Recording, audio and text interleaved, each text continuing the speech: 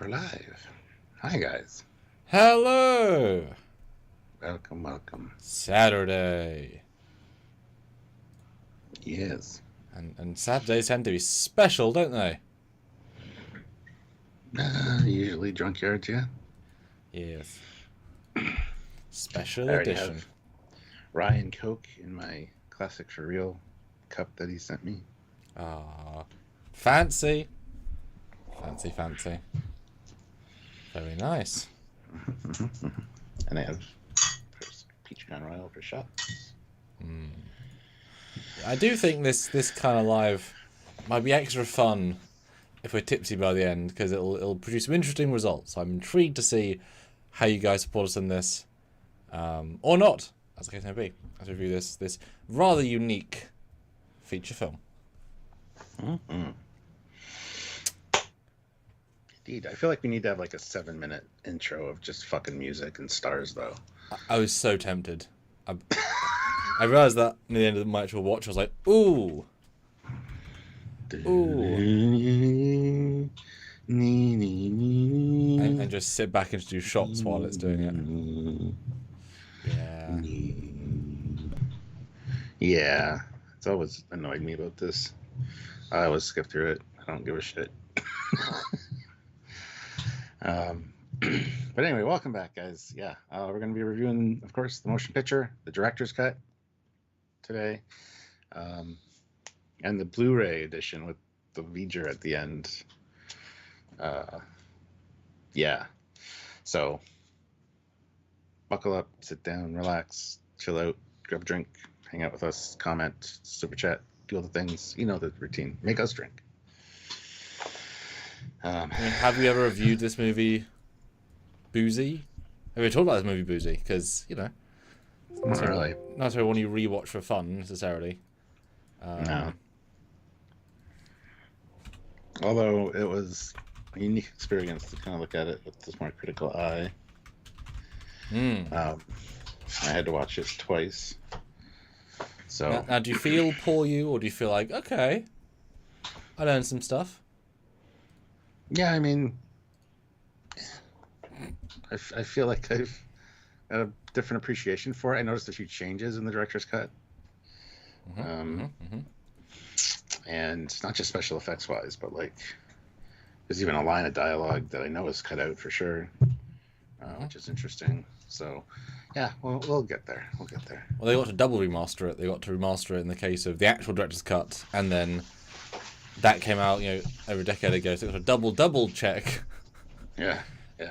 Even if aesthetically the same, it's like just a little bit different again. Yeah. Which is pretty unique. Right, so I'll start sharing everywhere. I have so many bottles of booze here. I have some new stuff, which I keep having whenever I open. I've got Thatcher's Blood Orange. Never had it before, but it looked cool. So that is my standard drink for sipping. And I got 2 different vodkas here from when Marie was here with the Drunkyards. I've got raspberry gin and blue raspberry vodka, which we got when we did the keg approach, and it made the drink brown, and it was a big mistake. It really ruined the cut. We've got a nice fruity looking sludge. Tasty sludge, but sludge. So Brown drinks are awful. I mean, this Coke is kind of brown, black, but... And this is such a disappointing drink. It's just like clear liquid, but you expect the most bright, beautiful red. Oh. It's a lovely bottle. Anyway, I'll start sharing, get some people into the chat. There's a poll as well, voting that. Super chats from 5s, 10s, whatever. We've got some shots ready to go as well. Get us in the mood, guys. See you in a second. That's right. So until next time, hi. Hit like, make sure you subscribe to the channel, click the notification bell icon, super chat in any comments you have if you want us to drink, anything like that. You guys kind of control the vibe here, and it should be a fun time. So make sure you're subscribed and do all the things. And we're going to be doing one of these a month, roughly. We might miss 1 or 2 months here and there, depending on what's going on, but the goal is to do that at least, and be obviously more than a year's worth of content doing all these movies as such. So it'll be fun, and it's fun to talk with Sam about this and with you guys, and to kind of look at it in a more critical, different vibe than what I used to. Plus, there's a lot of fun little facts and things that we can point out during these that we know So hopefully you guys enjoy yourself. Make sure that you check out the join option down there. There's a join option on YouTube, or you can head on over to Patreon/Trekyards. Both ways to support us on a monthly basis. We really appreciate it, obviously. And if you can help out in any way, please do. And also check out the links down below. There are links to the Teespring and the TeePublic store. And yeah, we want to hear from you guys. So let us know.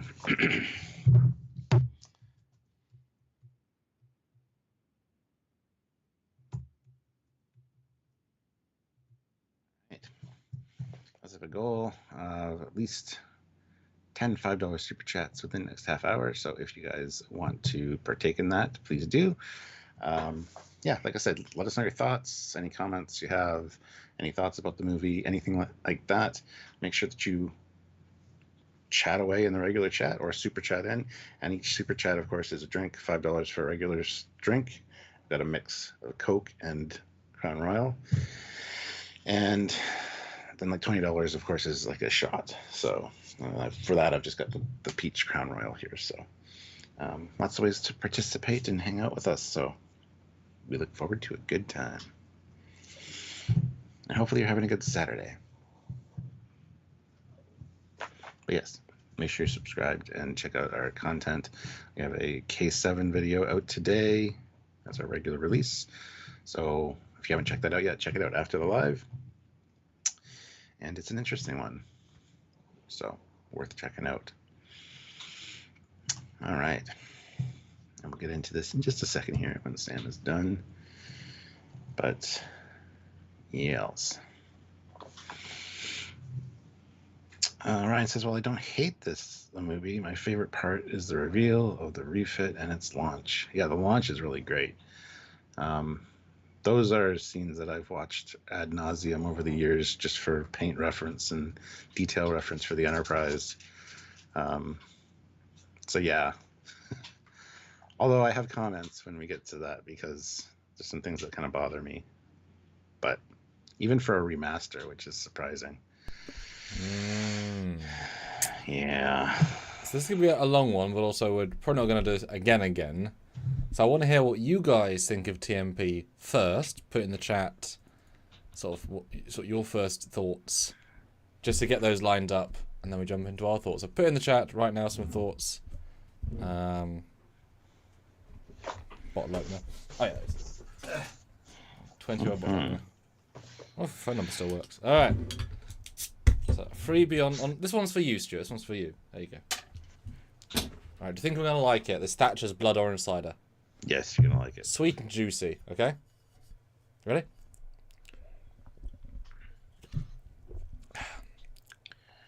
Yes, that's quite good. Blood orange is good. Yeah. It definitely is a bit sweet and a bit juicy. Well, definitely more a cider taste than the other ones I had recently, or the other ones for the lives. Huh. Yeah, quite pleasant. Nice. All right. Big question, Stuart. What's better, this or Section 31? Wow. Section 31, obviously. And cancelling live, we've done it. No, clearly this. Actually, I got an interesting new appreciation for this one, having watched it this time twice in a row. It has its own unique vibe, separate from the other Star Trek movies, where Nick Meyer kind of made things more militaristic and things with Star Trek 2. This has that, but there's some odd language that they use that would be different if Nick Meyer was doing it. They use force fields a lot instead of shields, a whole bunch of weird stuff like that. And it's got its own unique, interesting look. Yes, it's kind of muted and the uniforms and costumes are kind of but I kind of appreciate it for what it is. It's kind of like Gene Roddenberry's version, and then it gets changed for the better. Yes, probably, but it's interesting. It's its own little thing, and it would have been great to see this kind of style continue in a way and get improved upon. And the one thing I kept thinking through the whole thing, I can't believe for a second that they used those original uniforms for the Monster Maroons. They used those costumes and dyed them and recut them and made the monster maroons out of these, and I'm like, how? I mean, is they're a that even different possible? fabric, so they didn't clearly. Well, that's what's been Oh, said. you mean years. the unlisted?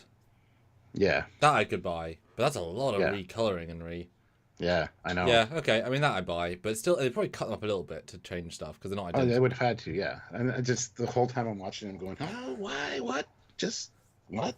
That makes sense because you're able to use a lot of then all the secondary people had them. Also, all the engineer costumes got reused, etc. Yeah. Huh. I have to go and look at that because I always associate, because I know them as being jumpsuits. TMP I don't associate as jumpsuits really. Most people anyway. There's a few jumpsuits, but there's so much variety in uniform. I don't associate the main stuff being jumpsuits. That's just the leads wearing all two-piece. Yeah. Even at the end where they go out to see V'ger, I mean the jacket that Kirk is wearing feels very The Cage. Yeah. The same kind of color, the same kind of cut. Absolutely. Yeah. So. Well, that was from the old storage locker that was was left untouched from that era. They just dust it off. Like, wow, we never go outside with other uniforms. Let's grab one last one we used. Oh shit! Yeah. It's got some Venus hair in it still. What? So there's a lot of interesting little things I noticed. We'll get to when we get to them, but that are worth pointing out. So yeah.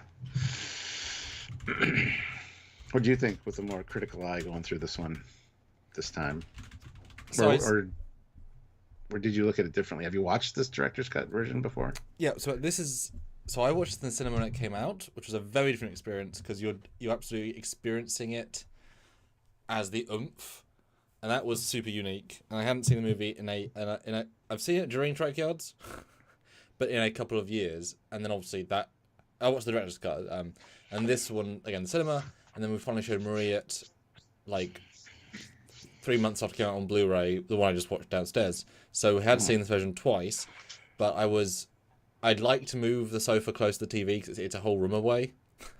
And with 4K especially, because we've got 4K TV, good sound, and a good... it's not a big TV. You've seen it's not a big TV, but it's a very detailed TV.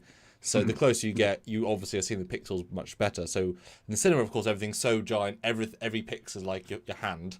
And then on the TV, I think it was Christmas we watched it, every pixel was quite small. So I don't know if I re-noticed things for the first time versus the cinema, but you're seeing it in different ways. So I definitely saw a few things differently.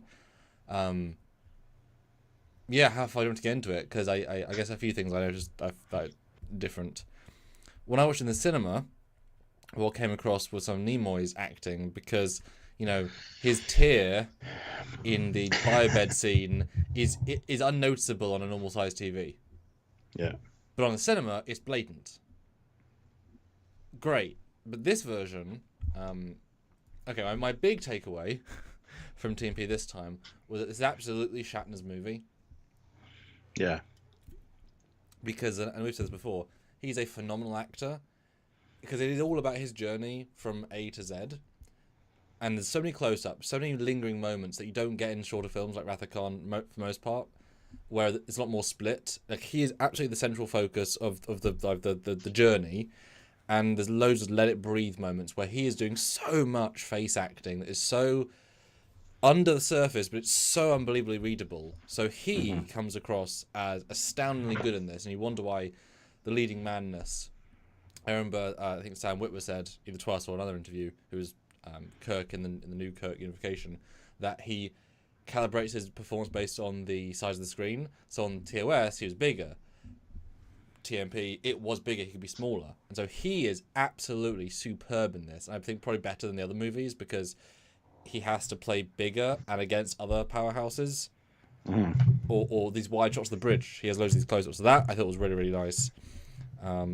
I certainly noticed the lack of ensemble. I mean, Chekhov for her Sulu aren't in it.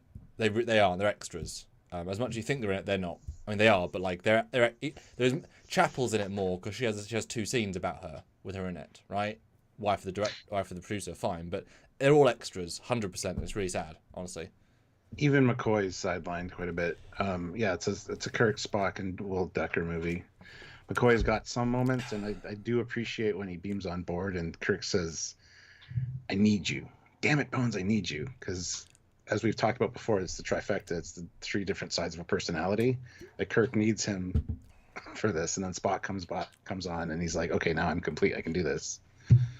So. Well, I think I think for me, I got the sense that both Decker and Bones have about the same amount of screen time, just in different scenes.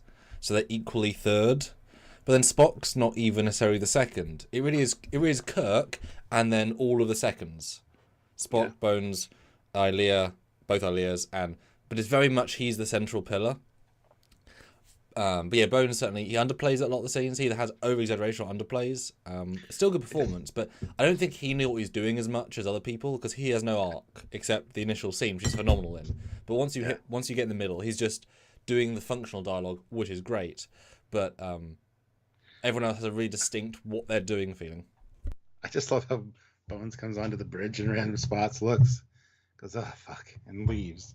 He's like, I didn't even want to be here for this. I'm just leaving. Yeah, there's a shocking amount of small details in this film that you can absolutely miss in a film where the main story isn't really A-list. You know, there's so many small details that took time and effort. You know, putting these little because obviously they're trying to burst onto the scene with this amazing wow, but having the spacesuit people fly around in the first third, like, that's effort. And sometimes with faces in them, sometimes. All those things are just proper effort. Actually showing reverse shots from Scotty and Kirk's perspective in the dry dock sequence is so much work and so annoying to do, but it adds so much. And luckily they cleaned up a lot from every other version, because that was always the worst part of that sequence. It was bad. Properly bad. And it's much better here compared to what it was. Yeah, it still looks bad, though. It looks like they're curved from the outside. There's no depth. No, I don't mean that. I mean the reverse shot from behind their shoulders looking out. Where in the original version, you see at the edge of the set. That was always bad because there's too much blue in the cockpit, and it's bad because there's no depth as well, because it's literally CG and them. Every other shot works much better, but that's because so many work and so many work not so good. But the projection is better than it's ever been, so I appreciate that. But yeah, I mean, without putting 3D models inside, they can't fix that really. Yeah, that's one of the things that bothered me about this was actually that travel pod sequence. Because you see the Enterprise out the window, and it's supposed to be like a grand and epic, and it's grainy as hell compared to, like, they didn't really clean it up. See, in 4K, I didn't think it was grainy. It's grainier, is what I meant to say. It doesn't match. It doesn't feel as good as it could. Watch it in 4K. I think the live action. I think the grain matches in the live action plate, so you don't notice it as much.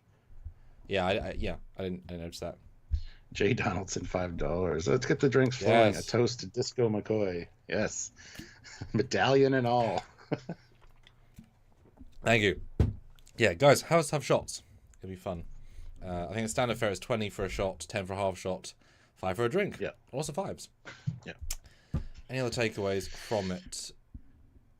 I mean, the pace is not good at all, and the film only gets going in the last, 11 minutes, which is ridiculous. You know what I mean? Like, it's the same... Okay. It's way better than the original cut. That's all I'm saying. The pacing's much better in the director's edition. Yeah, I don't even want to think back to that one. But it really is two movies. It's the welcome back to action setup team-up movie for the first 50 minutes. Then it starts the second movie, which is Let's Go to Vija. Then it starts the third movie, which is In Vija, The Mystery of Vija, and then the closing. Which is really kind of 3 episodes of a TV show, actually. I'm saying that. That would make sense. Well, that's the other thing I was thinking. That's the other thing I was thinking watching this is, if this was Discovery, this would be a whole season of them doing this. Oh God, yeah. You can't say I'm wrong. No. Because wow. Exactly what it would be. They'd find Vija by episode 5, and then spend a whole episode going somewhere else to find a key to unlock Vija, and then another episode having to LED wall, climb through tunnels. It's like, why are there tunnels with dirt in 100%. And then Burnham would cry because their officer got killed, and Tilly would run around, and it's like, and Stamets would just yell at something. Anyway, so yeah, the pacing is not good, but also I know the film really well, so I'm obviously not watching it.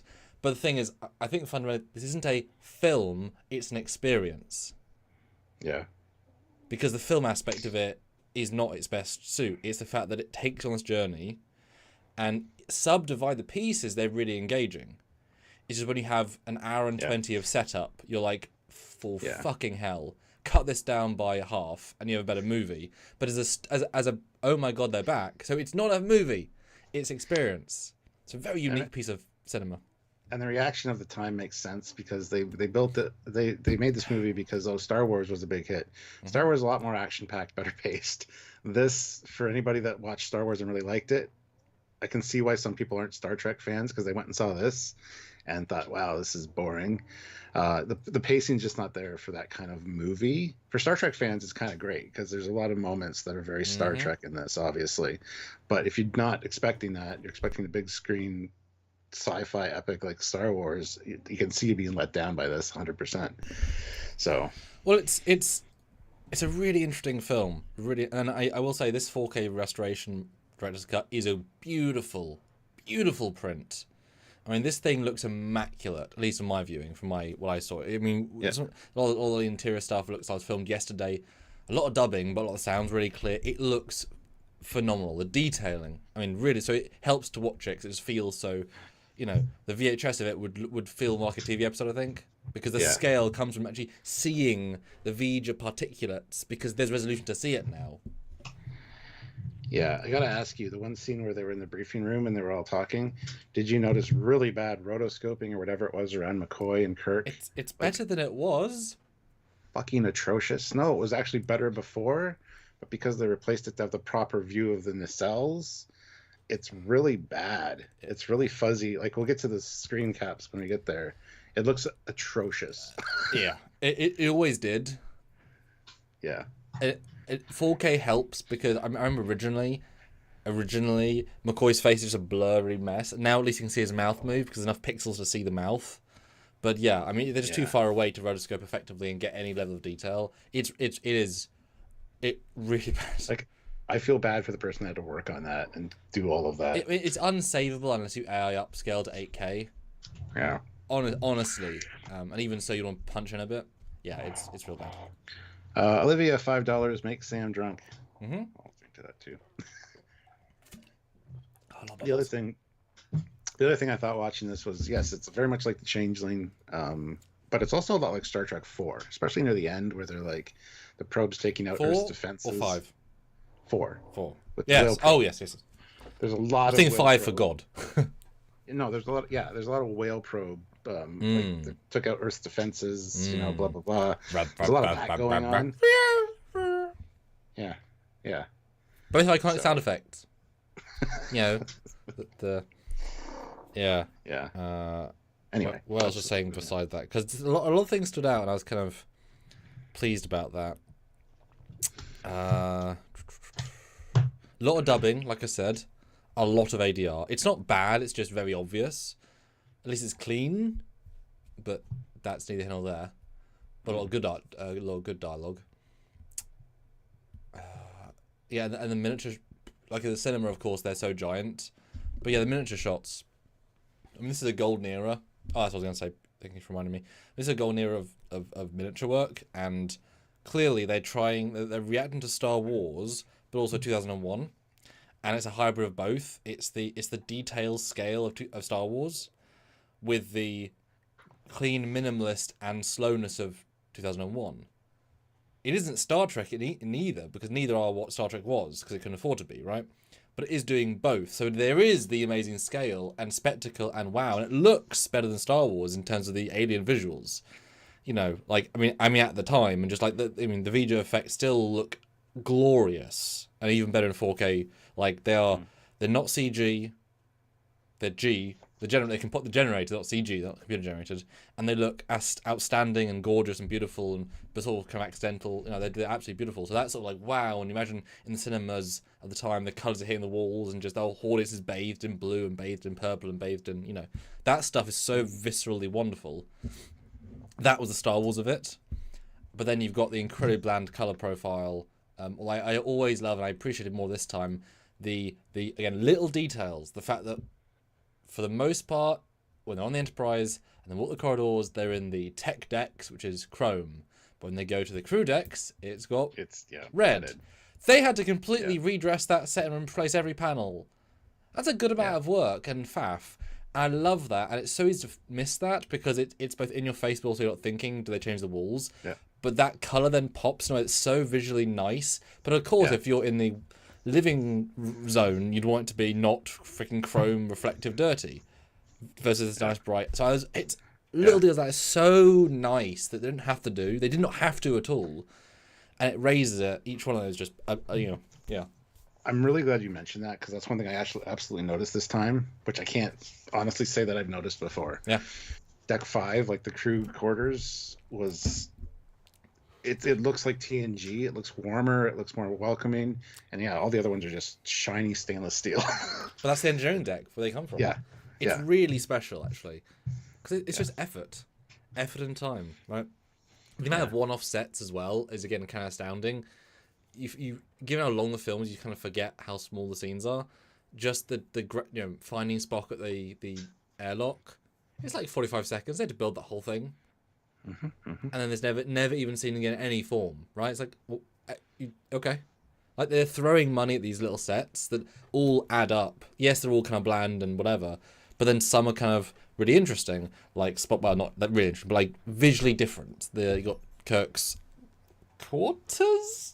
Office, a room that is his, right? You see that again in Star Trek 2, the same set. Yeah, but I mean that's another set, and it's got a great door gag, and that's just a nice different set.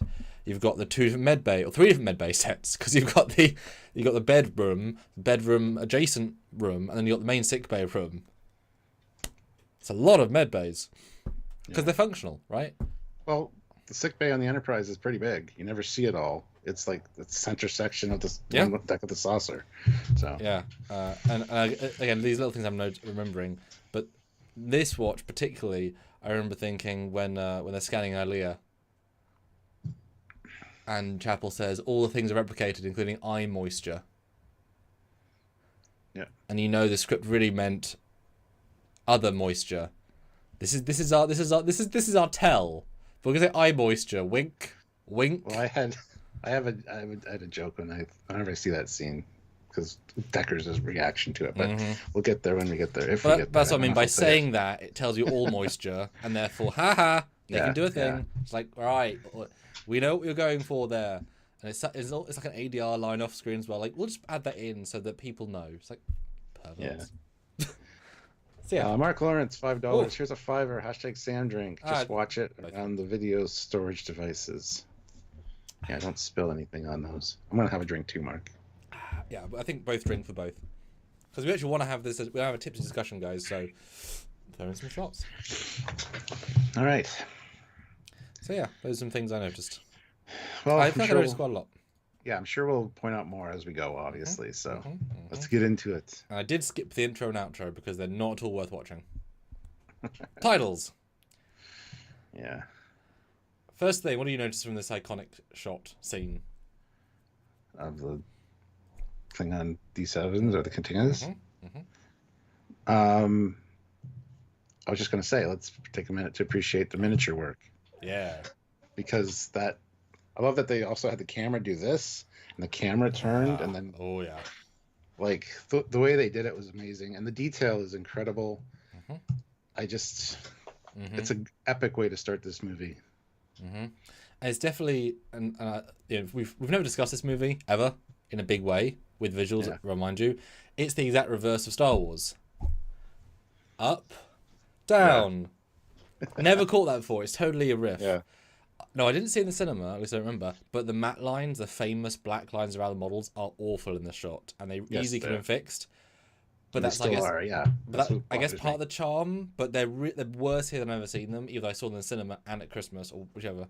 But it is distracting because it's such a good thing, and especially when the lines become not detailed. Suddenly, the roto vibe becomes like crisp, like a curve, and it's like, oh, that's where the mask couldn't be good. So it lets itself down. They easily could have fixed that in this version. I mean. Even frame by frame. Anyway, so I'm sad they did that, but also it has authenticity, right? Removing some imperfections is not good. So that was definitely a choice to keep in the problem. And also that zoom in on the bridge module. The detail level on the miniature is like, wow. It ain't so miniature. It just blows so many other things away as far as quality. But you never see it this close ever again. But wow. But of course you say that, but the detail really is just little rectangles. None of it feels functional, but it works for Klingons, right? As if they just put plates in places that are like emergency valves, or it doesn't need to have a logic to it. But for a level like we're gonna push the bar, and the way it's edited, it feels so like Yeah. oof. And then I thought in this version, because one other thing about 4K and Blu-ray, even though I don't have a HDR proper TV, 4Ks especially have more data in their file sizes. So DVD has like 700 meg, Blu-ray's 4 gig, dual layer 8 gig. I believe 4K start at 40 gig. And one big thing that you get when you have more data is that you can have a more flexible black to white scale, and so the blacks can be brighter, but not in a dumb way. And first thing I thought was Klingon Bridge was, huck, that's a nice looking set. It's really good in the proper nice grade, because in the old versions it was really dark and moody. That's fine, but the way it was nicely balanced looked really nice, I thought, in this version. The way it was lit, Yeah, and I think real nice. I think this is the only time we ever see the interior of a Katinga bridge, and I love the layout of it. I love the gun chairs that move, and although it's amazing because now again reviewing that, it is just it becomes the torpedo launch from Star Trek 2, and you can see the bit at the back where they stand and do the memorial, whatever. So it's beautiful. It's the same set, which I guess if you have one set you have both. But I love it. It's so Klingon, but none of the pieces are in the 4, 5, 6 whatever bird of prey. Although the chair looks pretty comfy for old Sarek. It's like padding, looks comfy. But this is an expensive set. It's not used again in this film. It is an expensive looking set. The lighting is really good, and testament to we're just going to throw money, and it's going to be cool. Yeah, it's a really good set. It's amazing. Yeah. Mark Lawrence, $5. And another $5 as I'm at my daughter's robotics competition, and she's the driver looking to get back to nationals this year. Oh. Good luck to her. That's awesome. Not the one in my film then, because she's 11. I assume a different daughter. Oh, it'll be the same one. You can drive at 11? It's a remote control. It's a I thought meant he was a driver in a car to get to the competition. You're not that smart. That's fine. It's a good thing you're pretty. I did just for you. Hope you as well. Oh, hello from Brazil. Hello. Hello, Brazil. Yes, 4K definitely helps the movie sing.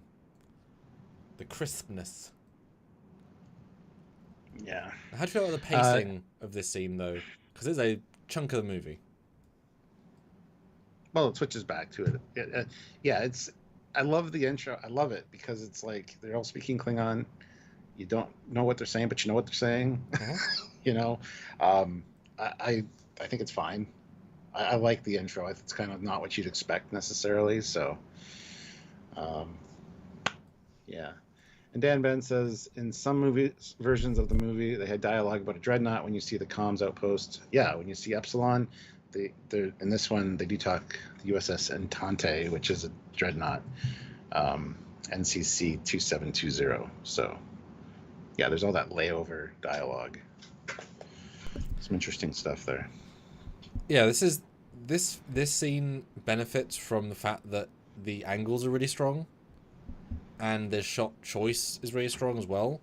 But it is definitely too long. But to shrink it would remove the point of it, because it's that you don't know where it's going. It's going to death and destruction on both sides. That's really cool. Or at least we know Epsilon later. But in a movie that's already very bloated, it's once you when you know the movie, it's a bloated scene in a bloated movie in a bloated sequence. But it works as a microcosm, right? As a really fun intro. But yeah, it could probably be half as long and get the same point across and be probably better scene. But for what it's trying to do, you know, the whole film's got a lot of that messaging. It could be short. It should be shorter, but it's very atmospheric. And all the overlaying dialogue, the comms traffic is interesting because they mentioned, they don't mention that it's a dreadnought, but it is a dreadnought. They also mentioned Scout Revere, NCC 595. So they're talking about scouts and dreadnoughts. Like they're kind of, the dialogue's interesting here, but it's all overlapping and it's hard to really understand unless you have subtitles on. I mean, you're not there to understand it, though, are you? No.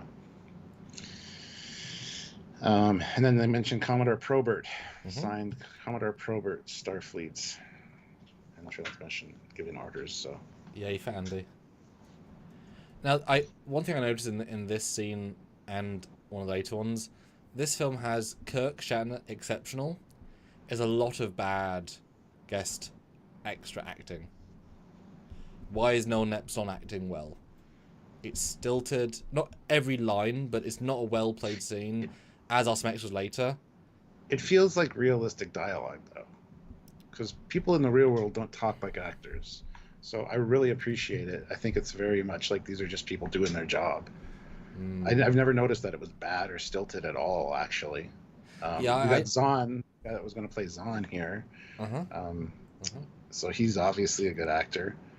I think everybody else did exactly what they were supposed to do. Yeah, I think they started as being actors. They're actors that didn't really get the part, or they just stilted. I don't know. It takes me out of it because they're just so like they're acting. Whereas I never think Kirk's acting. I think he's living the scene, or Decker, or Spock, or McCoy, or Chekhov. See, even Uhura and like Sulu, they would live their moments. You know, it's effortless, which is why we know them. But all these people, as some engineers later, it's like, we have got main power, sir. No. So that started to me, but they've always started to me personally. But this scene, mostly it's their first humans in the movie. And it's like, But that's okay. But yeah, they're intercepting the signal. They get a shot from the commander, the Klingon commander, and then one of the ships disappearing, and then we get an exterior view, which this is a cool effect. The plasma ball. And then it's digitization of the ship, because the original script was the ship was digitized and stored, and then at the end when V'ger gets destroyed, the ships get de-digitized and attack the Enterprise, and there's supposed to be a saucer separation, and they destroy the secondary hull. So this is it being digitized, which is really cool. I'm glad they didn't go with that ending, because honestly then everything that V'ger digitized on its journey, including all the planets and everything, would just appear around Earth. Well, it'd be like inventing the Celestials and making one of them become rock in an ocean on Earth and not mentioning it again for 9 movies. Oh wait. Yeah, I know. Yeah. And it's also a great effect because it feels 3D. Now obviously these aren't 3D models. These aren't 3D effects. Everything is 2D paint-ons. And they're very similar to the original. They didn't redo these effects. They just cleaned them up. And so people had to painstakingly hand frame. Because if your brain understands 3D over 2D, you can draw the 3D wraparound. And it's so effective. This would take months to do these shots. Of literally frame for frame. But there is a lot of depth. And especially in later on of Epsilon, where each background pillar is phasing out first. But that's not how... There is no 3D to that. They had to manually find all the little parts of the image and then do...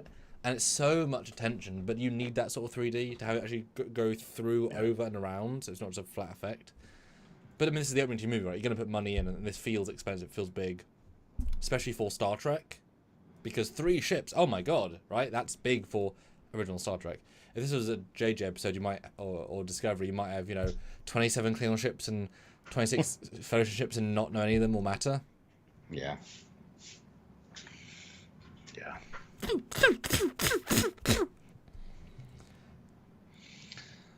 But a very Klingon way to deal with the problem. Let's first shoot 3 photon torpedoes at it. They all disappear. Let's run away.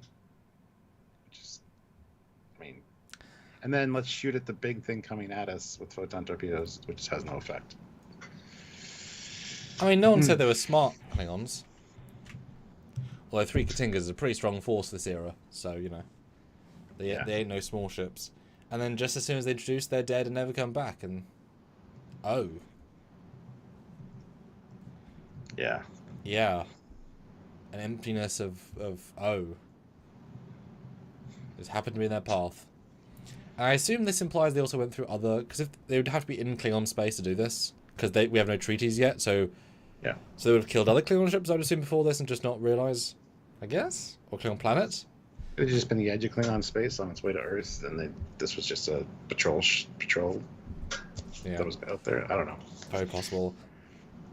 Next bit, though, I think is a very nice refresh. The pan down to the very small set that Spock was on originally, and having a proper extension. Now, the version in the director's cut was fine. This looks a lot more tangibly good with new render engines and a lot more detail. Much, much nicer. And no moons in the sky. There's not like 5 moons in the sky like there was in the original. Because Vulcan has no moon. Except when it does. exactly. So these improvements were great. Well, I couldn't help but think, looking at the rest of the scene, I know they filmed this in the parking lot, just off the floor. Like, Yeah. I know that, and they're just staring at the cars, and there's no atmosphere at all. But if it's just this bit, it's great. So I love the fact that I know that. Yeah, both these sections are good. I also love the fact that Spock learned from his Discovery days not to grow a beard because everybody would just make fun of it and call him emo Spock. The hair's fine, though. Shaggy hairs. So, yeah, that's fine. I wonder if he said, can I just do this scene with long hair, so can I put the wig on so I have to do the ears? Speaking of... He probably hasn't got ears in the scene, because why would he? But speaking of ears in the scene, those other Vulcan males have really long elf-like ears. Yeah. Very un-Vulcan-like ears, I gotta say. Elders. Right? They're elders. Oh, yes. Okay. And also really nice costumes, because we've not really Yes. seen like expensive Vulcan. They're good, tasteful costumes. I can't wish they said more, the two, but they are stern enough. And what a fun way of extending your world by teasing us with a foot of a statue. Because it could be anywhere, right? So we know the set's bigger because we see the foot. Yeah. We know it's bigger because it's a very clever visual trick. And this time especially I noticed, I mean, obviously the floor is beautifully detailed, but the floor pattern's on his jacket, which means it's the Kolinar zone of the planet, and he's wearing a Kolinar outfit, which I thought was an interesting... Why is his jacket matches the floor? It's interesting, right? Never noticed that before. Not just the drapes, I guess. Yeah. Have you ever noticed that? I've never noticed that, no. Yeah. But that's interesting. Yeah. So we learn about the Kolinar, how he's just pure logic. He's expelled all emotion. He's proven himself worthy. And he's about to get anointed with the very fancy necklace. The wind chime. And, yeah. Yeah. And I love the look on her face. She looks at the other guy like that. Huh? And she mind melds with him and, you failed, and throws it on the ground. It's like, oh, well, thanks for that. How long have I been doing this? I feel like at least a year. Like, can I go check out what I'm sensing and then come back? I don't know. No, it's like a line for a new set of sneakers. There are no hold line. Yeah, I mean this scene is a combination of works and doesn't work. Textually it works. The fact they're not speaking English with the dub. They actually speak English, but they dub it. Yeah, you can tell. But it's a bit too long and without context. And again, I'm trying to be truthful to the review style, right? It looks nice enough, but it definitely... I don't know if you... I don't know. And I also always see Nimoy as being like 50 plus in everything I see him. So he feels too old to look like this. Like that sort of shaggy. I don't know. It's small things, but this would be younger Spock. More logical. Logical. I don't know. The thing is, it's only been 2.5 years since he left. Because he left at the end of the... Well, that we know of. I mean, we don't actually know that even. But his hair grows really fast. Uh-huh. Well, he's eating Vulcan food. Yeah. I guess it grows faster. But I from Star Trek Continues, they added why he needed a Kolinar. But we have no idea why, right? Why did he go from being a pretty... Kolinaroscopy? Yes. Mandatory. Every day. Every day. That's why the men are silent, because I have to see him every day anyway. Like, we just stop talking to Spock. But, like, this is unneeded, because he seemed to be quite balanced in TOS. And decided I need to be enamored. And as we see him, like, the fact this thing is meant to purge emotion implies that how he is on the Enterprise the first few scenes is actually how he's meant to be without the chance of coming back. So once you Kolinar, you're gone. At least for a few years or decades. Why would he want to be that, as he says later, that cold, unfeeling, missing something? But he's doing it to himself. Maybe make his father proud? I don't know. That's an interesting point. He's got daddy issues, so who knows? No, that's a really interesting point, yeah. But there's no reason for him to be doing this that we know.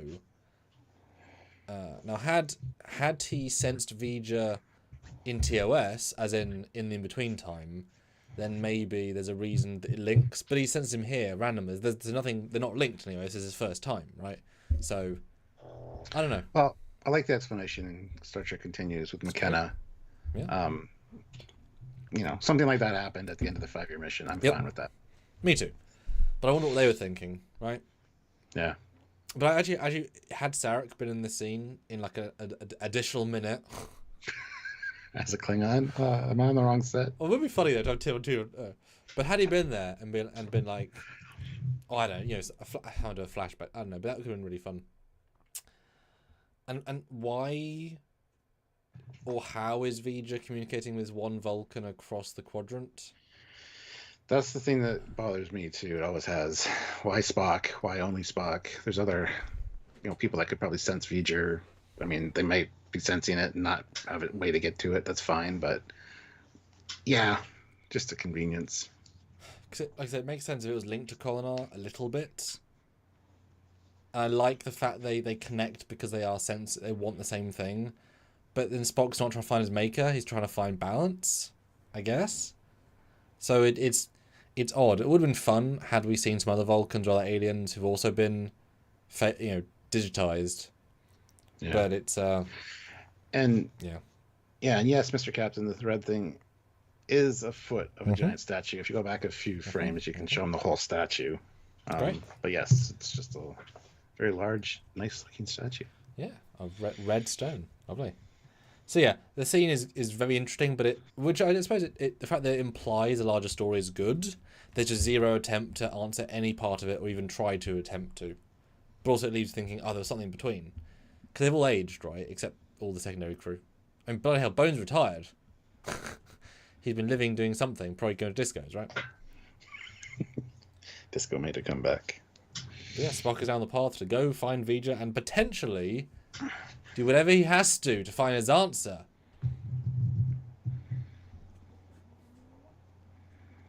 Yep. And just remind you guys, I have a bottle of alcohol here. Yes, same. So 47 of you, some 10s, 15s, some 20s. I'll do some shots. I'm just very sober for this discussion, Stuart. And go hit like as well, guys, and make sure you vote in the poll. There's 69 votes, though, which is really good. But yes, we also have a goal. We need another. Oh no, we ran out of time. Damn it. Yeah. Oh wow, first hour already. Oh no, guys.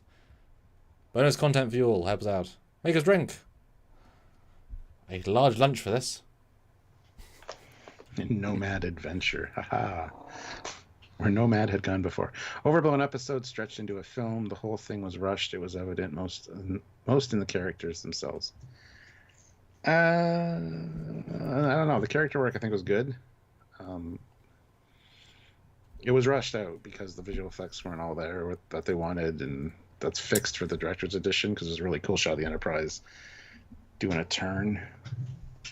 But yeah, it was rushed, and it is kind of a stretched out episode.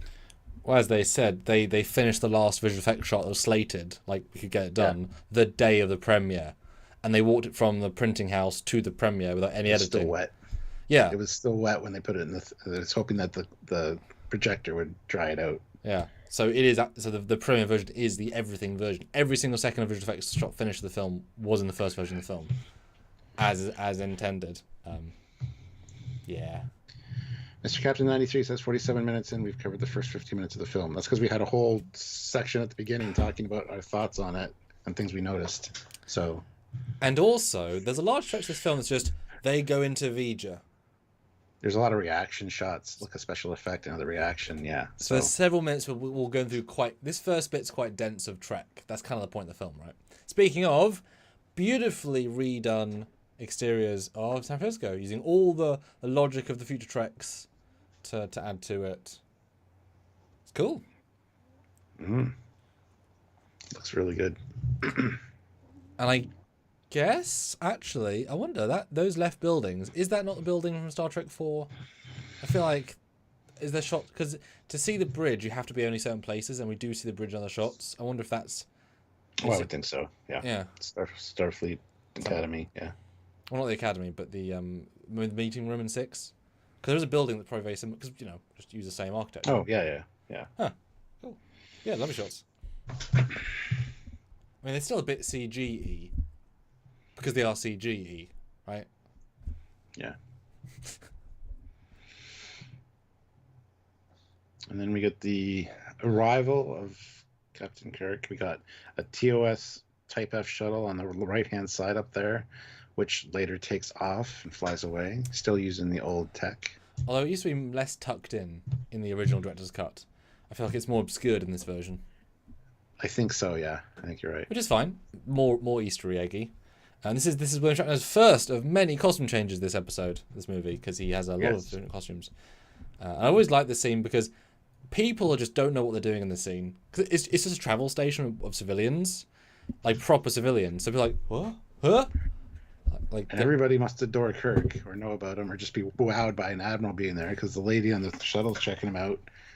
A couple people that passed by him are like... It's as if they didn't know Shatner was going to walk on set that day, and the reaction is very real. And then right as he talks to the Vulcan, a lady in civilian dress walks past them. It's like the lady in the red dress from Matrix. I'm like, ooh, red lady. Oh, back to the scene. It's like, why is a random civilian lady in dress walking by in Starfleet? I don't know. This whole scene stands out as being weird, but it's a civilian transport. It's a train station, right? It's fine. It works. Yeah. So that's Commander Sonak. Rip. Because Kirk wanted a Vulcan, so that's his second in command. Well, Will Decker's second in command. But... Yes. Yeah. This is the scene where he's like, I'll be on that ship. I'm going to go do a meeting with Admiral Nagura. Meet me on the Enterprise. Report to me in 1 hour, yeah. Yeah, this is a great scene for him. I expect to be only 3 minutes. Yep, love it. And also, I've caught a line later where they say, no one else is there's no one available. Well, not just that, but primed on this technology. So the fact that this Vulcan was with the refit presumably for a while, he's ready. Oh, dead. Shit. Which I suppose also implies that like the TMP Mirandas aren't out at all, because if this refit is so new and only this guy's available who knows it, then there can't be other ships that have this refit, and this refit is a standard for every other ship. The history goes that the Enterprise gets refitted first, test the new technologies, and then they start building the refits from scratch, instead of using Constitution ships, because none of the other ones returned from the 5-year missions. So, yeah. It just seems interesting to think that Miranda class doesn't exist yet. Yeah, yeah. And then in 3 years it's taken. I don't think they meant that in the film, really. It's unlikely they didn't start refitting other ships while this is more refitted, because if that takes 2 years, they're not going to spend 2 years on one and then spend 2 years on 12 more. They're probably going to sort of start 3 or 4. I would think. And also Miranda will be different, so you'd think they'd refit each class once, and each one will have different challenges, and then they can... I don't know, I'm overthinking it, but I didn't notice that last time. Yeah. Oh, and also, terrible composite of the shuttle on the right. Yes, I noticed that too. It really stands out. I don't know why exactly. I don't know why it's so hard to fix as well. It's just the color grading seems all off. Everything about it seems just wrong. Which is funny because it does match roughly the ones on the left if you look at the bottom, but that's not the same lighting as where they are on the left. So it's too bright and has no contact shadows, even though it doesn't necessarily need any. Yeah, it does not look good. Then we get the orbital office facilities with some work bees. I love seeing the work bees. I love seeing the travel pods and stuff. Some busy hub of activity. Yeah, we don't see the Earth space dock at all. This office complex is still under construction. There's one section that has like grid work, and you see a work bee going towards it, carrying one of those. So. And yet the Enterprise is the only ship nearby that can do this. Where's the bustling around Earth activity? Couldn't have that because we need just the Enterprise there. It's sad. But you do see the travel pod they use docked on when they zoom in on this station, so that's cool. I remember that was added for this version. Yeah. As a siege, because they realized, oh shit. Because it's not the same miniature or the same scale. So they put it in CG. And yeah, I forgot, but it's a nice continuity. And this, again, it's a lovely little set. This quick little thing, right? Mm-hmm. And a lot of extras. They really... I'm sure the probably all Enterprise people from the big scene, they just pulled them in early for this, or they're not going to be new people. But yeah, a lot of people. I did notice, and this is not a complaint, but as I go on this still, I like the idea of the beaming effect having a wrapper energy with internal, but they barely line up the shots. So if you look at this, the bottom does not line up with the bottom of the emitter. The top does, but the bottom just doesn't. Like in a 4K Director's Cut Remastered, they don't line up the effect with the emitter. Like it's not even close. Yeah. It's like, oh, I mean, I know you had a lot to do, but you're not that many. I noticed on 3 of the beams, they just, because this thing is a 3D effect on a 2D plate, but like you can see as I brighten it, like it's not where it should be. Yeah. Oops. An anonymous YouTuber asks, why is Trekyards so negative? We're not. We point out the good and the bad in all of Star Trek. You obviously don't watch our content, so that's fine. Why not also be a bit dull, just say, love this scene, moving on, love this scene, moving on. We're breaking it down, and things you like notice. The nerd crew. That's amazing, yay! That's so cool. What's that one? Yeah. Yeah, I mean, you all know TMP, you all like TMP, but spoiling things we notice that you might not notice is a way of showing that we've been analytical brain. And we're not double standards. If we just had this exact review style for Section 31, it's not fair just to love fest over this thing because it's TOS adjacent. No, we're going to be fair and honest and notice what's different. Yeah. Anyway, yeah, it's a really cool little set. I love the fact they built this. I'm sure it's pieces from other sets and la, but it's great. Why don't you take a shuttle up from Earth? Wouldn't it be quicker than travel pod? Because travel pods are slow. Well, he does ask Scotty here why the Enterprise transporters aren't working. So I assume he got transported here as like they'll shuttle you over kind of thing. Yeah. But, yeah. Actually, he probably didn't know they weren't working, so he walked into the transporter room on wherever he was in Negro's complex, and they beam to the Enterprise. They're not working. What? Oh, we'll beam to the complex. Okay. He's like, the hell, guys. He probably didn't know until like a minute ago. So that. As Kirk, I'd be like, but your transporter's working, right? So just beam me onto the Enterprise. We can do that. But that's okay. It's fine. It's all. I like the way it's set up. Is like otherwise you wouldn't get the reveal of the Enterprise. So. It's definitely forced. Yes, a little. But also, without this scene, you couldn't have the very important death of the other Vulcan, which affects the story. How? Immensely. Oh, good. Because, Will has to double as science officer as well as being the XO. And then Spock comes on, who hasn't been in Starfleet for probably 2 years. It's just a lot of scenes just to get Decker to be the science officer. It's set up well. You don't need 5.5 minutes for that plot point. You could have had anything else, right? Anything else. Yeah. But anyway, Scotty complains about the departure orders. They have to have the Enterprise ready in 12 hours. Mm-hmm. And it's like, well, we're the only ship here. I know that the Enterprise is... Yeah. They say the Enterprise is the only ship nearby, or close enough. So, yeah. They talk about refitting the Enterprise for 18 months. There's a lot of good dialogue here. Although, given later Trek, especially Relics, I wonder how much of this is just bullshit. His buffer time, his Scotty time. So if he said, I don't think so in this case, because that's a huge refit. That's a huge. But I mean, at this point in the refit, he said, "Oh, it'll take about 6 weeks, Captain. 12 hours. Shit. I could do it in 16 hours. I don't want to look as if I was a normal engineer. Shit. Oh yes, Captain. I'll do it in 12. It's like, damn it. But you know what I mean? Like, now put that in our brain. It's like, yeah, he probably was exaggerating, or he was half timing it. Not in a mean way, just like take it at a nice, gentle pace. But the ship is also not ready for this situation, so I appreciate that because there's a lot of things not working. And Jay Donaldson throws in $40 super chat. Thank you so much. I dedicate 2 shots to the recently renamed Constitution 2, the most fantastic starship design to come out of Trek to this date. The beauty shots of it are my favorite part of the film. You have to think about it for a second. Connie 2, not Connie 3. Okay. It's not the Constitution class 2, though. This was the Enterprise class, guys. It was such an extensive overhaul, it became the Enterprise class. Every other ship that was made in this style was called the Enterprise class after this point. Until they fucked that up. But that's fine. Okay, let's try this one instead. It's fine. I'm going to have peach. Thank you. Oh no, Yes, that is vodka. amazing. Okay, it is blue, so I'm ailing. I also don't buy that. This is the Constitution 2 class, and it took them how long to get a Constitution 3 class? That's a long time without. Anyway, it's fine. Cheers. But they chose not to. Sure.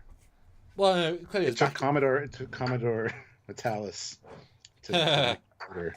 Well, no, it probably was a case of it became retro again, so we had the Excelsior 2 and the Connie 3. Stuart, this has gone crazy. Guess what happened to my drink? Turn brown. Nope. Oh.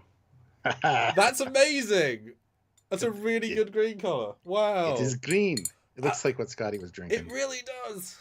Oh my god, I love that. Or the green milk from The Oh. Last Jedi. Yeah. Did you just squeeze that out of an udder? That's utterly ridiculous. Yeah.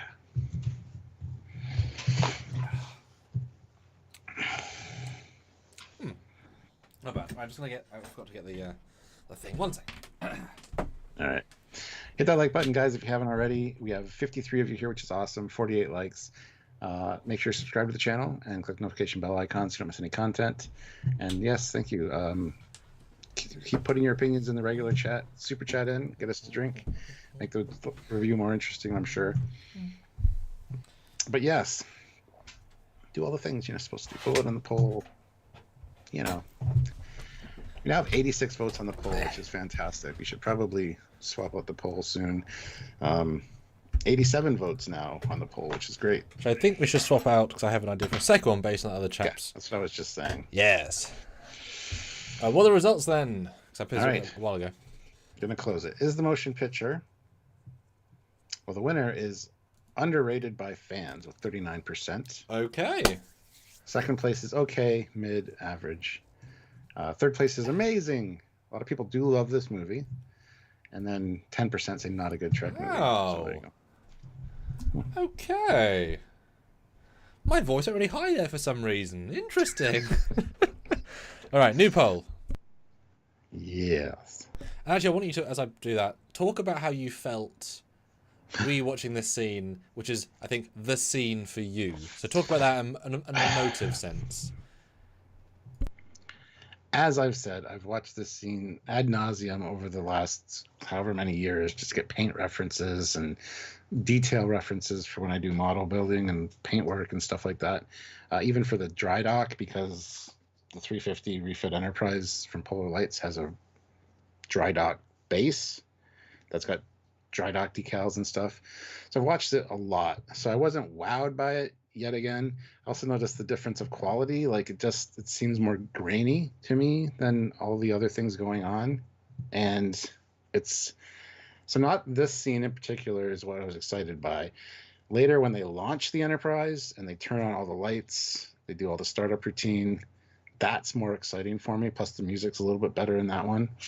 But yeah, this is definitely the best ship porn in anything ever. So it was great to see, and to see the panels open and like the spotlights on it and all the activity of the work bees and stuff going around it was really cool. It didn't really affect me emotionally this time. I was just kind of like, like I've seen this scene so much that it doesn't really do anything for me now. But the launch scene still kind of gives me goosebumps when the music and the lights turn on, and there's just so much great stuff there. So, but yeah, this is a great introduction to the new design. I love the way that they did this.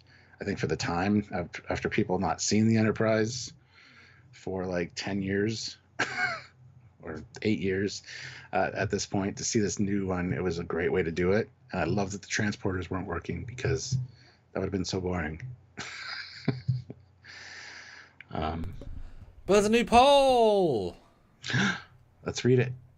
So the new poll is, if I can click it because it's so razor thin. There we go.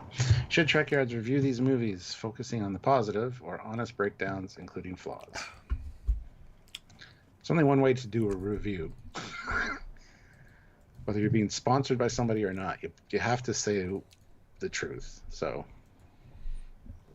nothing's perfect.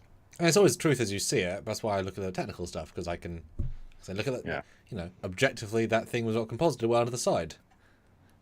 But you didn't see it unless I pointed it out. Yeah.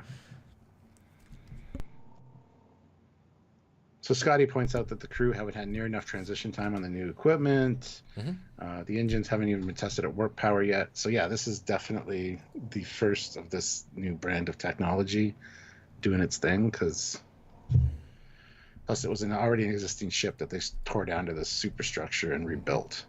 So that's involved. Yeah. For me, I mean, this scene kind of... So obviously it's a visual masterclass, but this scene has the heart because William Shatner is giving everything to it. He's a proud man that's been behind a desk. He might not have been off planet in 8 months, having been this adventure man, youngest captain of Starfleet, getting one of the top ships, and he hasn't been there. He hasn't even found an excuse to visit her, as the way he's expressing this. It's like coming home, but it's new. But he's, you know, it's a lot going on. It isn't just actor. Like he took what the fans felt and he put it on screen, but still in that professional vibe. And it's that balance, that eye acting, that camaraderie with Scotty, especially, you know, they're not that good friends. Doing and like, they're fine, but they're not like Nimoy and Shatner, right? It all feels so effortless and charming for what is ostensibly a boring set, but it's damn effective. It is very long. It is too long, but the miniature work is absolutely spectacular. I mean, this thing is big, but it's a very small bit of kit in the grand scheme. It looks giant. The paintwork's exquisite.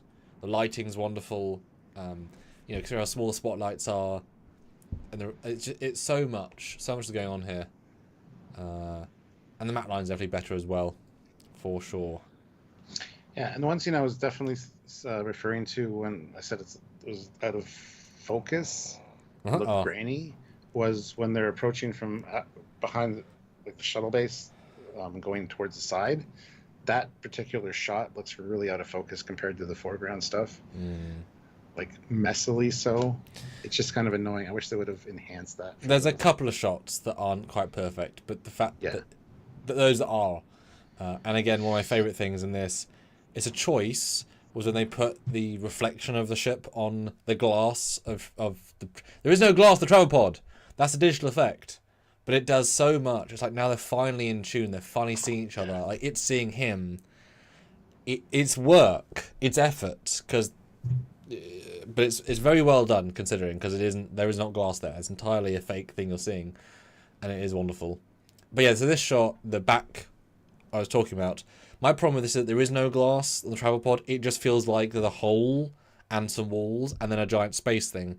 They need to see a CG dome of the glass with some reflection of them. Like, it's so flatly wrong. Like, it's impossible to make this shot without it just being a blue screen. And it's like, it does not look good. It stands out as being a fan filmy sort of shot. Because I could do this tomorrow. Literally. It does. Apart from the walls. It's always felt a little lackadaisical for me. Because like I said, from the front, you can tell it's curved like this. There's no like dimensionality to it. It's like they're just projected on. Like, yes, they are. Like, because they're in the phantom zone, pressed up against the glass. It's probably the exact same effect, let's be honest, yeah. Yeah. So, it always bugs me, and I wish they would have fixed it or added some kind of depth, and I don't know how they could do that. They probably can't, that's why they didn't. They could. But that's the problem, though. These shots they go from, like, cinema A-list tier, and when it drops down to, like, a low C, it's like, ooh, you get snapped back into reality. But yeah, they easily could have done a wraparound. It'd be annoying, but it's not hard, it's just annoying. But I guess no one's ever... I think it would feel more like an ad. And in theory, the shot after it, you should see the glass as well, because you see the edge of the set. This next shot after it, you see the black of the felt past the wall. So that's, in theory, that's where the edge of the set is. So in theory, you have to cover that with glass, but that was a bad choice, past the edge. Or add stars. I don't know. There's a few flaws, because it's just two people in a very small room, right? But when it's good, it's good. When it's less good, it's less good. And I'm always amazed of the matchstick level lights in those reflectors that feel giant and glorious, and they're just these tiny little pre-LED. Yeah. Yeah, they use dental mirrors to put the reflections on the Enterprise and stuff. I mean, it's magic. Absolutely magic. Yeah. And Ash Marsden says, personally, that is the best scene in the movie, despite all the flaws in it. And that's why they use it again in Star Trek 2. Because it was such a great scene that they had to do it again. Yeah. And then they dock in. You see the face, all the lovely detail. Again, beautiful miniature work. I mean, this is obviously big miniature, but amazing set of the shuttle bay. Just honestly masturbating over the idea of the shuttle bay. Like this tiny room in TOS. It's like, oh, yeah, here you go. Yep. It's like, oh, wow. Okay, then. You see the turbo lift on the right-hand side go up, and then a guy get out. It's like, a guy gets out. Oh, I never thought before. Yeah. Oh, that's cool. Oh, he does. Oh, I've never seen that before. Yeah. Like, that's small detail that I've never noticed until you told me. Oh, that's wonderful. Like I said, I've seen this film a lot, so I was looking for different stuff this time. But yeah, it's definitely noticeable. Although I assume they just walked out the same set that the Spock comes out of, just moved a wall. Because this looks the same, but it's further back. That would make sense. Oh, so much work here. God. So Scotty gets sent off to engineering, and Kirk's... I love this part because you see some shuttle bay activity, you get some announcements, whatever. And the ensign's like, sir, I can show you the way. He's like, I think I can find my own way, ensign. Gets immediately into a turbolift and says, bridge. You don't need an ensign to help you with that, I'm afraid. Yeah, but as we learn in a few years, he's old, you know. The Enterprise is old. You know, it's brand spanking new in this episode, this movie. Yeah. Now, this I also liked. I noticed the first time in the movie, but this, again, this is one of those moments that is so cuttable. He walks in turbolift. He touches the wall. Every frame is Shatner feeling himself, feeling the moment. He's savouring the fact that he's now on his ship again. And it reads so well. And the acting is so just like A-star, undersold, right there. And I've never quite caught like the energy of this moment. It is 10 out of 10 performance by him. And everything in it is just wow. And all I see from him is, thank God, now I'm a movie star and I'm back. Because he had kind of a rough life after TOS for a few years. He was living out of his car. Yep. So, yeah. Yeah, he is probably thinking from car to I bought a house on the salary. Yeah. Well, exactly, yeah. And it's not even a hard film for him to act. Right? Like, he just does it so well. Yeah. And Dan says they don't really do ship schematics like that. Well, it's not a schematic. That's the turbolifts. Those are the turbolift tubes that are displayed on the back of the turbolift. It's the map. They show you where they are. You can see the white light where the turbolift is that he just got in. Yeah, it's just the map. And then it just, Yeah, you have a lot to find as well. But yeah, I really like this set. This scene, sorry. It's so gentle and so simple. And then the walkout of the bridge is also like so many extras, so many costume variations. Oh my god! And just a casual anti-grav hovering circle that you never see again ever. That'd be very useful in many scenes. Yes. I mean, does a specific Star Trek 5 scene ring the bell? Quick, grab the anti-grav lift thing. Everybody jump on their own one. Exactly. I could put that in a fan film tomorrow, and it's like, no, it's canon, TMP. Hollow lifts, or absolutely. grav lifts. But yeah, a lot of chaos for a ship that should be more done than this. And what are they shoving into the ceiling? And there isn't much of the ceiling, you know. This is still, there's not much happening there. But let's put a big beam into the ceiling. A ship that's almost done. The ceiling needs more work of the bridge. What are you on about? What? It's just tuning something. It's we do see the view screen off with the holodeck grid in it because they are 3D holographic displays. Those view screens.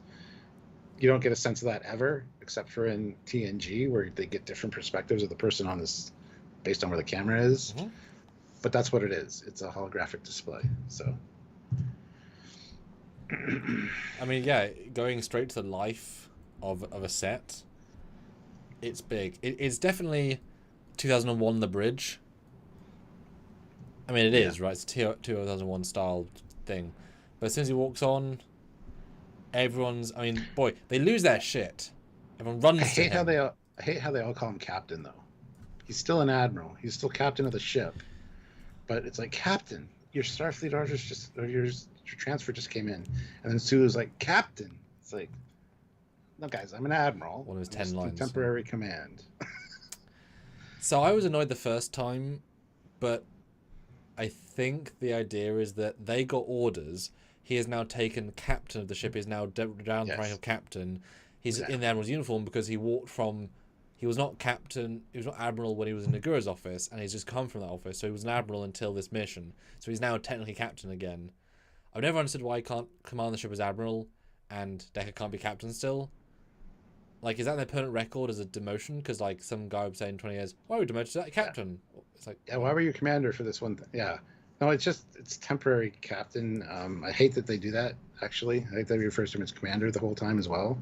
Because he's still the captain, and if this was during TOS and an admiral came on board to take temporary command, you wouldn't be calling Kirk commander. Well, you know what I mean? Would you have to demote Spock so Kirk slat ranks him to lieutenant? No, I'm serious. Everybody gets knocked down. Well, yeah. Well, but no, everyone in the command track. Otherwise, then by the logic, Scotty could then now, you know, like there'd be problems. So I also disagree with that as a concept, that they shouldn't say that. Or, well, the first time I watched this today, I thought it was Sue saying, I haven't seen you in 2.5 years. You were captain last time I saw you. I couldn't make the promotion. You are my captain still. That, I think, is sweet. If someone said admiral. Oh, admiral. Like, that could have been the moment as well. But then later, you realise he already has the order, so he probably is now a captain demotion. He just hasn't changed uniform yet. But yeah, it's a weird line. And they really run at him with a sense of, we love you, Cap. Hello. So why is Sulu in pajamas? Right? So comfortable looking. That can't possibly be an on-duty uniform. Like, I mean, it's a dry dock uniform, I guess, but it's not like a... It's so casual. This is where you asked for where Decker is, and Sulu looks at the captain's chair and says he's in engineering. Now, the guy behind the captain's chair in the brown, I like the way his uniform fits. It's not tight like Decker's. Yeah. And later, Decker only wears that in that one scene, by the way, because later he's got like the longer shirt that covers that part.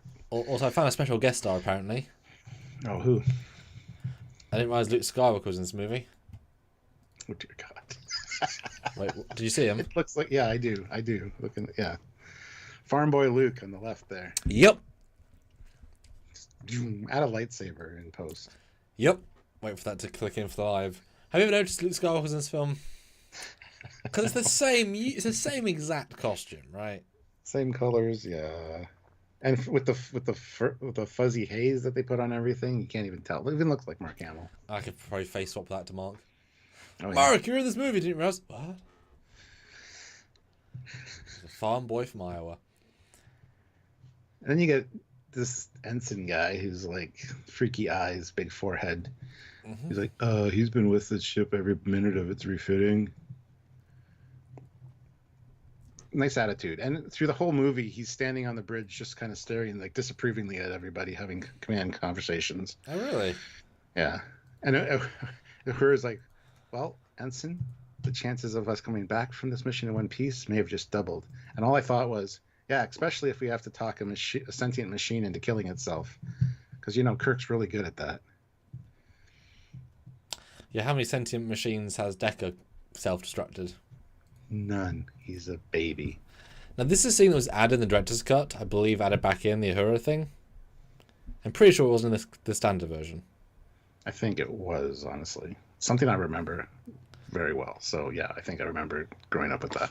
I think that's the I could be wrong. We should actually do a comparison of all the versions of this particular scene. Because I believe, memory-based, that this was added back in because they realized they didn't have enough lines. This is one of the few things they got cut because it wasn't as needed. But they thought, hey, could be. It's a line with Uhura. Let's give her a moment. And this scene, partially, again, if I'm right, they cut it. Is that split-screen focus looks terrible with Uhura. Like, check off some focus. She's trying to focus, but she's a horrible haze that's like in her face as well. This whole movie has that. No, but this is the worst one. This is absolutely terrible looking. I think that's why it was cut, if it was cut, if I'm right. Whereas other times, it has it looks dumb, but it's got the correct line. This is real bad. There's a few other times that happens, and it's very focused on, and I hate it. Robert Wise, don't make that choice again. Because she's actually out of focus here, which means the effect failed. Like, she's not in the focus you're trying to get her. Yeah, anyway. That's one thing I hate about this movie is that focus. It's definitely takes you out a little bit. And then you get another hover. There you go, hover thing. As Kirk walks through one of the sets, the engineering, lovely set. It's just the TNG set redressed. Oh wait, wrong way around. It's nice, chromium. I wonder if they're meant to be implying that when the thing is ready to be launched, they're gonna like refit all the plating with proper plating. Like this all temp plating because it needs to take off and repair. Because why would you want a chrome ship? But just taking like as with the corridor, just take the thing off the wall and put on the right. That's what TNG is. It's the same exact set, like structurally wall wise. They're just doing wall pieces or painted them. Yeah. Right? I love the reaction chamber though. The lighting in there is really cool. It's gorgeous, yeah. So simple as well. And this feels like it's a simple set and realize how little's actually going on, but it feels big and expensive, and the things that are going on are dynamic as hell. So it's a really, really effective set. And knowing that tunnel shot is forced perspective and that there's kids at the back there is interesting. Sells it. Yeah. Yeah. Boy, first time watching, like, Decker, man, he's so happy. Oh, a send-off by an Admiralty, the famous Captain Kirk. This is a great day. Yeah. It's really kind of sad, actually. At least he doesn't sugarcoat. At least he says, can we talk? And he's very blunt. I appreciate the bluntness because he lets him down quickly. And then Scotty keeping an eye on the conversation from... Yeah. How's this going to go over? Yeah, that's a nice touch. Yeah, so he says, you'll stay on as executive officer with a temporary grade reduction to commander.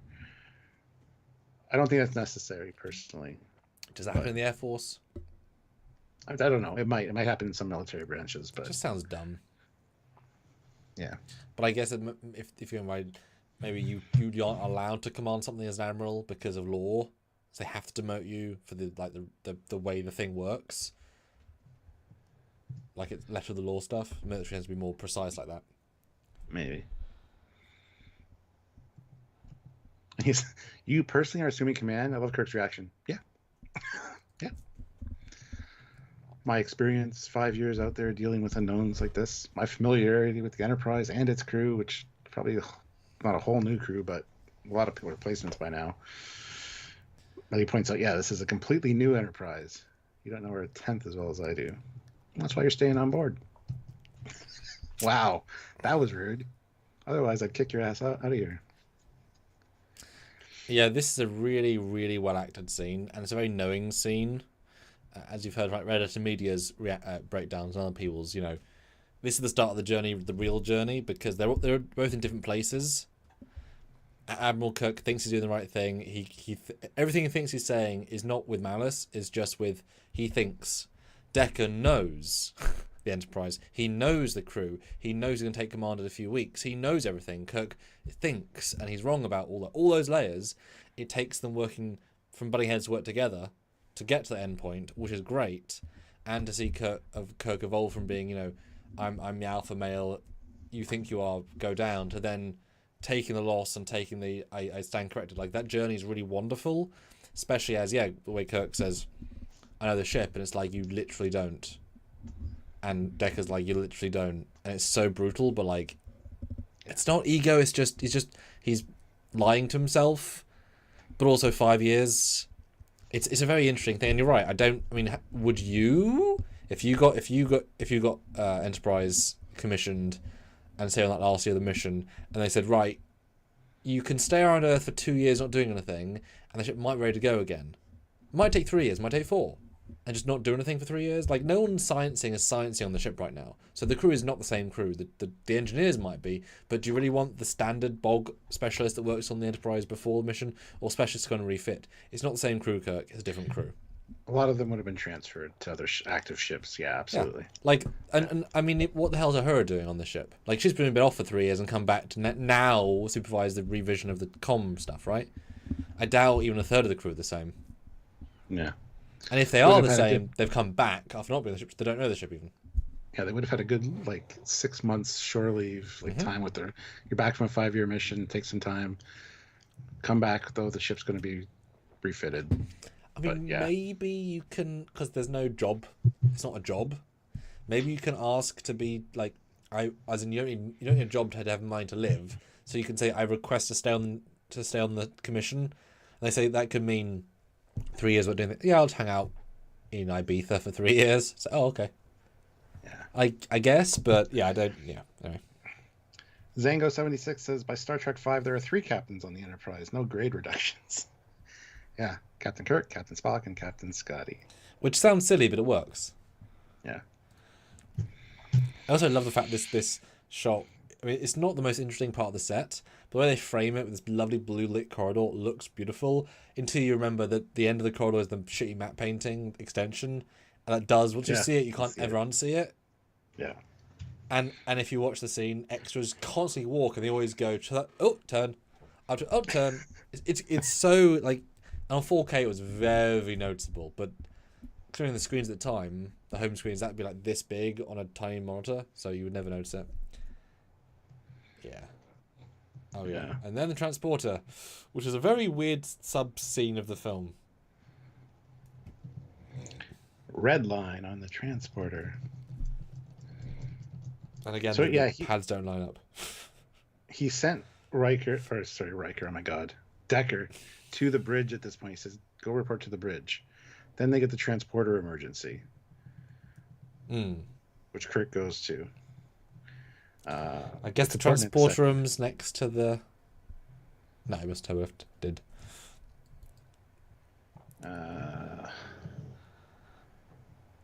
It's just a weird scene.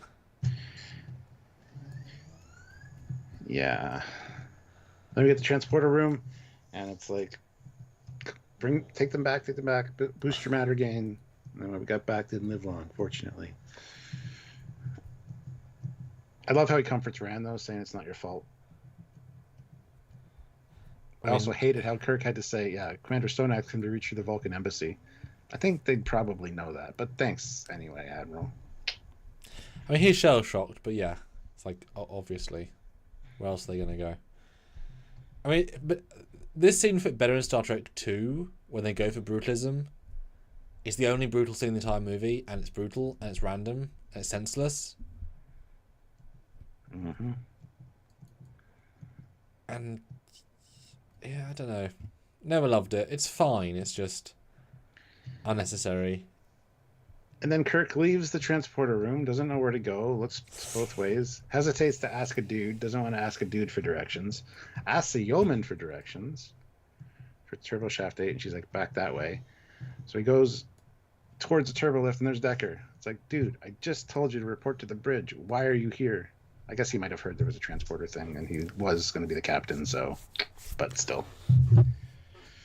Yeah, I both love and dislike this moment. I never noticed it until the cinema version that, yeah, this is like the epitome of he doesn't know the ship. I love it. But why the fuck is Decker there? Like, turbolifts are basically instant, so he could have on the bridge, Sulu, what's the transporter room? The power's been off. I can locate Admiral Kirk. He's the same deck. Okay, I'll go see him. Yeah, you could do that in that. You could do it. It's just a really bad edit structurally to go from the scene we just had, and they just stand there watching because it feels like he's a judgy prick, like he hasn't gone to the bridge. He's just following him. It's like it wasn't Kirk's fault. And why's your bulge out? And Ryan K, yes, maybe it's to showcase a lot how new this equipment is. Absolutely, it's just how different the Enterprise is, even in layout. Like even the decks and the turbo lifts aren't laid out the same as they were. True. So yeah, but we don't need more necessarily of that. Everything about the ship feels different. We don't need another. I know, like those are things you could just wholesale remove. And like with one line dialogue ADR fix as a plot hole of like, why is Sunak not there, whatever his name is, right? And you'd save 4 minutes. Yeah. A lot of scenes that just add time. That transporter scene was kind of cool. It's cool, it's just unnecessary. Hey, John, how's it going? Yes, welcome. Make sure you subscribe. Yes, and if you want Super Chat, we are adding alcohol to the mix with some more fun in later parts of the review. Then we get a scene for the fans, literally and figuratively, because as we know, this is the Letterman campaign. They reached out to fans, and I believe everyone on this list, at least for the most part, is all fans that helped bring it members. back. Indeed, it was people who supported, and that's amazing. A lot of costume variation, a lot of people variation, which is cool. And there's one thing I noticed this time that I never noticed before, and I don't know if it's just because of higher quality, because Blu-ray, but you see the nacelles at the back, as you would, because of where the recreation deck is located. This is the infamous painting of the nacelles that have the red pinstriping around the chiller grills, and in certain shots you can actually see the red pinstriping, which the Enterprise was supposed to have red pinstriping in a lot of different areas that they just never did, but it was on this matte painting. So yeah, I thought I saw that, but then I also think, what is that room behind them then? Because you see the matte painting, but there's another room. So how can they be in the middle of the ship and yet have a room? It's not another room. That's the dry dock. That's the roof of the dry dock. Yeah. I guess, yeah. I don't recognize that part of the dry dock, I'll be honest. That's just the middle strip with the lights. That's exactly how it looks. So that's what it is. Oh, nice. Because this is at the right-hand side of the back of the saucer. Yeah, those of course. 2 deck of windows. Nice. One thing I noticed in this one is there's a Native American guy with a headband, which is odd. Actually, there's 2, there's a lady as well. Cool. Bit odd, but cool. Representation. Sure. And this is the one thing I noticed, because they see the events of what happens to Epsilon, and then he's like, viewer off, and she goes and turns it off. The original one is viewer off, and there's a pause because she's still kind of in shock, and there's a much harsher line from Kirk going, viewer off, like nobody just saw that. I remember that. That's cut out of this director's edition, which I think is a mistake. I do remember that. I get that she's a professional and it probably wouldn't faze her as much. That was pretty brutal. So I prefer the original take of that. So I don't know why the director made the choice to cut that out. That's just something I noticed. I would say it's smoother this way. The scene plays, and it makes them seem more professional, I think. And also, Kirk would want to exude strength, but not negative strength. So being snippy at his officer would be bad second line to the crew. But that's I had not remembered that, but I do remember that. Very interesting. And I just realised these are 2 turbolift shafts in the middle of the. Yeah. Which I hadn't realised. Yeah. So this is a. My problem with the scene. Well, obviously how you get in the footage because the station was destroyed in the D7. It's fine. It's fine. That's a conceit of all storytelling. Yeah. But 2 is that this is the crew. Right? That's the idea. They've assembled basically everyone, maybe a few people at day stations, but it's... Which, earlier he ordered this. Have everybody meet me in the recreation lounge at 0400 hours. So this is 4 o'clock in the fucking morning, by the way. I mean, I get it, it's the military, you're on a pinch, you got to get the ship out, but it's 4 o'clock in the morning.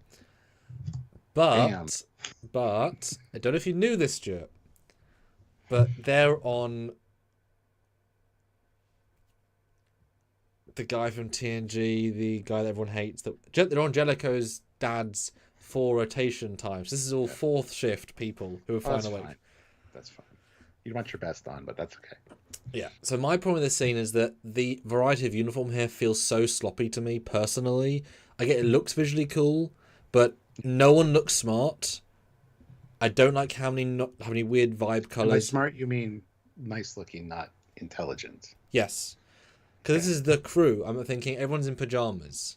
Like, it feels so... if this is a TOS... It's 4 in the morning, man. They just rolled out of bed. I get that. Yeah.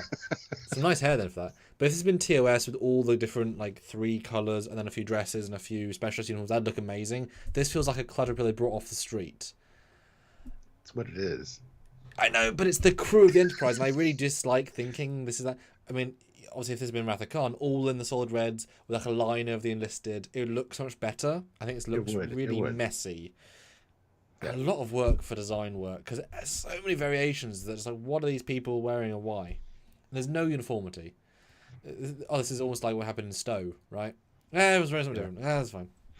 And the one guy's got like a unit on his chest in one of the shots, like I don't know, it's odd. It's probably working in engineering. It's some kind of engineering device, but. Ladies, oh boy. Also, a lot of moustaches. I don't know if you noticed that. This era. It's the 70s, man. And I got told off my first few fan films for ladies wear makeup. That lady has some darn striking mascara around her eyes, and that man next to her has lots of acne. So fuck off. Yeah. People can still like people, because that is some heavy mascara. In a good way, she looks nice. But I like the scene. It's a good scene. It's a weird scene. Bad acting by the guy in Epsilon, but that's okay. An awful blue screen. This is the worst effect still. You see the outline of the blue on them. That is properly bad. That I guess I just couldn't fix because it's just maybe the parts were lost. I don't know. And Raven Hunt says Moonbase Alpha vibes. Yeah. Absolutely. And speaking of Moonbase Alpha, much booze left, guys. Super chance to drink. We're definitely still sober, so we'd like to, a bit more. A few more fives. Be good. I'm going to have half a shot just because. Yeah. I want to have tipsy discussions. Oh, it's so green.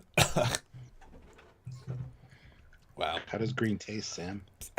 My brain does think green, but there's no green in it. Whatever that means. So does it taste minty? Because when I think green, I think like mint. I think floral when I think minty. But yeah, the Epsilon scene is harrowing because unlike the D7 or the Katingas, when you're there, they are so far outside because the Vija cloud is a this shape, so they were in the middle, so all that depth. This version of the Vija cloud, they're like here. They're actually being hit by the cloud, not being hit by the weapon. It's kind of absorbing them. It's not. It didn't fire anything at them, I don't think. Yeah, which I absolutely love because it's the scale feels like once your brain clicks, it's like, oh my god, it's being hit by the cloud, it's dephasing. And yeah, again, like I said earlier, the fact that like for the most part the little beams phase out in 3 dimensions. Oh, effort. And that poor lad trying to escape by using thrusters, and he's very dead at this point. Like after the scene, it's like, oh, sorry, guy. Yeah. Sorry, friend. So, Kirk gets up to the bridge. We get waiting for final crew replacements. I guess he changed uniforms between as well. Yes, well. Now he's captain. And it's like, actually, our transporter reports that our navigator, Lieutenant Ilia, has arrived. She's on board, en route to the bridge. Q Sulu. Captain. Oh. Yeah. Oh. Peeking over the back of the chair. But she was... So the other person that died in the transporter was the navigator that was coming on was Commander Stonak. She's a temporary replacement. Yes. Not a lot of people catch that, so I just wanted to mention it. Although luckily she's available. Oh, sorry. Wait. I'm being called to the Enterprise. That's exciting. Oh, I wasn't expected to be called. Ellen died. Oh, when? 6 minutes ago. What? Don't worry. Take a shuttle. You won't have to die. No, don't worry. It was a transporter accident. Report to the transporter room. Because they got it fixed now. That's the first line when he walks on the bridge. Transporter system's fixed now, sir. Just waiting for last minute crew replacements. Oh, yeah. Oh, okay. Are you sure it's fine? Well, Deltons aren't afraid of death. Now, I will say... Now, if you want to lynch me as the mob of Trekyards, you can. I prefer the scene having seen Section 31. You prefer this scene what? I prefer this scene having seen Section 31. Having a scene in Section 31? Having seen what a Delton can do in their interpretation. Oh, gotcha. I now have some semblance of context for what she means. The fact that she could have walked on, made everyone swoon over her and take over. The fact that she's not doing it by choice and choosing to keep herself repressed. Her oath of celibacy is on record. It now makes more sense to me. Assuming, like, linking them together. Like, I now have some visual counterpoint that I appreciate. Oh, I didn't need that, but glad it helped you. Oh, I like it more, yeah. Yeah. Otherwise, it's just radical and horny for no reason. It's like, it's the most awkward... I would have cut that line out having 14 seconds no one. It's just a stupid line. Yeah, and then we get Will and Ilia. Like I was stationed on our home planet years ago, and her name's Ilia, and we got Will Riker and Troy with Zadi. Yeah. This is the same relationship, even him being named Will. Mm-hmm. They just carried it over to TNG, and that's fine. They're better at it though. Old school, yeah. They do a better job. Because I don't think these two have chemistry. It's odd. Like, she's such a unique performer that she doesn't have chemistry with anybody. She has her own energy, and he's sort of awkward, but in a captainy way. Like, it works better to have Deanna out of Starfleet, like the formal chain, and then him as lower rank, because neither have the responsibilities of that. Whereas here they both have those lines in the sand they can't cross. But the Riker and Troy have their own personal lines, not... Yeah. It works a lot better. Oh, yes, and then McCoy. Yeah, last 6 crew members are ready to beam up, but one's hesitant. One's refusing to get in the transporter. Fair. Oh, that has a familiar ring to it. I mean, he did just know Pill got killed 16 minutes ago. Well, it's always annoyed me, this transporter room, in that the floor is just sheet metal. Like, I know it's not in theory done, but it feels so... Oh, it's done. Yeah. You're assuming they're going to put in a floor and carpet it? Well, just a floor. Because this is... it's possible it could not be finished. That's could. Well, and also, they just killed some people. It's probably not finished. Like, it was not working 10 minutes ago. But, like, seriously, like, clearly that's the tech underneath it, and that's temp metal so they can walk on it. It's a weird choice to deliberately not make a floor and put sheet metal down from the skip. It's always felt odd to me. Yeah. There's a lot of sets here. And again, look how the beam on the top is super off. Like, not even close. Like, this is the 4K remastered 2023, and this is bad. The top matches up beautifully, but the bottom, no. I kind of hate the confinement beam. Because I always wondered, like, that would only be on the ship, I would assume. So if they beam down to a planet, you wouldn't see that. Yeah, sure. But I don't like the look of that. That's one thing that's always bothered me. Like, even the second shot of McCoy, it's not even centered to him.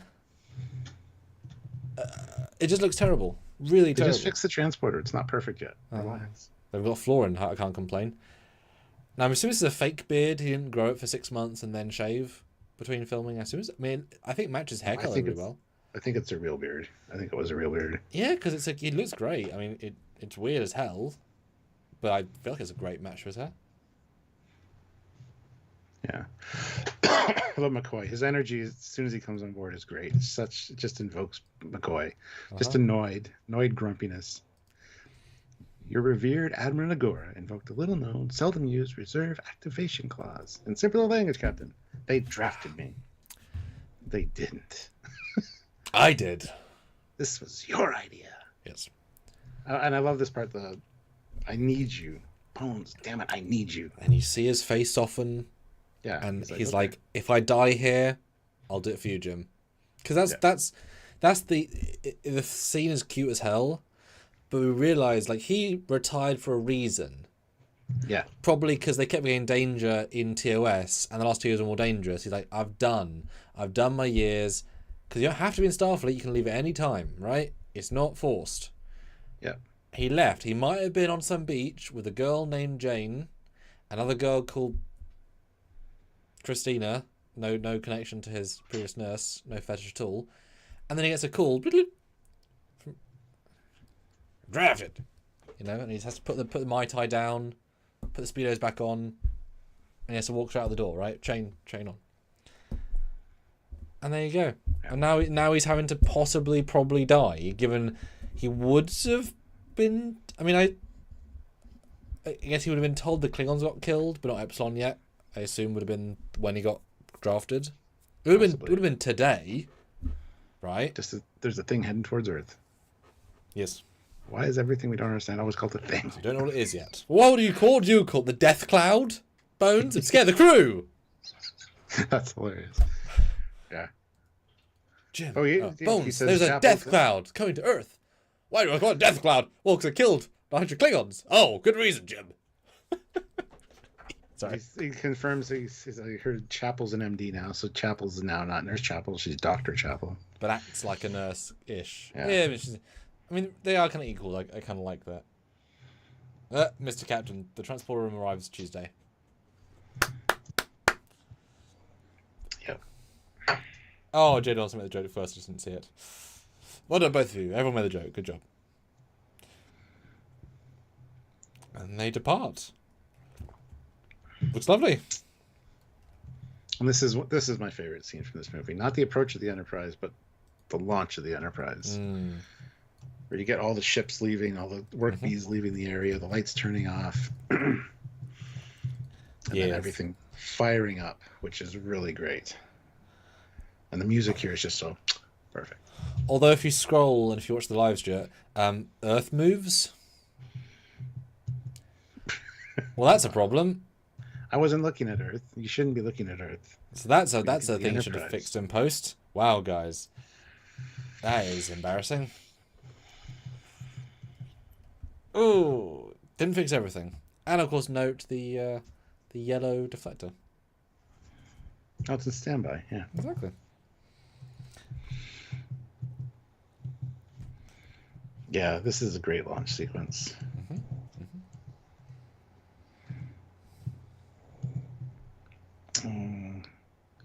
Even get a shot of a guy ducking through the engineering room door, just barely. Super unnecessary, easy to cut, bit of fun. But you would think the doors would have to don't crush our crew sensor. Just saying. Well, if it had met some resistance, if it did hit him, it probably would have just opened. It wouldn't have kept closing, but yeah. Yeah, maybe. The ship, they just murdered, just killed some people in the transporter room. Let's not trust the ship's doors yet, okay? Dear me. And then you get a lovely intentional shot of night ship and light, which is so unnecessary, but so just nice. Good job. Fun shot. Well, I dislike with a passion the lever. It's so dated, and it would never be that. And not that basic, off-the-shelf lever. Like, this is the Enterprise. You've got these fancy stuff. It wouldn't be a lever. It looks ridiculous, and it's a silly thing to do. That's not an off-the-shelf one back in that day. That's definitely made for this set. Really? No levers? Yeah. It's not a screwdriver they just shoved in with a handle? No, I mean, look at it. I mean, it's got buttons on it. It looks advanced. Okay, it's pretty cool. I don't know. I just don't believe for a second. But then again, like, the Star Trek 6 also has weird, like, flippy switches, which again wouldn't make... They're a bit more logical than this, but it just feels dumb. Are you really telling me he has to manually write 0.6, 0.7, jump to port 7, punditry is dumb. It's really stupid. But it's a visual gag. Dumb. Yeah. But this I thought looked better on the 4K remastered going past Jupiter. I thought that was really clean and nice looking. And even here, though, like once we get past the solar system and hit warp and actually go to warp, so they're confirming here too that you can't really go to warp inside a solar system. But if it only took 10 minutes, that's safety. It's fine. Well, exactly. Yeah. What are they going to hit though? There's no other ships apparently. Well, you know, it's Jupiter. just the Enterprise. But again, you can easily cut this out if you're trying to make the movie. But if you're trying to make the movie more just about story and not visuals, like this is the journey of the movie, not the story of the movie. So you could easily cut these things out or down and make it a more efficient movie. Like personally, I would just remove everything about the wormhole, just flat out gone, because it is just so abrupt. And actually, right after they get past Jupiter, they say, in order to intercept the intruder at the earliest possible time, we must now risk engaging the warp drive while within the solar system. Yes.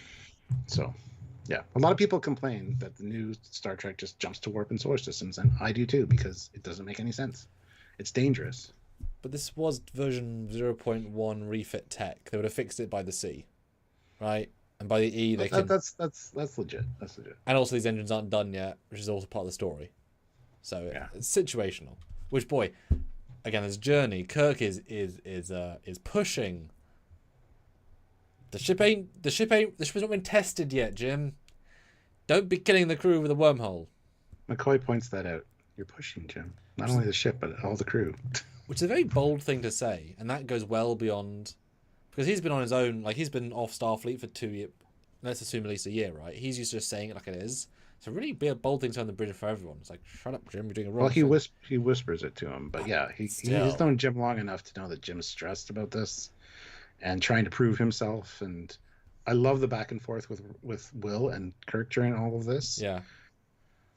Because there's quite a few moments where it's like they are literally competing. So it's balancing that line between brutally honest professionalism, and that's the acting. Pulling lines are relatively simple and elevating them well beyond. Yeah, good casting. Yeah. Decker basically just says here, look, we need to do more testing. Because even if we do have warp drive, we'll get to the thing in 20 hours. But I recommend further simulations.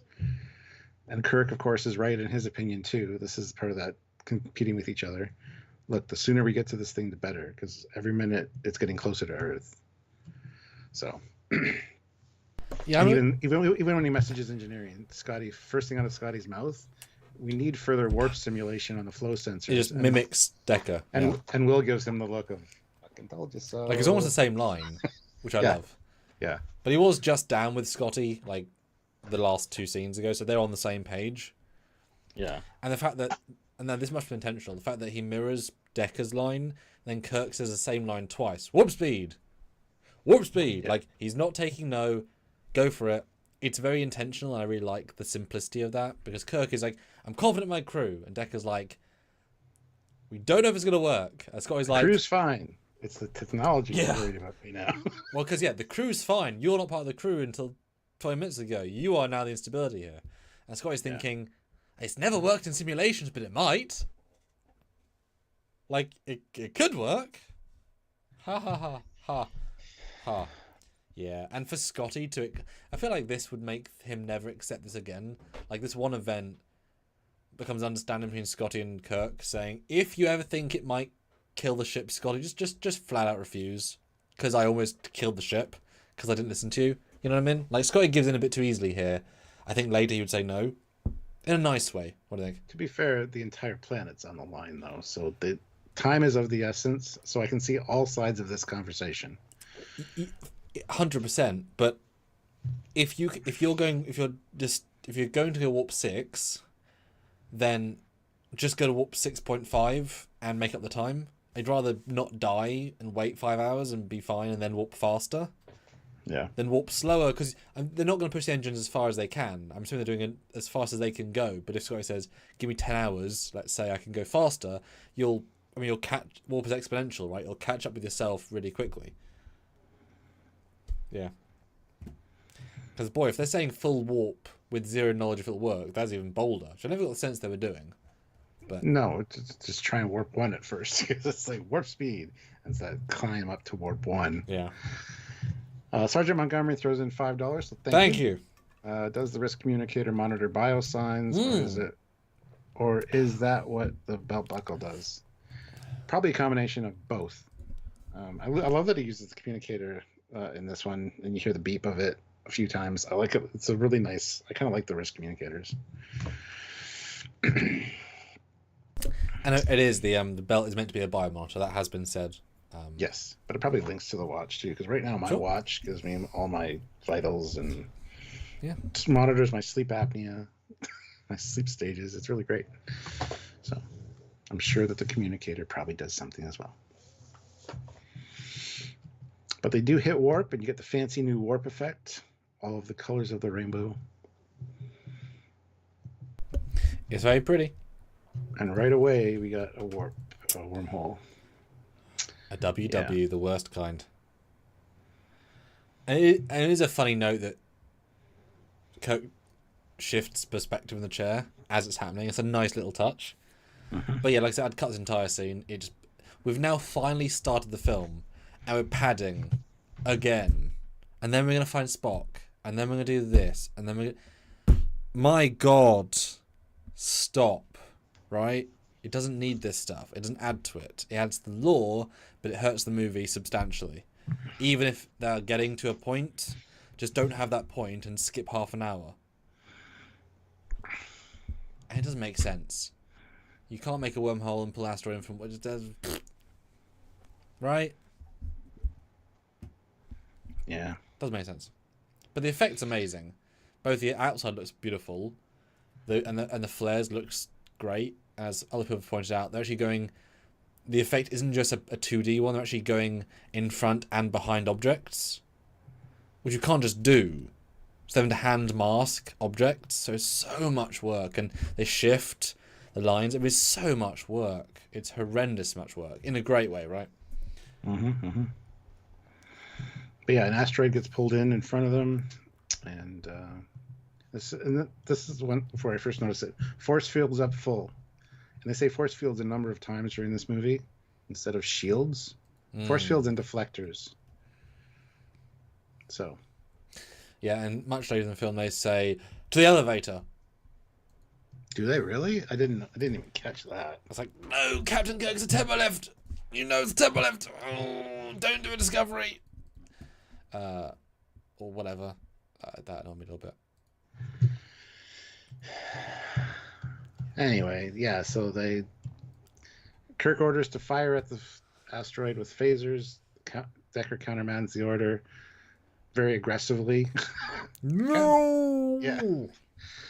Disregard that phaser order and runs up to the weapons station, has Chekhov activate torpedoes, and we fire a blue torpedo, which I always just chalk up to the light effect of the wormhole, changing the appearance of the red to the blue.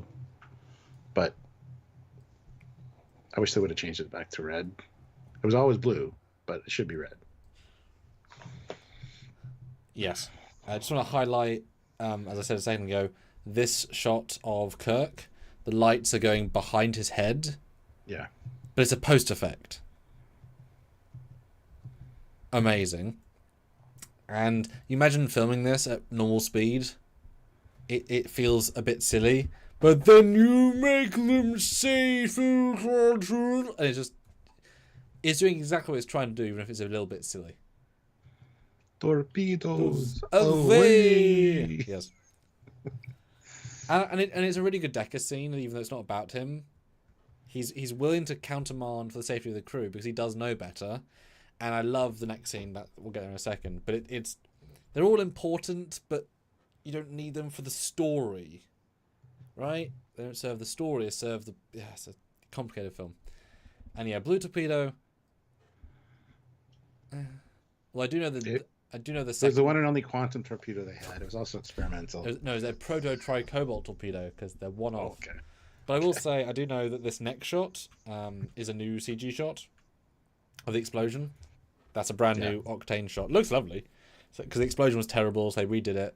And obviously this sort of shot, you can't do a miniature shot that pre-existing with this specific lighting and then have a light source hit. So if how the explosion hits the ship is and it looks lovely. Which shows, I think some of the shots you can tell are the CG. They feel the version. But like some of them, yeah, lovely. Ironically, if the ship moves more, it's the CG one because the ship wasn't moving much in the original one version, like the subtle movements. But yeah, and this is great. The ship is broken. Provenly, they're now a light year from Earth, whatever. And you know, from Kirk from 6 seconds ago, like, oh, we have to get there as soon as possible. And I was like, full stop. Be my quarters. Well, they're going 0.8 of warp, so they're still at high impulse. But... Yep. Just gonna get them there as fast as. Yeah. But it's definitely humbling for Jim because, you know, his fault. 100% his fault there. He didn't listen. The other thing I have issue with, which Bradley Leonard just mentioned, the warp chiller grills are blue when it's at warp, and later actually, and they should be the purple or the UV color in the motion picture, which I prefer. Is that a change for the director's cut? Yes, I believe so, because they were always purple. There was a UV color, and then here they're blue, which lines up with every other Trek iteration. There you go. I'm fine with that. Yeah, I know. That's what I was getting to. I see them retconning that, but purple's the way it should be. It just looks better. I like Ooh, consistency. the SP Freely, 10 pounds. We never saw wormholes with these effects quite like this in Star Trek. Again, it surely can't have been a matter of chance over an idea they didn't feel landed well. It surely can't have been a matter of chance over an idea they didn't feel landed well. Well, this is a warp-induced wormhole, though. We don't see that again. We see natural wormholes. I don't know. It's fine. Well, and also, I don't think it's definitely a wormhole. As in, it's a time distortion thing. It's not a wormhole, which takes them to a different place in space. Because a wormhole is normally conceived as a hole in space connecting 2 points. Yes. This is a tunnel they've formed, which has time dilation, obviously, in subspace. So they're using a word it's like space warp in O2S. It's like it's not quite the word that you'd conventionally use, but it's an easy zeitgeist. So I wouldn't consider it a wormhole. Just structurally. Yeah. Right. But the effect is glorious, and it's such a convergence of randomness, right, to cause A, B, and C. Although, it would be fun to, it would have been a very nice reference for like DS9 or Voyager with the CG capacity to make a tunnel, a CG tunnel, to accidentally do that and say, this hasn't happened since the test of the original refits. And then they have to do something in this unique wormhole. Would have been really, really fun, actually, because it's such a unique effect. But, yeah, very one-off. And then we get go fix the ship in my quarters. And this has always confused me a little bit. Just to see what you think. Because the choice here, they say, Decker, meet me in my, come in my quarters. Then McCoy jumps in, mind if I join you? And there's no reaction by Kirk. There's not even a second. He just turns and goes in the turbolift. I was looking to see if he'd do a nod or a look. There's no reaction. The fact he didn't say anything and just kept going. They've known each other long enough that McCoy's like, if you didn't want me to go, he would have said something. So I'm gonna go. But even the look the Will gives, it's like, oh shit! Not only am I gonna get in shit for this, but I'm also gonna deal with this other guy that's his friend. My dad and my uncle are both gonna be. Yeah. Exactly. And can you imagine as well? We never think about this, but these are legends. Oh yeah, they are. Their stuff was studied in the academy. And I would be happy to retcon that Decker probably did something with Kirk as an admiral, because if he's got Captain Enterprise, he'd probably meet Kirk as a little ceremonial thing. Plus, his dad was with Kirk when he died. So. Yeah. So actually, I know, but I always thought it was interesting. There's no reaction. I was looking this time for like a slight nod and there's nothing as a Shatner choice to not react. And I agree he would know that, but I think also Shatner's Kirk's a more friendly person to have made a personal note. So I guess it shows the mood he's in to not react is the reaction. Very small, but it's a little acting choice that he made. Yeah. I do like this set, the doors. And this is such a dick measuring contest, right? Like, on the table, Yeah. And this is also the same set from Star Trek 2, which are Kirk's quarters, but they've changed the color, of course, in Star Trek 2. We'll talk about that when we get there. But I do like the set, yeah. It's great. So it's a whole, why was my phaser order countermanded? Because, we channel those through the warp engines now for more power. So, but this is, he says, so the phasers were automatically cut off. So what would be the harm? Chekhov would go to fire phasers and be like, they're not working, sir. Switch to photon torpedoes. It wasn't detrimental. Like if he fired the phasers, the ship was going to blow up. Because Decker makes a point of saying the phasers were automatically cut off at that point because of the engine imbalance. So. I'll be honest. This might be the Mandela effect. I always remember this movie until the cinema, hearing they were going to overload. And therefore he countermanded and therefore changed torpedoes. But having shot automatically, like you say, reduced the risk to near nothing. Now, fine, the rock is going to hit them. But if they're slow and they say no weapon power, swap to torpedo, okay. Yeah, it does recontextualize the scene to Kirk was not going to hurt the ship.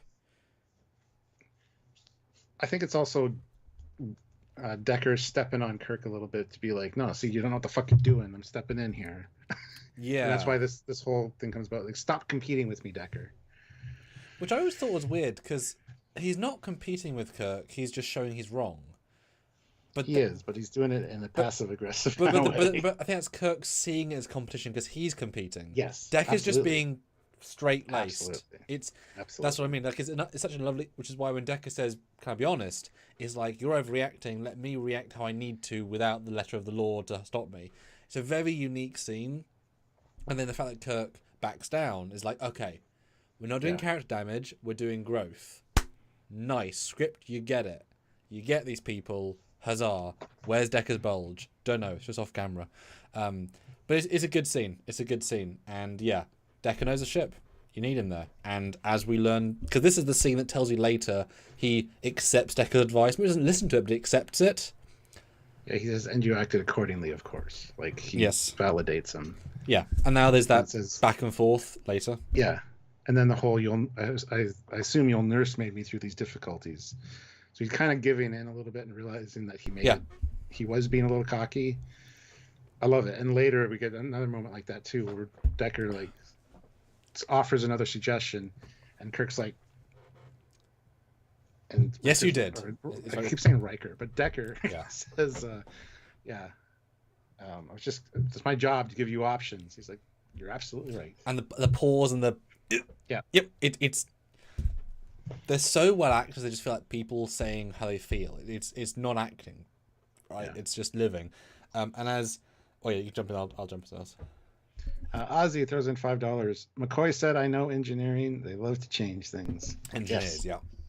Mm-hmm. Which is a good line. Yeah. But yes, the SP Freely... Decker is proving beyond a doubt he should be commanding the ship. Kirk's ego potentially causing problems. See, that's what's important about this movie, is it shows both sides, because Decker was right here because it's technically true, but when we move past the technical to the experience aspect, which you really said a second ago, when Decker offers we should arm weapons and shields, Kirk's experience is light years beyond Decker, that he is entirely right and he knows how to deal with it. And then when Decker offers his suggestion, he says no, and he's right. Now in the Starfleet captain bit, he absolutely outdoes Decker. But in the technical stuff, Decker, and you see they're both in their own situation win. That's so crafted. So I agree up to the point of Decker is too inexperienced, and that comes across later in those scenes. He would not have solved the Vija problem. He would have left and killed Earth. But Kirk would have killed the ship earlier. Destroyed. So you need both, and it's really, really good that way. In Area 51, two grown professionals having out in private and not throwing fits in front of the crew like children. I think you're implying discovery there. Well, or yesterday's politics, but yeah. And given the fact we don't even know if they know each other personally, it's interesting that they can achieve this, right? Yeah, I would assume, and it was established in beta canon that they do know each other because, like, Decker's dad died at the Doomsday Machine. And like I said, you 100% would have met the past Enterprise captain. He got captain. There'd be a ceremony, right? Yeah, exactly. And Kirk personally recommended him for the command as well. That's I would assume mentioned earlier too. Yeah.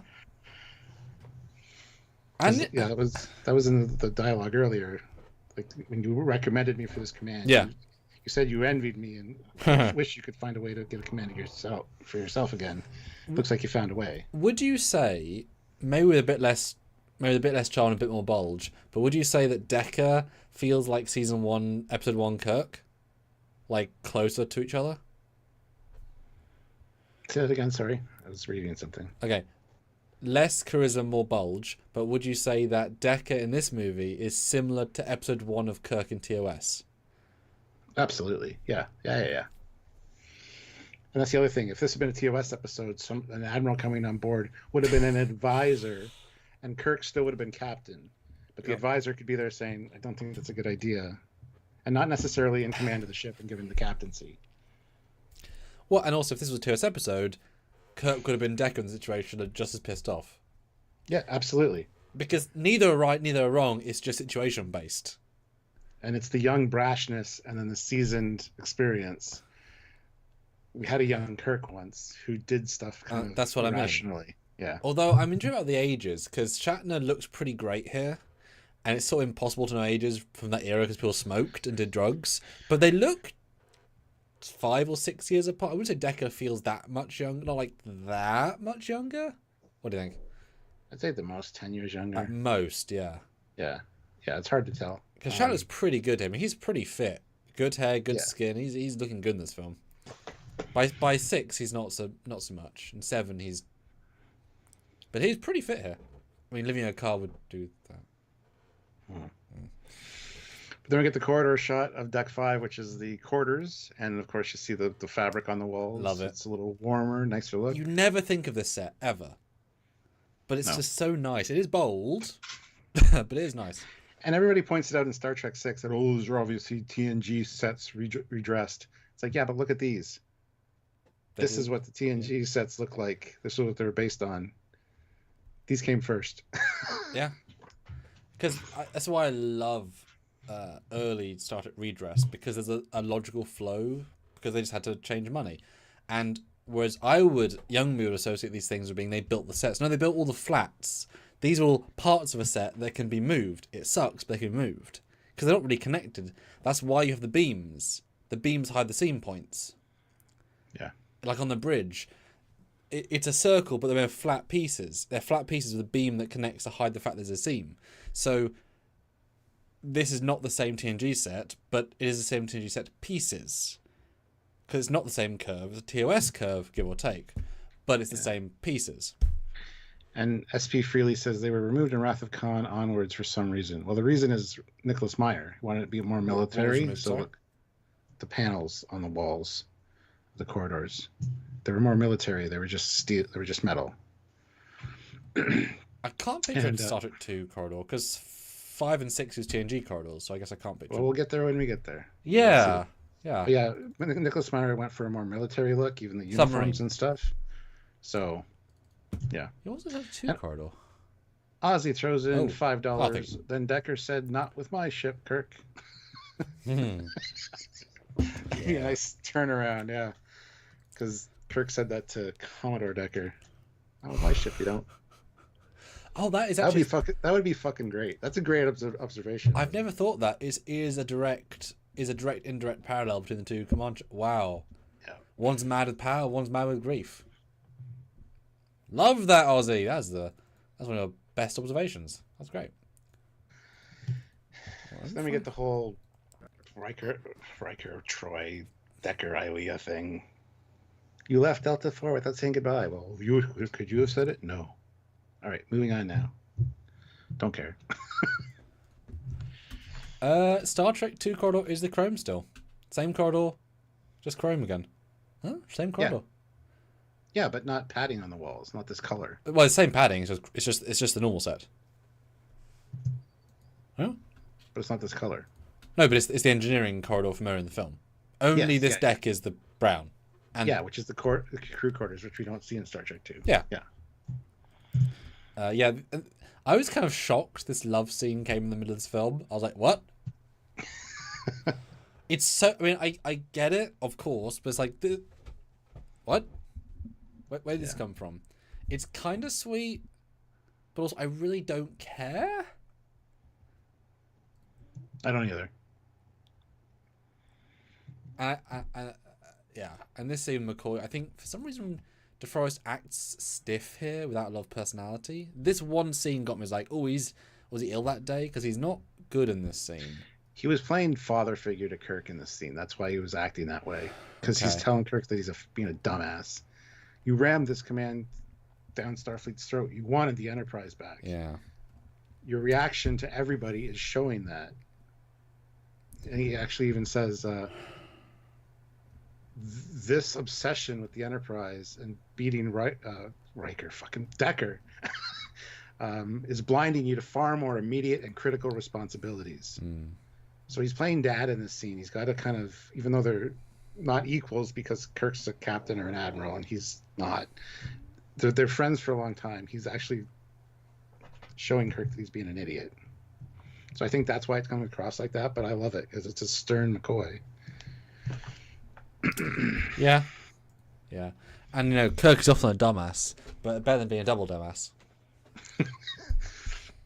Yeah, he doesn't get to that status until Star Trek 4. Haven't been there yet. Even then, he was just called a dumbass. He double dumbassed on somebody else. I mean, never go double dumbass. Yeah. Then we get... I'm always a little bit confused that we get the... Who's filming Uhura and check... Like, it's so staged feeling. It's the sensors on the bridge that the guy was installing in the ceiling. That's what you were asking about earlier. Yeah. There's sensors that can like focus on whoever's on. That's why they're turned towards the center of the bridge. Is it like the you've seen She-Hulk? Yes. The bot at the end in the ceiling. Yeah, exactly. Yeah. Like, it's great to see them. Like, they need more lines of dialogue. But you could have had it from their station's point of view and seen the bridge behind them. Yeah, would have made more sense. Like, there's sensors in each of this, but it's fine. It almost feels like a TV spot, you know. It's just a bit weird, but it's fine.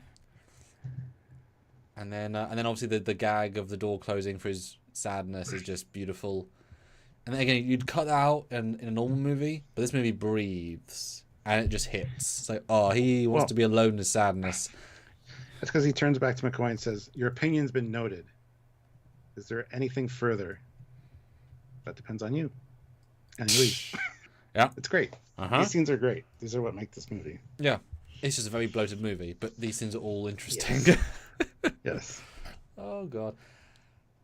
And this shuttle, how do you feel it is not purple? Because they could have rejiggered it to be its original miniature, because it's a pretty nuanced colour palette. There's a lot of things going on here. It's not purple. It is. It's got a bit of a purple tinge to it in spots, and it's got the more dirty kind of weathered look. No, I think it's fine. It's good. It's a really clean looking miniature shot. And actually, both the warp chiller grills on the Enterprise and the sled are both the purple here. They didn't change it. You know what people can do to celebrate that? Have us drink! Super chat right now. Yes, super chat in, guys. Because we're getting... Are we half... No, we're not half of the movie yet. But, Yeah. There's a lot of bloat. Yes, there is. I feel like, guys, a couple of 20s, Howard's Different shots would really liven up our exasperation. I'm just saying. I need some more green. Now, I was looking at these shots, and I thought, did they change anything? Because the shot of the pod flipping over next to the saucer, that saucer's damn crisp. Do they really shoot the 6 foot that close? That's all from the original. That whole transition thing. Because that models on it real well. But then, when they cut to the observation room, that looks terrible.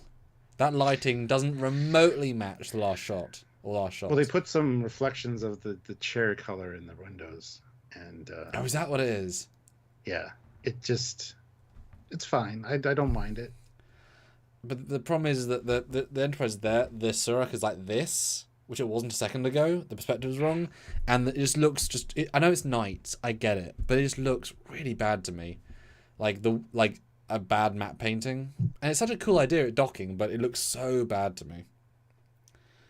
Like a fan film. And even the way the camera zooms up, the parallax on the window is too much. This ship is a big ship. You shouldn't get that much shift on the nacelles for that little... Like, the room's not very big. It wouldn't shift that much. It's going to be magnifying windows, though. Like, they could alter the way that the... I get... Yeah, but if it doesn't feel right, then even if it makes sense... that's interesting, but that is the worst shot of the film, like, for, like, broken technical... Well, later, the shot with the observation lounge where they're all talking, they replaced the nacelle again. They did it for the first one. The first one replacement was much better. Let me go look at those shots. I want to see how these are different to the original Blu-ray. You do that. I'm going to tell everybody to hit like. We have 73 of you here, which is awesome. Ooh. Make sure you're subscribed. 69 likes, which is also great. Oh, interesting.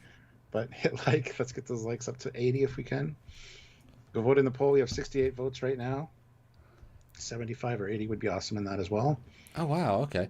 So in the original version of this shot, it's much brighter in the Blu-ray. I did not realize the Surak was on the right. Because on the Blu-ray, you can see it bright as day. And in this version, it's so dark I've never seen it. Huh. Yeah, it's there. The Surak is, which makes sense, but I couldn't see it, and it's really clear. They really darkened it. Wow. And then the next shot, as I'm waiting for it to come up, is... Ooh, interesting. Much better looking. Wow. So the Blu-ray is a different composite and a different color grade, right? But they did do lots of weird sharpening that made it look more detailed. But... And it is different to the... Oh, wow. Zango 76 says night in space, night mode on the Enterprise. That's why it's darker in the observation room. That's why there's reflections on the... Yeah, and also I mean night meaning no exterior light from a star. Yes. Like, there's no vibe. Right, so this is super interesting, actually. So this is the Blu-ray. That looks so much better to me. I won't say night and day, but... Huh. Thank you. Wow, they really broke it for the 4K. Wow. What do you think? Classic for real is here. Dang it, caught up in the lives. Almost missed the most important one. All right, so there's a split screen. Yeah. Left is the 4K, right is a Blu-ray. Wow. I haven't got to the split screen yet. Hold on. Got a delay.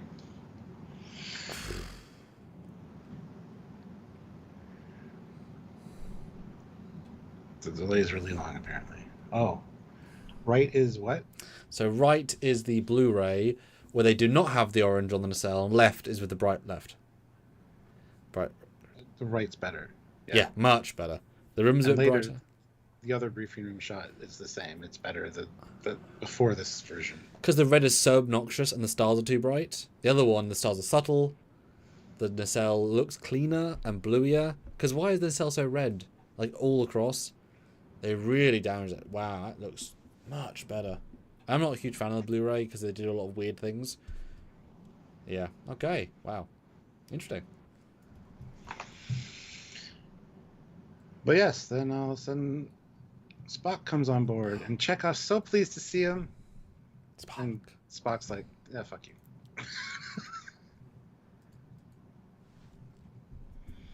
Pretty much. Really short scene. Spock. Sulu's like, why? It's Mr. Spock. Kirk's got to jump in. Oh, Jay. Oh, dear, the parallax. You ruined the shot for me a bit. Yeah. Really bright parallax.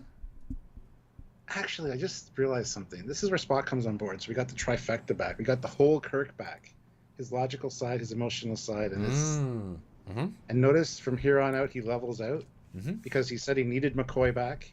Now that he's got Spock back, now he's like confident again. And he doesn't have to compete with Decker. That's why later he's like, you're absolutely right. Well, also Decker's role reduces. He's no longer a science officer. Not that he was doing much in that role, but he's now second in command of that on purpose, specifically. Like Chakotay. What does he do? Something. But I missed that layering of the trifecta, and I just realized it now, like in this moment. There's a lot of thought put in this film. It's just a lot under the surface because it's padded beyond belief. But I'm intrigued about, and I guess he's wearing his uniform because he has that neck in all the later scenes. I guess wearing a full uniform, but with a cloak. I don't notice that before because I always think he comes on in his Vulcan attire, but he's not. He's wearing his uniform with a cloak on, which is fine. But is there not something on Vulcan about being rude? This is rude.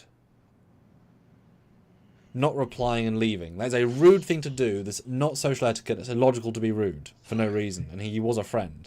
I always found this a bit odd. He's trying to... He's probably happy to see his friends, but he doesn't want to show that he's happy because he just went through the Kolinahr and he's purged all emotion. So I think he's battling internally how to deal with it. So just not saying anything is probably the best way to go. Yes, I've zoomed in. That is the face of happy to see you. Chekhov. I don't know. It's like he's not the same character later on, but just just saying, Commander Chekhov. It's all you need to fix this moment. Is rude and it's odd. Like I get the bridge scene more because he's being overwhelmed by people, but this is professionalism. Welcome aboard. I don't know. It's just it's rude for the sake of rude. It's like, who are you? I don't even remember you. What season? Oh, you're the guy that was with Khan in the bathroom that really pissed him off that one time. Yeah. Oh yeah. I hope we never seen him. You weren't in the animated series. I forgot all about you. Classic for real though. $5. I can't see super requirement for a drink, but let's drink for at least TMP giving us half the runtime. seeing all the glory of the refit. There's text in the bar. It says super chat, drink, comment.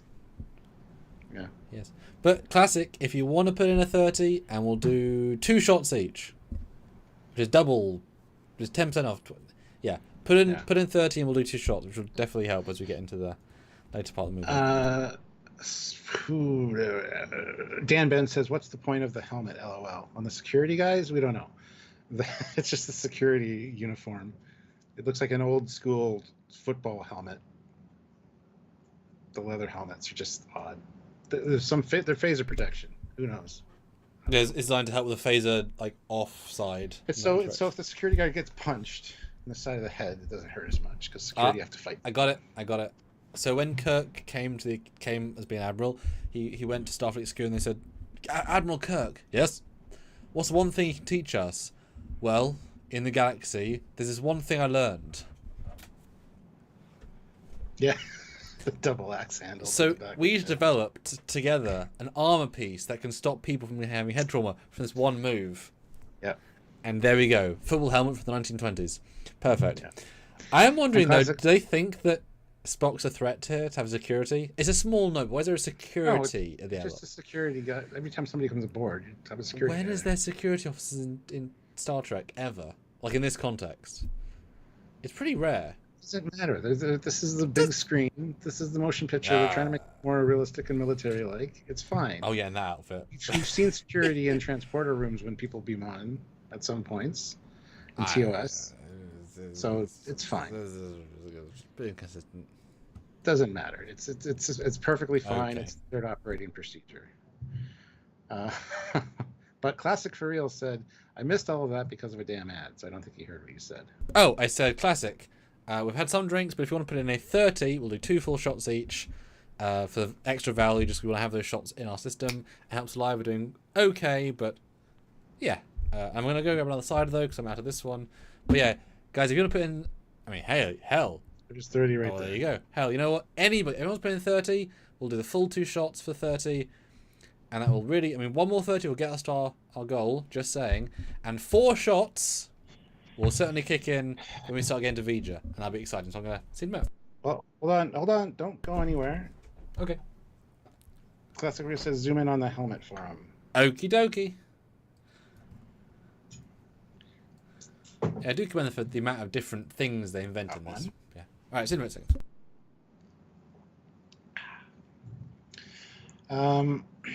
Hit like if you haven't hit like yet. 76 likes is great. I'd like to get to 100 though. I know I keep making it go higher, and 74 votes on the poll, also good.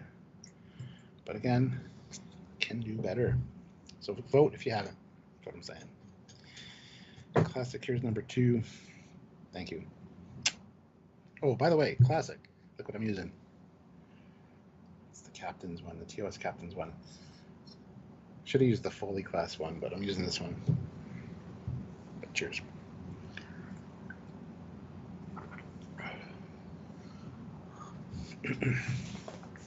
Ryan K says, I'd argue head protection would be important for security personnel. It also wouldn't kill them to design a better looking one. It's actually not that bad. It just seems odd, like an odd thing for the future, but that's fine. Always zoom in on the helmet. Yeah, Zango, somebody was saying it's in case Scythe Commander, in case someone tries to use ambujitsu on you, because that's what Riker and his dad were using to do ambujitsu. Star Trek 3 has more helmets and hand caps. Yes, it does.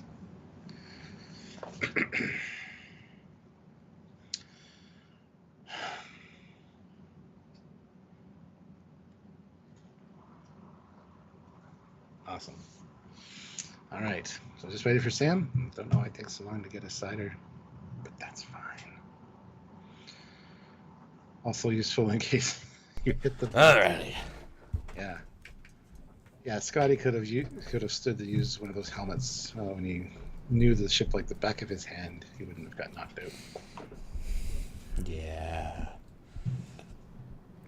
All right, I'm back. He's back. I'm back. All right, let's fill up my glass. But yes, as I said, any 30s, we'll do 2 shots, which is not what we normally do for that. Not 2 shots each, though. Yes, 2 shots each, additionally. For every 30 after this. Special deal, yes. I was to be 40, so I'm doing... But I'm actually doing real shots, so that's very detrimental. Well, whatever shot you feel like doing for the fairness. I try to do a consistent shot every time for everything, so... I have a sliding scale. It's big gulps. But the shots add to the glass, though, so... Let's progress it. Just drink it. Okay. Alright. We're already going to be running way longer than I anticipated with this, so... It's quite strong. Alright, let's move on. He comes on the bridge and takes over from Decker. He's been monitoring the communications and everything with Starfleet. And Decker's like, oh, I'm fully aware of his qualifications. It's fine. Although, has he been rated on this design? Because that was a big thing earlier. But it's Spock. I mean, he can work alien technology. I'm sure it's fine. Although is Spock's oath of celibacy on record, or is that not quite? No, he doesn't need that. Okay. Yes, yeah. Although he's been off colonizing for 2 years, probably doesn't know anything about the ship. But yeah, it's fine. But he's coming in with a solution as well. He's like, I've been monitoring. I have a solution. And then there's a really fucking... Oh, my God. The shot of Kirk...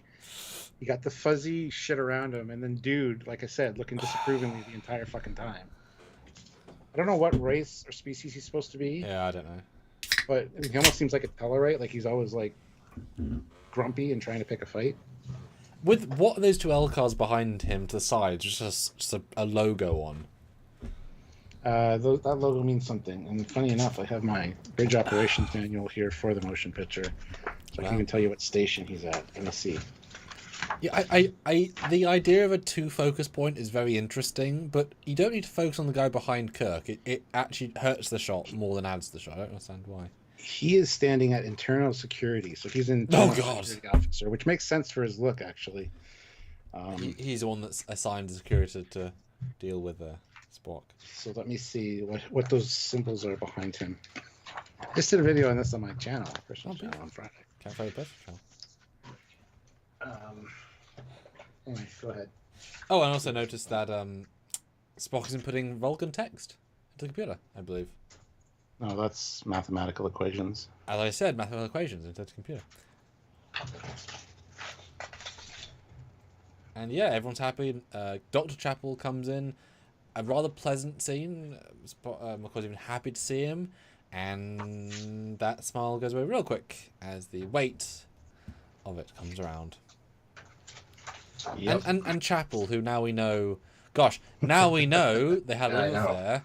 She's like, my ex-boyfriend, who I slept with a few times and kissed and sung about, and... Mr. Spock! It makes more sense now, in a weird kind of way. Yep. And also, her heart rate, her monitor on her belly is much smaller than theirs, I just noticed. Yeah, way smaller. Why is the ladies one smaller? That's weird. That's a good question. And then he peace out. And everyone is like kind of upset. They've probably seen him in a good year and a half. And it's like, yeah, what happened to Mr. Spock? And then back to cruising at Impulse, the fastest of Impulse, as we get some, Spock comes in, fixes it, what they should have done when they started the journey, and they leave successfully. We can finally start the film. I'm not joking. That was all set up. The hour and 10 minutes all set up. It was needed after like nine years off the air. Yeah. Yep. It's a lot of setup. And also now, in retrospect, it's intriguing to me they chose to make this elaborate going into warp effect, right? But then warp is just them flying normally with stars moving slightly faster around them. Right? It doesn't feel fast compared to conventional TNG warp. What do you think? It doesn't, because they do get into warp, and it just feels... Yeah, but we don't really see the ship at warp. That's one of the... There's 2 shots of it at warp. Yeah.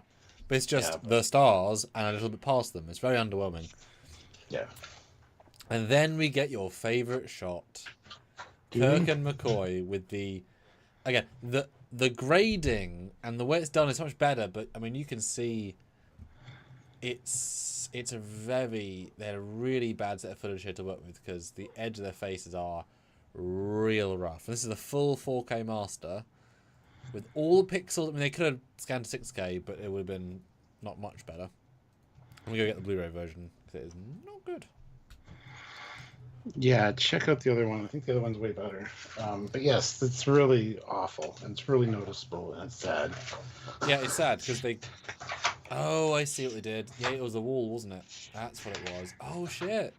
Oh, I didn't realise it was the... It was actually... Oh, wow. I forgot it was a full-on wall. Oh, I had entirely forgotten that. We'll share with everybody.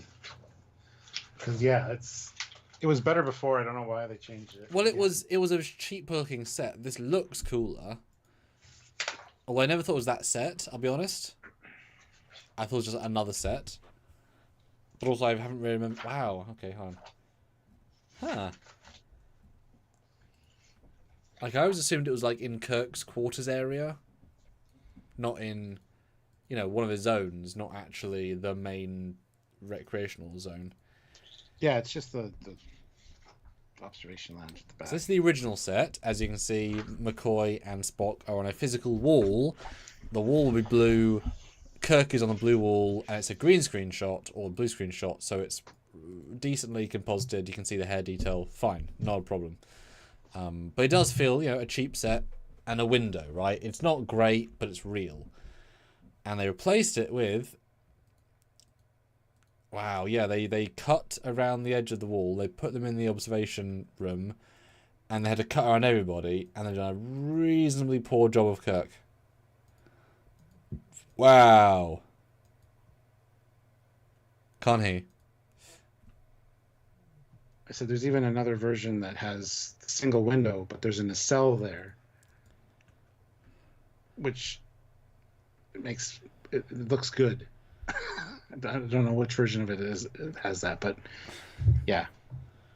I never noticed they did that. I don't know why they butchered it like that. No, it makes sense if they intend to be in that room. Yes, I know, but then it's because of. But it yeah. could be another room on the edge of the saucer somewhere with just one of the single windows. That's so interesting because they just had enough pixels to do. Wow, yeah. I mean, rotoing is hard, but yeah. It's like, I mean, this was what could have happened with George Lucas and changing Cloud City, and changing all of the panels to outside. That looks really nice. This is like that, but not so good. Wow. Huh. It's just distracting versus every other shot, because every other shot is fine and crystal and clear, and that is not. Director's cut DVD, yeah. Classic Real, $5. Will another shot convince you that while TMP is great, or an even better movie features more Deltons and Rachel, Red Lady, Statue, Garrett? That's Trek. Yep. One more shot. $5 isn't a shot, but it's a drink. Yes. So we're not convinced yet. But I like this scene where they just sit down. It's good. Because Spock is willing to listen now, which helps.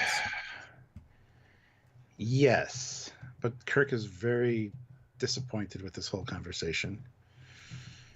They talk about the Kolinar thing and coming back to help them out. And Kirk's not getting anything he wants from Spock. He wants some kind of acknowledgement that he's happy to be back or happy to see them. And Kirk just doesn't get it. Spock is on the job. Yes. That's it. I do find it a little bit... I mean, I understand that McCoy's been slighted, in a sense. But to explain the Kolinar to the guy that did the Kolinar... Well, he's explaining it to us. I know, but it feels condescending as hell. It's like, yeah, he knows, McCoy. Don't be a dick, right? It's just super unnecessary. Yeah. Small thing, but it's just condescending as hell. But Spock does explain. He does go beyond the remit of his... You know, he does slightly open up in the like this much. Yeah, and Kirk says, look, if there's anything even personally that affects you with this, I want to be informed of it. Yeah. And Spock's like, yeah, of course. Anything else? And Kirk's like, dude, are you happy to be back? He doesn't say it, but he's asking, like, are you happy to be back? Because we're happy to have you back. And he gets nothing, and I just love the look on his face. He gets so dejected. Well, yeah, because it's that, as you say, he gives him this very, and then the acting totally changes here. Tell me if you feel anything weird. Tell me. It's him now being back on the book, the letter of the law, to try and get through to Spock in an official way, and Spock responds fine. And he's like, oh, I had to go out of me into just the rules. Yeah. Yeah, it's an interesting scene, sort of damaged by the CG. I didn't know it was that different. It's awful. Yeah. Because this shot of McCoy is his nose is lost. His nose, Jim, it's gone. It's dead, Jim. The pixels are dead. Because the problem is it just goes from a really crisp 4K master of Kirk to a really uncrisp digital matte painting thing. Yeah. Ooh, Matt Boardman is here. Word to your mom. MB. How'd you make there's it? A whole. You don't think he'd put his interests ahead of the ships? And Kirk's like, I could never believe that. And then McCoy asks the question I don't understand. How do we know about any of us? What? We're all professionals. Of course we're not going to put our interests above the ship. I don't understand that line. I mean, he's been out of Starfleet for a bit.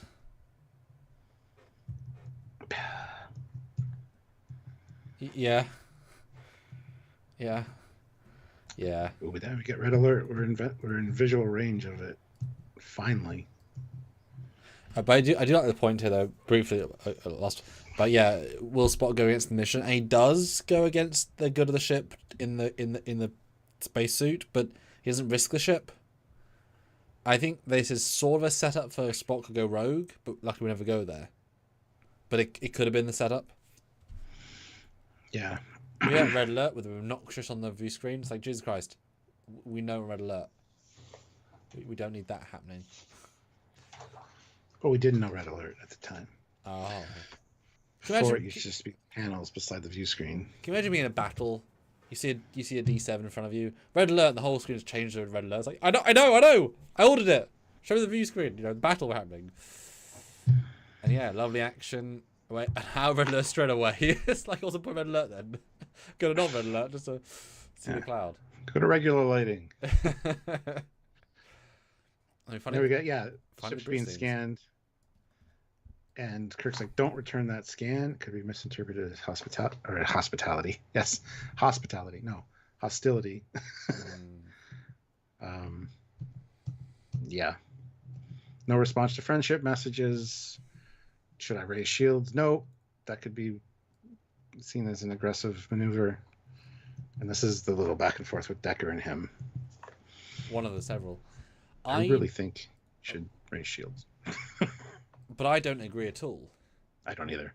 And I think this is where instantly we now shift. We're at the scenario. We don't need the tech to work. We just need the ship to be basic. And Decker's 1,000% wrong here because he has no... well, we don't know, but he presumably has very little experience with this sort of thing. Kirk has literally one. It's called Nomad, right? And another one called Doomsday Machine. It seems ridiculous. You saw... three Katingas be destroyed and a space station which had more power output than you probably have. Maybe similar, right? Their shields did nothing. Try something different.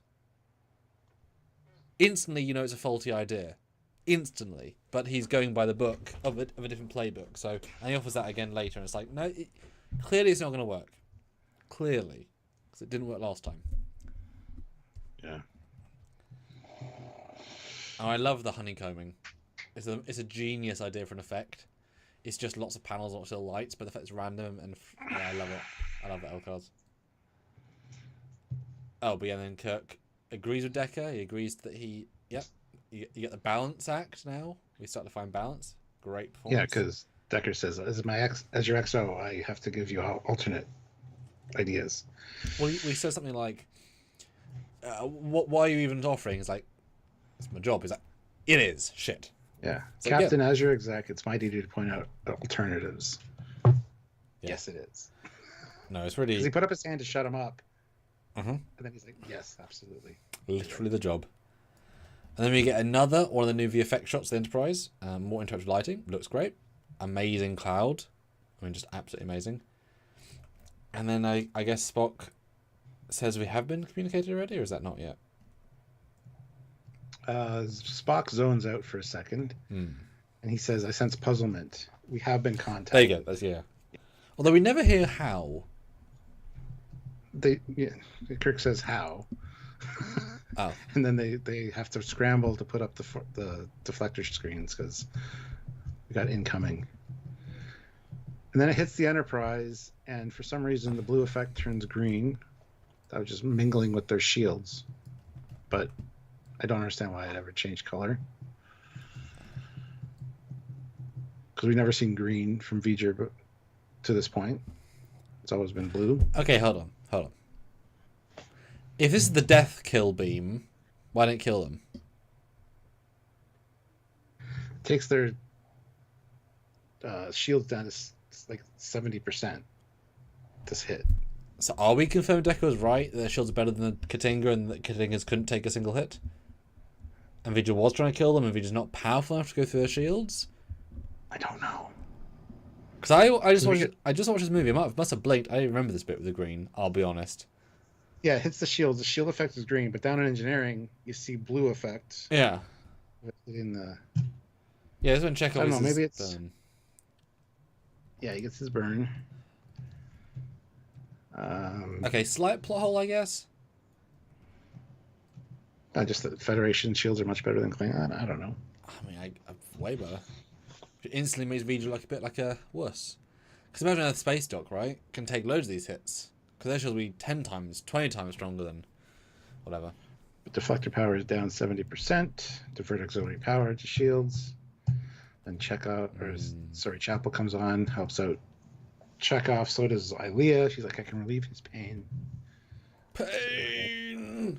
What if he needs his pain, though? I don't know. Matt says, I'm wondering if the color change was meant to indicate that the blast was trying to adapt to the shield frequency. Maybe, but it's never explained. I just wish it wouldn't have changed it to green. It seems off to me. Well, and V'ger feels kind of above that. You know? Yeah. Like, everything V'ger does is just next level. I also want to point out here, they re-included the Ilia pulling pain scene. This wasn't in the Blu-ray. This is not in the conventional version. Which is nice to give Chapel more. Ilia something to do. But I would think, if a Delta can do this, it's going to hurt them. Let her give him drugs instead. Like, you have two options, drugs and healing magic. Just use the drugs so you're not as damaged yourself, because it's going to hurt her, I'd think. But, yeah, want to check off scenes. Got cut, and I'm going to put it back in. But then we get the answer to your question of how. Because now Spock has had a chance to look at things, and he says the intruder has been attempting to communicate, but it's on a 5,000 or a million megahertz frequency at such a high rate of speed that the entire message lasts only a millisecond. Mm-hmm. So he changes their computer to do the same thing and resend the lingua code.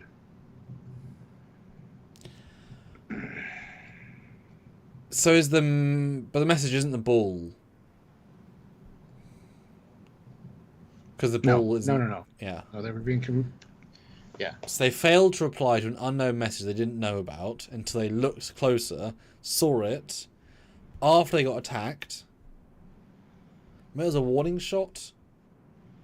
Because it was low power. I mean, to be fair, the Enterprise didn't fire 3 photon torpedoes at them like the Klingons did. That and Epsilon just hit them.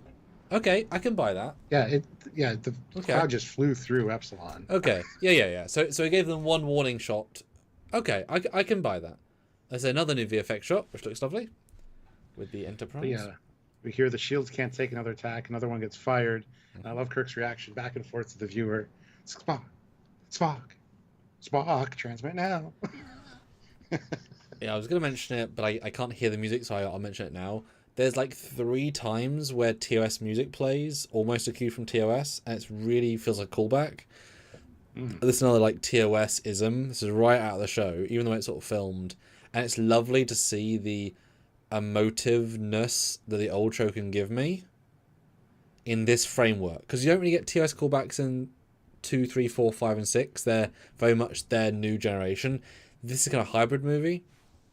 And I liked the musical cues I noticed being even TOS instruments, because the score here is excellent, right? That is just like you with the JJ films. The score helps this film come alive, and having some TOS instruments against the normal instruments really works well. This is a fun moment for sure. And I can't say if I've noticed that, but there's 3 moments, at least 2 that are like striking and like like the melody and the yeah, that was real nice. But yeah, so this thing dissipates, hits the shield, doesn't hit the shields, and it's like, I guess our message has been received. Now what? Yeah. Exactly. You wouldn't think Vidra would send another message, wouldn't you? Like we first contacted, and then yeah. But Spock says, yet they cannot understand who we are or what we want. So, and then actually, Decker says this. It could have been as a warning. They may have attacked us only as a warning to us to keep away. And Spock's like, no, that would propose a feeling, Commander, compassion. I sense no emotion, only pure logic. So maybe a warning shot wasn't correct. Which is odd, because I would not associate Vidra with pure logic, because Ilia is quite emotive. Especially, she hasn't been integrated yet. What do you mean? She hasn't become a probe yet. No, I don't mean that. I mean the Ilia probe. Oh, you mean... Oh, I see what you mean. So because the probe is part Ilia. It's got all her memory. Okay, so you mean Vidra is logical now, but as soon as they get Ilia as an extension, they get the emotional side and then becomes more like a child. Yeah, because they can try to unlock her feelings for Will, so that they can understand so Vidra can understand the cover base units better. So they force it to evolve in a little sense by having this external... Yeah. Okay. Because I don't associate Vidra, even at the end with the lightning, it's emotive. It's not logical. It's having a tantrum. Yeah. Like, it's... But I love that. Ilia forced it to think differently. That's great. Okay. I buy that. 100%. Yeah. Speaking of 100% though, guys, 87 votes. We'd love to get 3 more on our poll. There might be a clear winner, but we'd love to know as we are in our almost 3rd hour of this review. I've got a full thing of booze, another full thing of booze. We'd love to get a slew of $2, $3, $4, $5 super chats. They fund the channel, of course. Let us do these cool things, and supports us doing more reviews for these, because these are several hours long, ostensibly our entire day. So support us with super chats to help us if you can, and get drinks as well, guys. I mean, if all 68 of you put in $5, we'd be good. I'm just saying.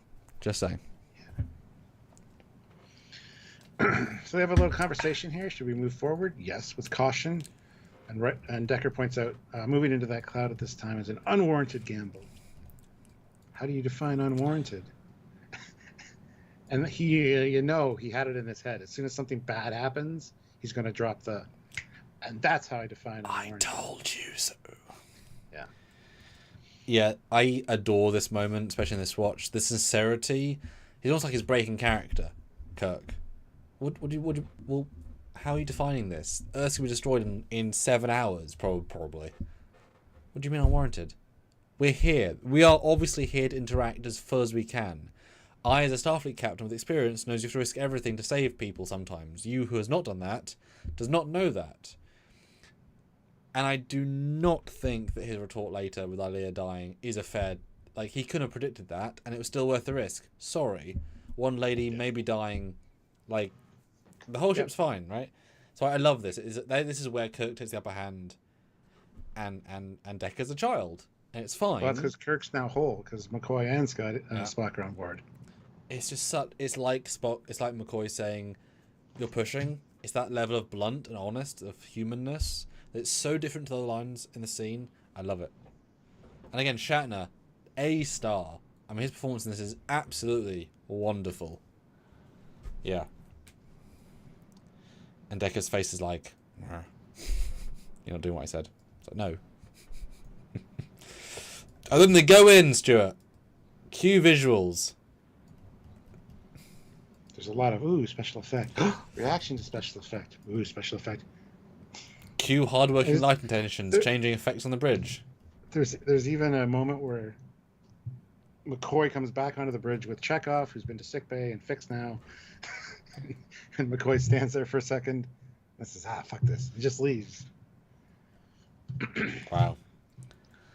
Funny. Stephen Fothery's here with $5. Oh, thank you so much. Stopping by to say hi. Have a happy Saturday, boyos. Stephen, what would you give this movie out of 10? Give us a brief review in the chat. We'd love to know. Good to see you, Stephen. He's on Text Trek. If you guys are interested, check him out.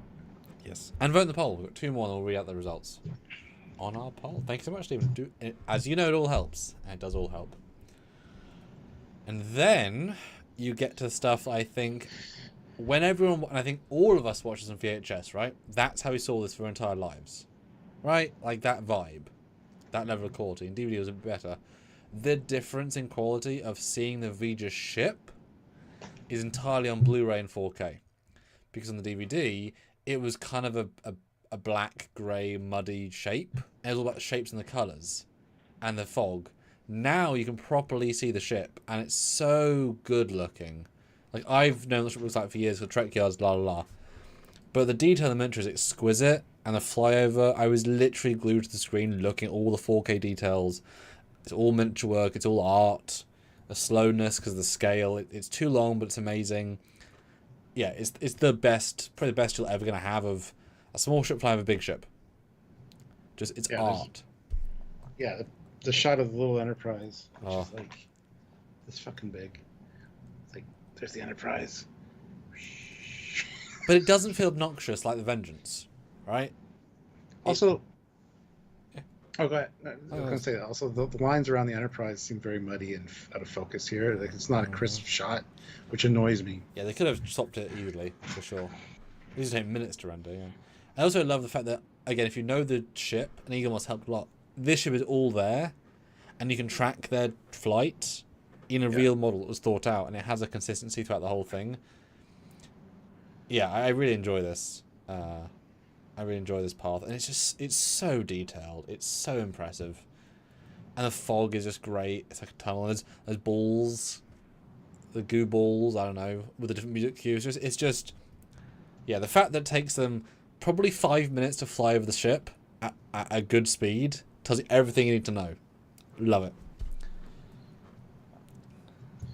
Yeah, and I love the little shot of the Enterprise doing the turn. Yeah, so I believe originally it just did this. Like, it was really awkward, like they just moved the still. I think so, yeah. Because this shot was there, it was just not good. Yeah, this is a cool... But it's really well done. I really appreciate that one. Yeah. Then they get another ball that comes up and zaps the Enterprise, and we get... Could that be one of their crew? What, a light pillar? I guess sci-fi, but, you know. Energy beating, yeah. And this is a really weird scene, of course. I don't know how they filmed it. Oh, and there's... Yeah. They had a big light bar that they moved around Oh, the bridge. I knew that bit, but I mean the frame rate's wrong. It's not the same. There's a jittering, but it's clean jittering. And it's like, they're speaking real time, but it's not edited. It's weird, and it would look terrible if you did a whole TV show looking like this, like the way it's filmed.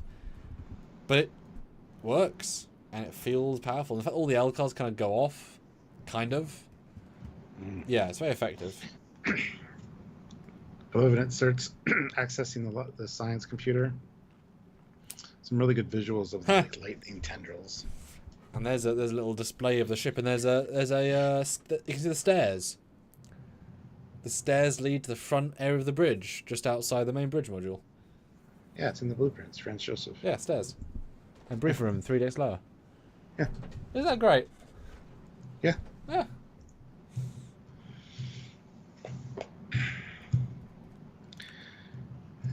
So anyway, Spock smashes the computer. Spock smash. Yeah, you just watched the Hulk Avengers show. Now it's Hulk smash. Spock smash.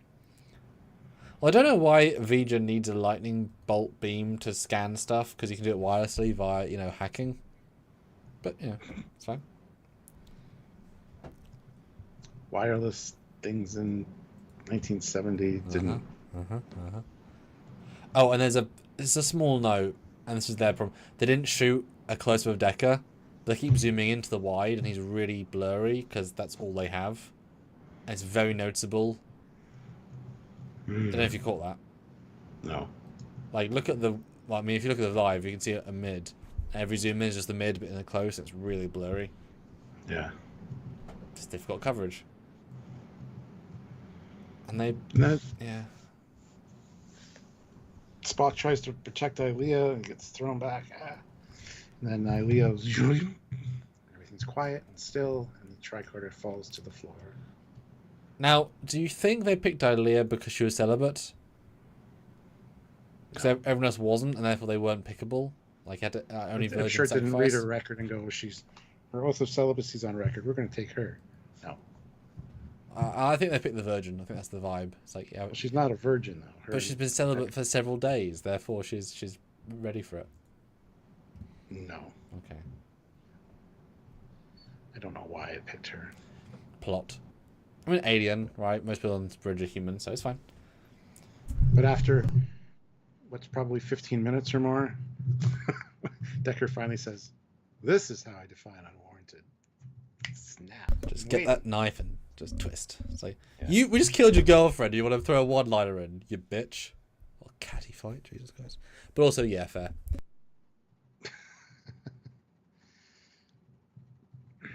Yeah. So now we have a missing member of the crew. Well, they assume dead. Yeah, she is dead. Oh, no, she's dead. But... And then the ship gets locked down with the tractor beam. Pulled into the front. Yeah. And they try fighting it for a minute, and then Scotty's like, if we keep this up, we're going to burn up. So they disengage and just let it go with it. And then a new lady comes on with a very deep V-neck uniform, which is just this can't be standard issue uniform. For goodness sake. There's a collar and a deep V-neck. Goodness. Nothing wrong with that. Okay.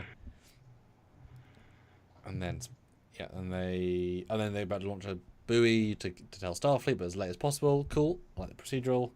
Her gets a line. Good. And they get pulled in, and it's great because the bit opens and kind of this petal vibe, but this close up you get the energy wave is like a wave on top of the hull. It's great. And Enterprise is real tiny. Yeah. And then they say we should fire phasers. Decker, 3 Katingas, 1 Epsilon. Let's fire phasers, piss them off. Where'd we go? Yeah, but they were never inside the ship. Now you can fire at the tractor emitter and take it out. That's what he's saying. And then it'll fire and kill you, Decker. You're not experienced enough. Don't shoot the big bad that can kill you in 5 seconds. But that's the point, right? Yes.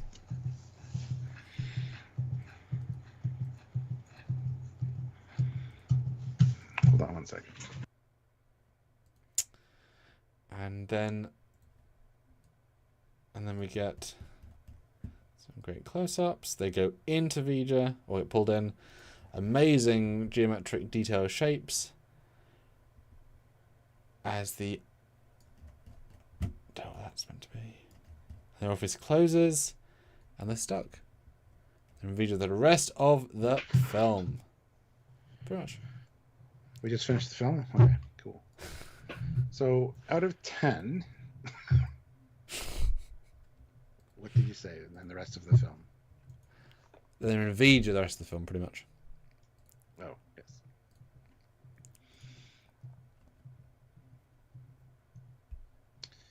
All right. This is a lot to scroll through. Oh, yes. Then we get intruder alert, and we get her down in a sonic shower. No, I don't know what it is, but it's white hot. I guess they're calling Ilia white hot. Sure.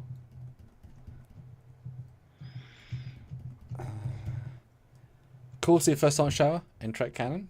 Very cool. Do they mention it in TOS? Probably not. No, I don't think so. No. But she's still got water on her, so it's not really a sonic shower. Well, condensation. Sure. Well, yeah. I just wanted some nudity for the trailer, I guess. Or the X-ray trailer. I guess. Mm-hmm. And then she, of course, the sonic shower puts clothes on her. Yeah, Kirk did that. He pushed a button to do that. Oh, is it phasing on her? Is there an effect? Yeah. It's like a light. Yeah, I think I'd like a cool phase effect. Huh. love how McCoy comes in. Jim, what's going on? And he points at her and goes, tricorder. And McCoy should say, no, Ilia. Yeah. Now, are they... Although she is technically a tricorder because she's a probe, so it's fine. Now, are they... Okay. Her skirt is very short. Yes. Her legs look amazing. Skirt, it's like a robe. But you know what I mean? Are they implying this is a robe setting for the shower? So she's actually just in a bathrobe the whole movie? Because I always thought it was just a costume, but the skirt is too short. But if it was a bathrobe, you could kind of say, oh, it was a bathrobe. Yeah, I think it's a bathrobe. But then why is there a vagina thing on her neck? Like it's the style. Okay. It's fine. I know, like it's just such a distinct costume. But it could just be a bathrobe. It is just a bathrobe. It's one of the functions of the sonic shower to put a bathrobe on you when you get out, and then you can change when you feel like it. Yeah.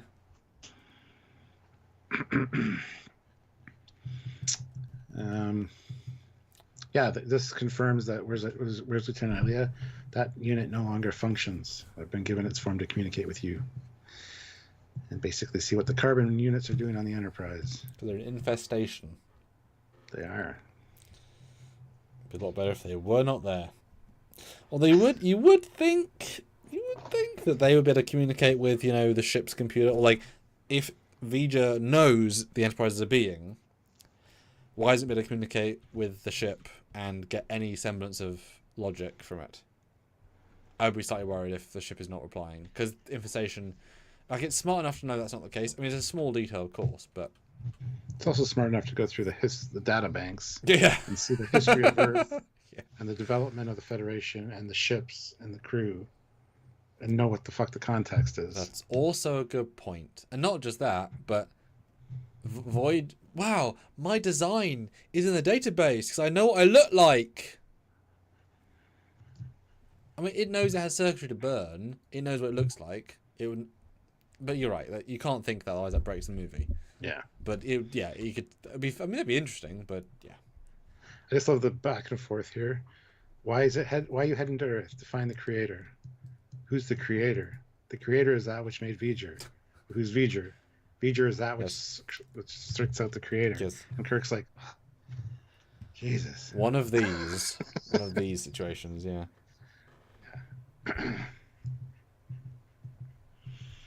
And then, the examination is part of the normal process of the carbon units. Go with him to sickbay. Mm-hmm.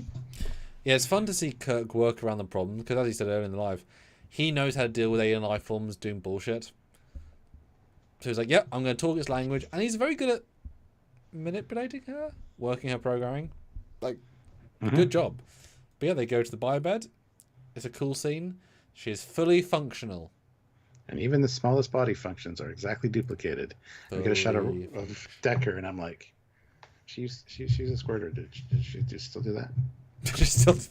That's too much. Okay, I'm going to stop now. That's funny. Now, are they? I wonder. Do you think Sung got records of this and that helped to make data? Why not? Because they have scans of a fully able robot that's perfectly human. You can't re-engineer.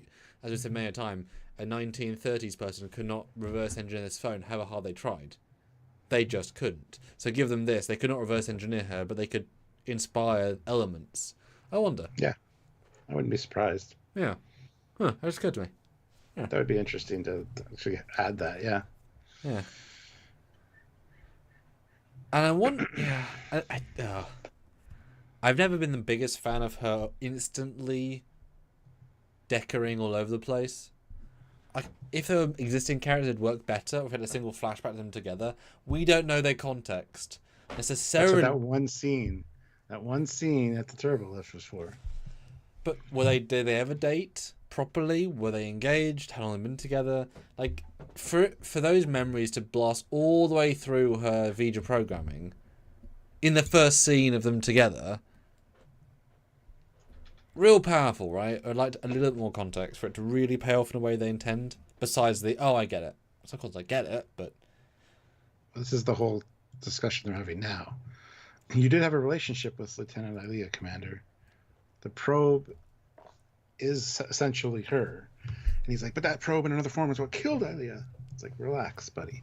You're gonna go do your thing. You're gonna get laid, and we're gonna solve the situation. Try to see how human she really is, and bring out those feelings. Yeah, and so we can communicate now. This is good.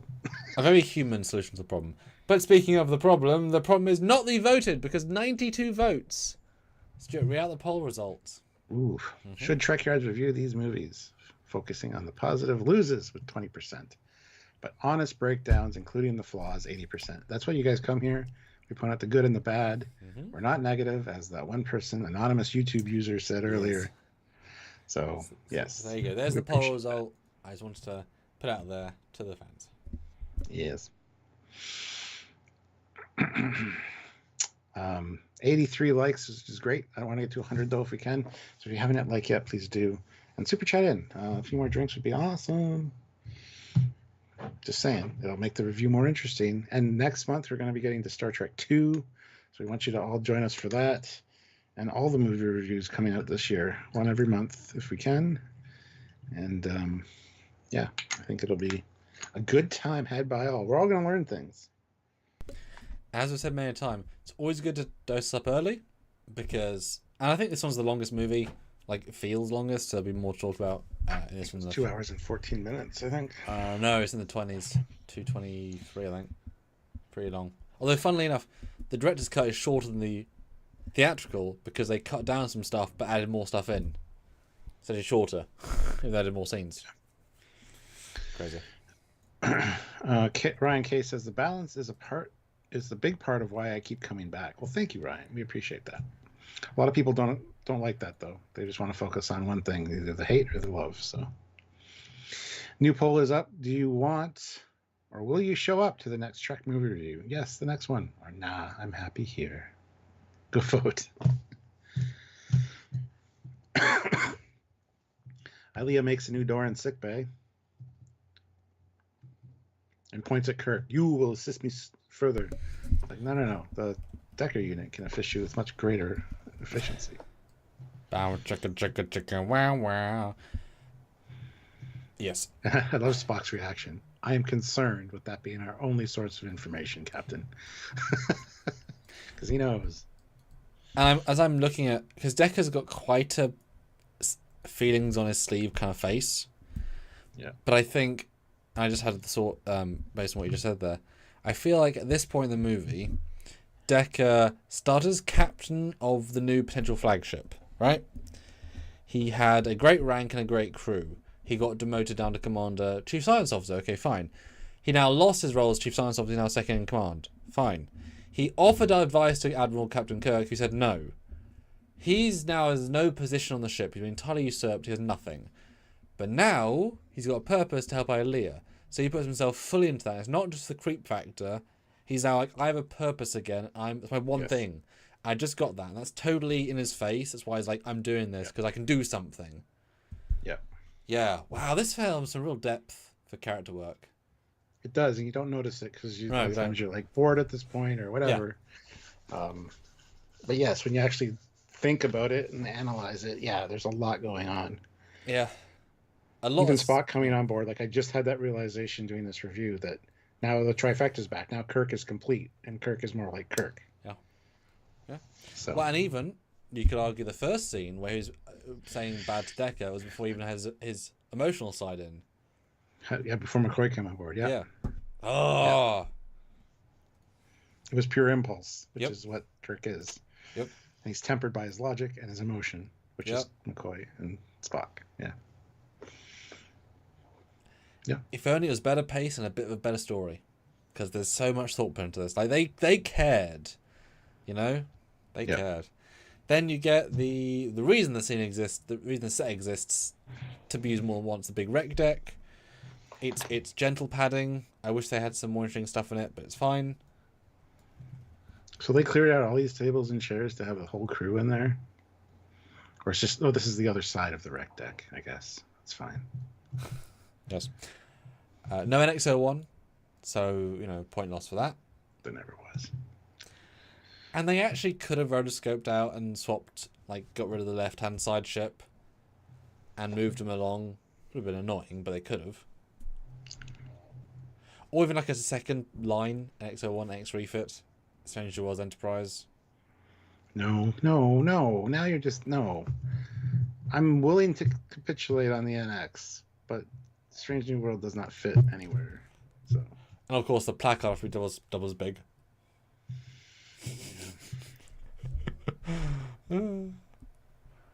Like how he shows her some games, and she's like, "This device serves no purpose." Fair. Yeah. Then they talk about carbon-based units, and once her examination is complete, all the carbon-based units were reduced to data patterns. Yep. He's like, you have the data patterns of Lieutenant Ilia in you. If we could unlock those, you could understand our functions better. That's logical. You may proceed. What came after that? Did they go to the bedroom? What? I'm legitimately asking. Yeah, he's playing the game. He's playing it quite well. But I love that she admits we're just going to kill you all, because to them it's not killing. It's just the point of their existence to get data. That's it. Very logical. Then they go to the window part, which you never really appreciate, and you do see some composite of Vija next to them. It's really subtle, but I like that. I wonder if that must have been changed from the other version. I don't remember anything like that. But I've never been the biggest fan of this scene. I think it drags in a dragging film. Because Yeah, but it's a very important element to how it closes out the film. Yeah, because we're 1 hour and 20... We're a full feature film in. And the scene is padding. It's good padding, but it's padding. And I just saw the original version of the film, there is a window, but there's nothing behind them. They didn't composite in, so it's just black. And now you see up out the window. And they much improved his composite line. Yeah, okay, that's much better. Huh. Yeah, because she's got blue in her face. I'm guessing that entire wall is fake.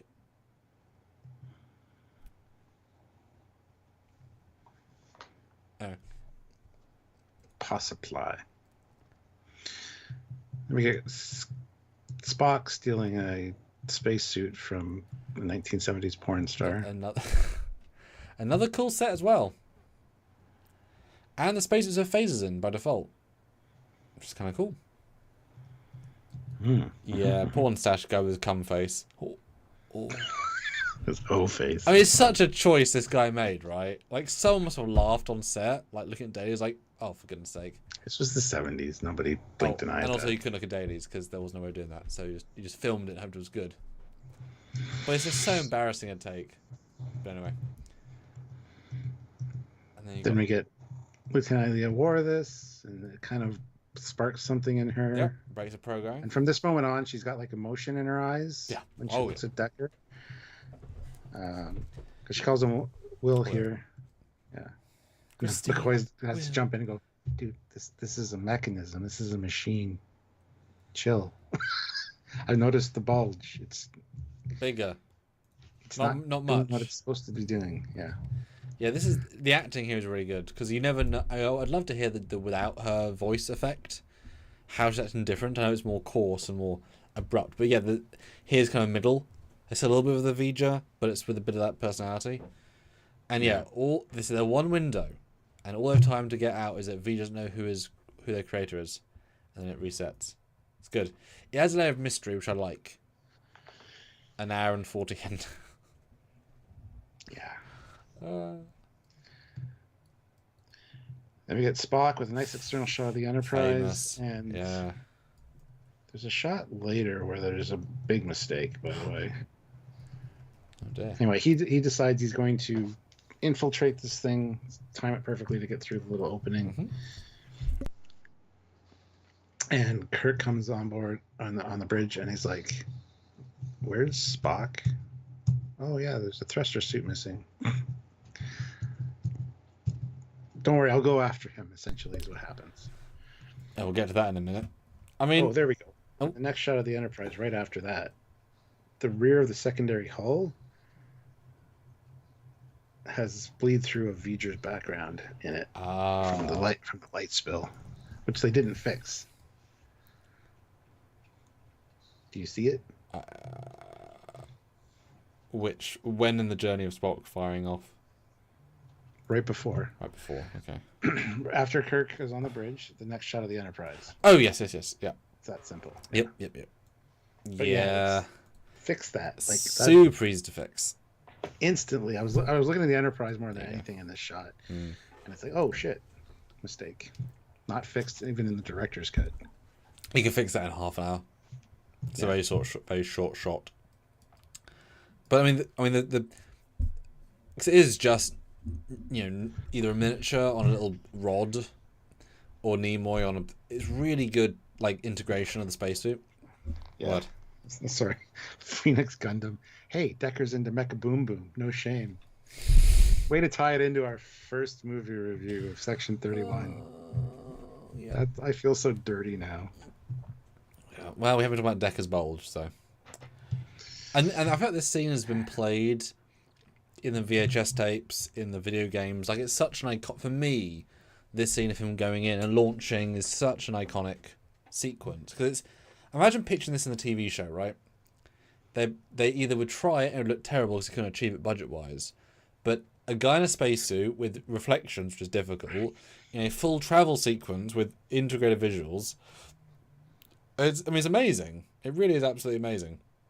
And I'm assuming that they had rear projection for Nimoy for half the shots, for certain shots, and a forward projection, so they're on his visor, because nowadays you would just literally CG in the visor, and the reflections would go on that model. But the way the reflections look to me personally, it doesn't feel like a comped effect, because back then that would be fucking annoying and difficult and almost beyond difficult. So I assume they just shot him on the blue screen and then just put an actual screen in front of him playing the footage so it reflects. So I feel like the reflections are so good at a time that's not practical, and that's what helps sell it, right? He's so there. So that's part of why I really like the sequence. They play that card well. I feel like they must have done that way. Yeah, I've always loved this journey. And then we get the machine planet, which is clearly Cybertron. Yeah. V'ger went through a wormhole to the other side of the galaxy and crashed on Cybertron, and they fixed him up, sent him on his way. And it's always amused me that he litters. He does. Just spin that thought. And I noticed in the 4K, it's so awkward, that 2D still of it. They're just rotating and spinning and making smaller in the background. It looks real bad. Like, just for how high-end everything else is, it's really like... But what else can you do, right? It's not an impressive thing to do, but... Yeah. But then, I mean, amazing CG or G. Yeah. And the bravery of this guy. Because he's out floating with although we did see in the earlier sequence, there are thrusters in the top, so he is not unpropelled, which I didn't necessarily realise. But yeah, he's sort of committing suicide unless he has a way out, like unless he finds a way out. But because he doesn't, and there's not even a reason to know how he got sent back unless we just sent him back. So as far as he's concerned, there's a one-way trip, right?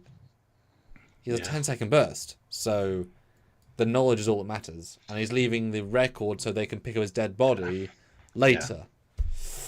Damn. And there's, of course, an image of Ilia with the sensor, which must mean something. Must have some special meaning. So he mind melds with it, and you get flashes of so many different images in his visor, from V'ger itself, like the original Voyager, to crewman, to Ilia, to a skull, to the plaque on V'ger. There's a bunch of different stuff there that is really fascinating. And the original sequence for this was something called a memory wall, where like V'ger was like consuming him almost. I'm glad they cut that out, but which they filmed most of it. Yes, we saw it. Did, yeah, kind of. Yeah.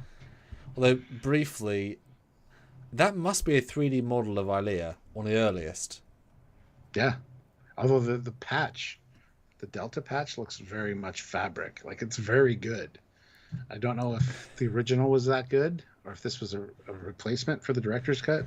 Like, it might have been a clay model they lit, because that would be easier than CG, make a mannequin. But it's for this era, this would have been like, wow, Just saying. And yeah, the patches are great. Well, I've always been a bit intrigued, like, and I think what we discussed earlier, and this helps me, I always found it weird that Vija is more than any single concept. It's this amazing entity, right? And yet, the focus point is a little crystal in its new tricorders thing. Why is that the focus point, right? But what you'd said is that it's evolved because of that, so that now represents its next step. Yeah. But I don't know why that would be the visual he'd go to of all the things. Why? Yeah, I know. And yeah, I'm glad you got these images because it's projecting on him, as in Spock. But there's a still we can see he's not actually wearing a glass in the helmet. It's just Nimoy's face on a black screen with light hitting him. So he's doing this, and they are complimenting later. But that's really interesting to see it without the glass and the shittiness of the inside of the helmet. Yeah, it looks crap. That is resin. It's not even been painted. It has. And Captain Corky says, "This is why I love these reviews. I've never noticed a lot of these minor effects mistakes before." That's what we try and do. We try. Yeah. This is what several hours, what more than the movie length does when you break down scenes. And if you want to help us out, then super chat. We've got so many more drinks. I've got a full glass of booze of hardcore, which I've been, and a full glass of this. Couple of fives, guys. Come on. You know you want to. And then he gets sent back. Yep. And Kirk cradles his body. Spock. And and this, I think, I'm gonna give that the old Trek culture down. This exactly would say for section 31. I don't believe Kirk would be allowed to go out, or would go out. No. He's not being let to do this, right? Going out into the outside of the death ship is going to kill Earth. He's not being able to do that. He's going to be stopped. I wish there would have been a scene with him talking to Decker saying, "I'm going to do this," and Decker's like, "Don't do that." And Kirk's like, "I'm going to do it anyway. You're in charge." And Decker's like, "All right, fine. You're doing your thing. Bye." Just make it Chekhov or Sulu. You know, Chekhov, head of security. I just He's don't. not at this point, though. Well, he could have been. I'm just saying, like, I just don't believe it's Kirk. And given how little this is in the film, I thought it was a longer scene. Like, it's less than a minute. It's a lot of I think it was work. originally a longer scene. I think there was more like dialogue of Kirk when he goes out. He's like, "Where's Spock? What's he doing? I'm getting ready to go in there myself." Yeah, I think. But they cut that out of this one. It's just Spock coming back. Because it feels like a lot of money spent for less than a minute. And I really wish they would have just had Spock come back and then beam him into the ship. I don't know. I think we would have complained back then. I just think this is illogical. I know Kirk was always a go-on-away mission, but it's too big a risk. I mean, Decker might have said, "Do it, yeah, do it, Jim. Do it. If you die, what a shame." I mean, yes, fine, that's a stupid way of taking it, but I don't believe he'd do this. And I guess Vija is actively sending him back? Is that the idea? Reverse tractor beaming him back? Well, he mind melded it, and then he got like, and he just floated back. It's just luck that he got through the. Oh, we're just using luck excuse, are we? Okay. It was like pulsing, I guess. I don't know. But imagine if he'd It'd be hard for Vija to calculate that, I think. But imagine if he'd hit the thing. Boom. Yeah. Exactly. I know the scene's the same from the original Blu-ray. Weird. And Rick, yes, this is the director's cut, yeah. And so we get to my most underappreciated scene that watching the cinema I found a whole new layer in. This is Spock. He's now lost all ability to control motion. It's gone. It's been destroyed. He has to rebuild from now on. And throughout every scene onwards, he has epiphanies. Every single scene that entirely change him from now on, and he's only able to do everything he does later on because of this. And it's amazing to see Nimoy play Spock with emotion, and not forced emotion, a la the drug one we saw earlier, but like just Spock's emotion. The barrier's gone. This is how he would be if he wasn't. It's really interesting, and like I say, he's actually tearing up in the scene, and yeah, it's really, really, really well acted and emotive, and they're brothers, and yeah, it's a really good scene. Yeah, this simple feeling is beyond Vija's comprehension. It has no hope. It has no way of evolving past this. No answers. Yeah. Although And this is, if I gave you another minute to think about the jokes, you might say, this feeling's beyond them. Decker, Ilia. Yep. No, it's a really good scene. It's so minimally played, and it tells you everything, right? It has no. It was me. I was it. Logic is not all. Being Vulcan isn't all. I need to embrace, because I am half human. I'm allowed to think outside that box. I need to for the rest of my life until I go to another universe and let everyone die. But they get a call from the bridge. They're getting a faint message from Starfleet now. The cloud's been in orbit for 27 minutes, and it's starting to dissipate as it approaches Earth. So, and they're 3 minutes from Earth orbit. Sorry, they're not in orbit yet, but they're close. And then we get to see V'ger for the first time as the cloud dissipates. And I never got a sense of this ship ever in my entire life. And then I saw it sometime, and I'm like, that's not V'ger. How the fuck is that V'ger? But now that we have the director's edition, it all makes sense. So, I never got a sense of what V'ger was beyond the Voyager probe and that thing, right? Yeah, I love this shot, except the fact that it starts the really kind of awkward fading down from cloud. It's not a great way of doing it, but they didn't want to like have clouds extruding from it, so it just sort of fades. But yeah, this is the director's cut new CG. In the original director's cut, it was the same shot but HD. They redid the CG model, and what I love about this is the model as was intended, as was sketched back in the day, as you've seen them fly over. When you trace the path, it's all there, and that's the ship. But it means it was flying backwards, because that's the front that they find at the start of the episode, the movie.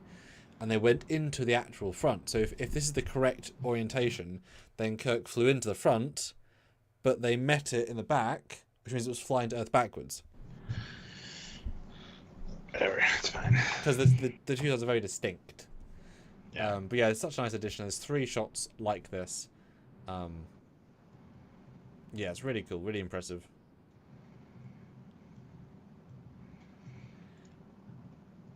And these are the new shots, so it launches these things. Yep. And they're equidistant positions. And they're supercharged versions of the normal weapon, which I didn't catch the first few times. Hundreds of times more powerful. They devastate everything on the surface. Yeah. Let's just threaten the creator. Great. That's also sending a signal. Yeah. Trying to contact its creator, and yeah.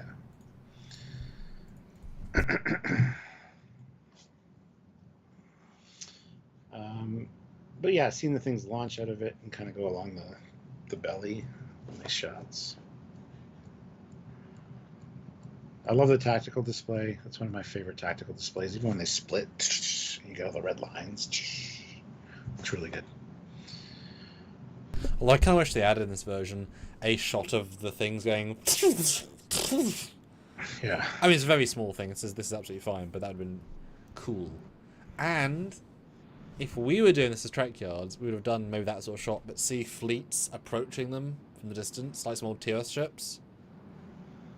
Because there would be ships in orbit. Ships finally arrived. Yeah, there would be ships in orbit. Of course, it's Earth. Or like Earth space dock in the distance. You know, stuff from the other movies they hadn't invented yet. It would be amazing to see in this sequence, a little Easter egg kind of thing. But it's fine. Yeah. So basically, V'ger's plan, Kirk asks what's going on, and Ilia says V'ger's going to annihilate all the carbon-based units off of the planet because they're interfering with the creator. So, and then McCoy pipes in and goes, similar life forms. Jim, V'ger's saying its creator is a machine. Really? It took you this long to figure that out, and it had to be the doctor that got it? I don't know. And then Spock says, V'ger is a child.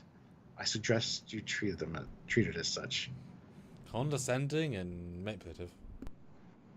Well, no, it gives Kirk the vantage point to speak to it like it's a child. No, I know, but I appreciate. Another approach, yeah. Yeah. McCoy, this child is about to wipe out every living thing on Earth. Now what do you suggest we do? Spank it? It's great. Yeah, it only knows that it needs, but it doesn't know what. And obviously, they're getting to the point where V'ger needs to evolve. It needs to move beyond this. That's kind of what Spock just said in sickbay. It doesn't understand the feelings of why it's here. It needs to evolve. I love the way this is set up and then pays off, actually. I never really thought about it much. Do you want to go into more? What do you mean specifically? Like I said, V'ger's reached a point where it needs to touch its creator. It needs to find out what is going on with its existence. It's learned all it's learnable. It knows everything. But it needs to physically come in contact with its creator. And we get that in the next part, the ending, right? And I love that Ilia is now a probe. She gives Decker the come evolve with me eyes and creates a new life form. Is this the creation of Q, the Q continuum? Yes. Could be. And then it goes back and creates Trelane because of that. But I mean, I obviously I know what you're saying, but as soon as you said it knows everything except the fact that it was built on Earth by humans and the ship is not an entity. Yeah. Like it doesn't know everything. Spock says it's learned all that's learnable. But except the truth about the situation. To itself from a logical point of view. There you go. Exactly. Yeah, and I also assume it's slightly more on the slant of it's been traveling to Earth for 200 years, right? 150 years. It's now got... Yeah, 300. So it's now got here, and it's now had enough, right? It's reached the final... The zero's turned into the 1. It's not willing to wait, because it's done its thing, which was the urge to go home. Now, help me or else. Hence the tantrum feeling, because tantrums are because you can't react anywhere else. But it's now reached the programming is return home. It is now home, so therefore do the next thing. Which I didn't necessarily get until this watching. That's why it escalates, right? It goes straight from, hey, I'm here, to I'll blow up your entire race. Unless the computer is high. I mean, it's total escalation, right? But it can only understand that 1 and 0 basic code. Information, go, done. And therefore, because once it thinks it's done, it can evolve. Because it mentally it'll be done, even though it's not. Yeah. It gets desperate here because Kirk's like, we're not going to give you the answer. We're going to everybody leave your stations. Let's get out of here. And you hear it in Ilia's voice. Kirk, you in it.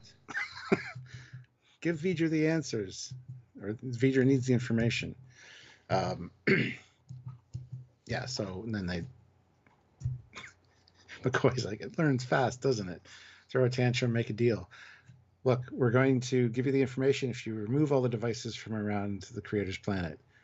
Well, I'll remove all the devices if you give me the information. It's like, okay.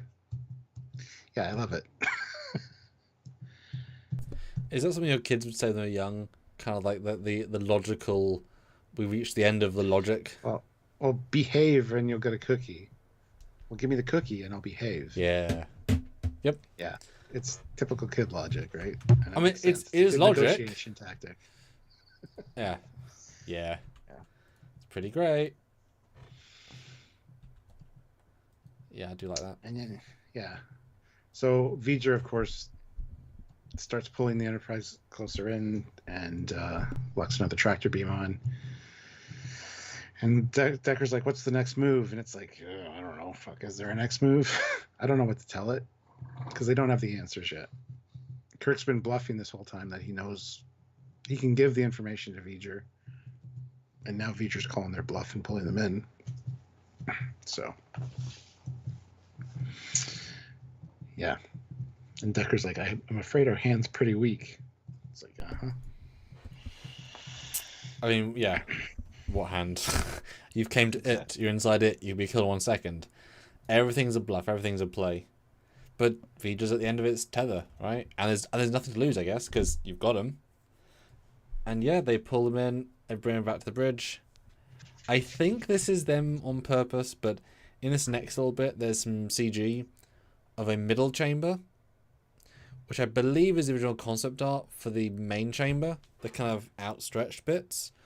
I don't remember this being in this theatrical. I remember them just going straight from this to Black Void and the middle. So I think they added this middle bit in the director's cut to kind of reference the steps to get there. I have no memory of this middle chamber. Oh, and then they order, which again, I love the director's cut for this. Self-destruct plan B. It's not in the theatrical. Yes. I never saw it until the director's cut. I think it's such an intelligent, needed part of this narrative. Although it's right near Ilia, who can hear you, but that's why he sort of doesn't encode, but Ilia should know, but whatever. Get ready for self-destruct, using the code of what the name of the destruct sequence is. And they ask, when? On my order. So literally, they're about to blow up the ship, ready to just press a button. It's got to be like this the whole rest of the episode, right? Like, it's... But it's true. I don't quite believe the lady when she says, or when he says, of course, that much matter, antimatter. This thing is very big, Scotty. You can destroy it, or you can damage it. But don't know if you can destroy it. Matter and antimatter are pretty powerful. Yeah, no, I think he's classic overconfidence, but yeah, V'ger would find a way. They're also inside it, so yeah, it would definitely destroy it, well, I think. That's the thing. If they did it in the antechamber, I think it'd be whatever. But the fact they're going to the V'ger core, that's, I think, the point. It's like we're going right to the brain stem. Rick Cassell, yes. the third, I guess, throws in $10, have a drink. That is half a shot. Oh, it's so strong. Rick, are you going to name your kid Rick as well? Do you feel obligated to continue the third, the fourth, the fifth? Tell us, Rick. Because that's pretty, I mean, to be the third is pretty cool. Rick the 10th. That's what I mean.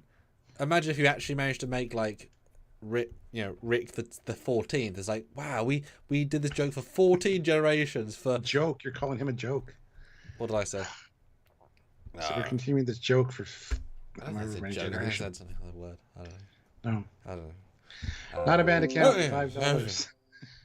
Have we discussed the Star Trek Phase 2 story on this movie and why Ilia and Decker are exactly like Troy and Riker's relationship in Star Trek: The Next Generation? Not specifically, no, but we have, of course, drawn the parallels. Yes. Not quite aware of the original script. It was called In Thine Image.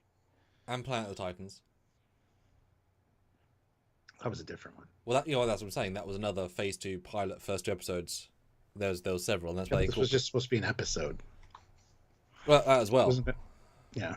But that's what I meant. Anyway. Both those, because Planet of Titans is the end stuff with is the machine planet subplot, and then In Thine Image is the V'ger element. Yeah, it was combined. Rick confirms he's going to name his kid Rick. Very nice. Is there a lady version?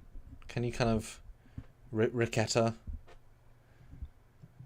I thought it'd be kind of clever, kind of skip the... Because if you only have one daughter and no sons, and it feels harsh to remove the line, what if you call them, Rochetta? Or no, is there Rochette? What's the name? What am I thinking of? Richard. No, a girl name. There's a Rochette. There's a name similar to that. Charlotte? No, with an R. What? No, Rochette. There's a name that's similar to Rochette. There's a girl's name. Anyway, but if you said, let's say Rochetta, whatever... But you nickname Rick, and therefore they are Rick the Fourth, just with the name of Anyway, self-destruct. Back to the motion picture, yeah. New CG shot of it going through the middle chamber. They go in. Spock cries, and it's very cute. It's a nice little scene. Are you crying for us? No, V'ger. Yeah, powerful at the moment. Not a bad account, $2. Ooh, glad they rewrote out Chekhov being killed off. Oh, damn. Yeah. Because he had so much to do this episode, this movie. But then we actually see the void V'ger itself. And it's like an oxygen nitrogen atmosphere is developing outside the ship. And it's like, Decker, you're in command. I'll contact you every 5 minutes. And Decker's like, no, I'd like to go along. Sulu, you have the con. First captain's chairing in the movies. I forgot he got straight in the captain's chair. He did. Yeah. He was in the captain's chair earlier in the movie, too. Okay. When he contacted them, it's fine. Oh, yes. Yeah. Then we start getting close to the middle bit. And I love the fact that it stars and then it becomes... Yeah. I've never noticed this because I think the stars are much less notable in the other version. And thank God they fixed this effect, the Enterprise effect, because, oh my God, in the original it's awful. It's clearly an awful matte painting that's not very well done. And then the side view is even worse. The side view looks like a ski hill for the saucer. It's way out of the proportion. custom paint, yeah. Yeah. Because I know this was them. Obviously, the original director came back to the director's cut. He went back, obviously he signed off on the concept art, right? Like he was there, and I'm scrolling to the original, and it was a physical set they built, as in practical miniature. It was the middle bit with the build that the walkway was already created. They went up to the walkway, and then they formed a custom walkway, the small one, and none of it looks particularly good, or even. Oh no, there's no custom walkway. It's just already a sea of pieces. Is the original version.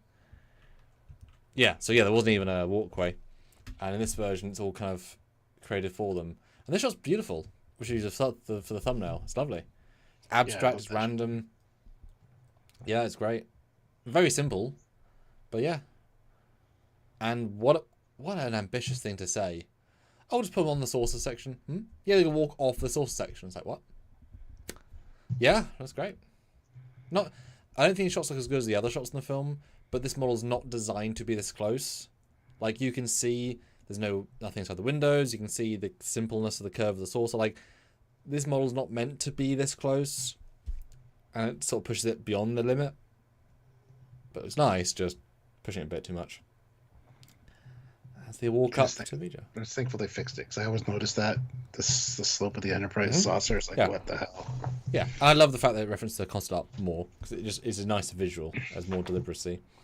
But yeah, they walk up, and I never noticed before, but the abstractness of the hexagons goes into a nice clean rim. Don't know why. Yep. I guess chaos into order. I don't know. I mean, I feel bad for the Ilia actress having to walk through that in high heels, because she's wearing high heels. And all the people below the set who are working the lights. I don't feel bad for them. Okay. And this is a really cool little set. And I know it was a really difficult set to build, because it is thin plexiglass, because they had to get the lighting to work, and that involved very specific elements. And there was only one way of walking through a set, because everything else was too thin. They're going to break through, and they almost did a few times. So it was very, very precise how they had to walk. Because it's an elaborate looking, cool piece. I like it. It's nice. And there's a lot of pointing by Ilia, both on the Enterprise and here. V'ger. Superchat. Yeah. Yes, Superchat, guys. Although this time around, I don't know if it was intentional, if they'd changed it, but so the Ilia stuff's fun, I like the visuals, and they cut back to the team, and there's this giant haze on them. A yellow haze. I'm like, why are they hazed? Don't know. Weird choice. Yeah, I don't know. But I love what you said about the cage. That's totally cage inspired. It probably isn't, but I love that it maybe is. Yeah, they look exactly like the cage. Great. Away mission jackets. They're boring jackets, right? They're not good looking jackets compared to Wrath of Khan, right? Yeah. But I love the cage connection. That's great. Yeah. Not a band account, $2. First, is this the origin of the Borg? No, it's not the origin of the Borg Queen. Borg Queen? It wasn't the Borg Queen, it was the Borg from Legacy, or the Borg Queen. Yeah, there was supposed to be the origin of the Borg Queen in season 5 of Enterprise, if they ever got there. Those were the ideas based on the episode where we had the Borg previously in Enterprise. So, which would have ruined it for me, I think. I like not knowing. Anyway. Yes. So we get the V'ger, and then rub it off. Voyager 6. What's so interesting about this film, though, is that we're 2 hours in, and the film starts. I mean, when you put it like that, yeah. And these scenes are good, right? But you look at the clock. I've only got 18 minutes left of the entire film, and we've only now reached the last act, and it's all compressed, but it's not rushed. It's not zippy. It's a very, very simple story. The key is we just see them and light fuzzing mental sex, right? But the film really starts here, the real story, because up to this point it's been we go to V'ger, we're inside V'ger, oh dear, we're been captured by V'ger, but it's so interesting that all the exposition happens, all the twists happen, all the pacing happens. It's 2 hours and 5 minutes in. It's a really weird film. And it doesn't not work, it's just a bizarre entity. But we are biased, right? I think an average person would not look on the pacing favorably.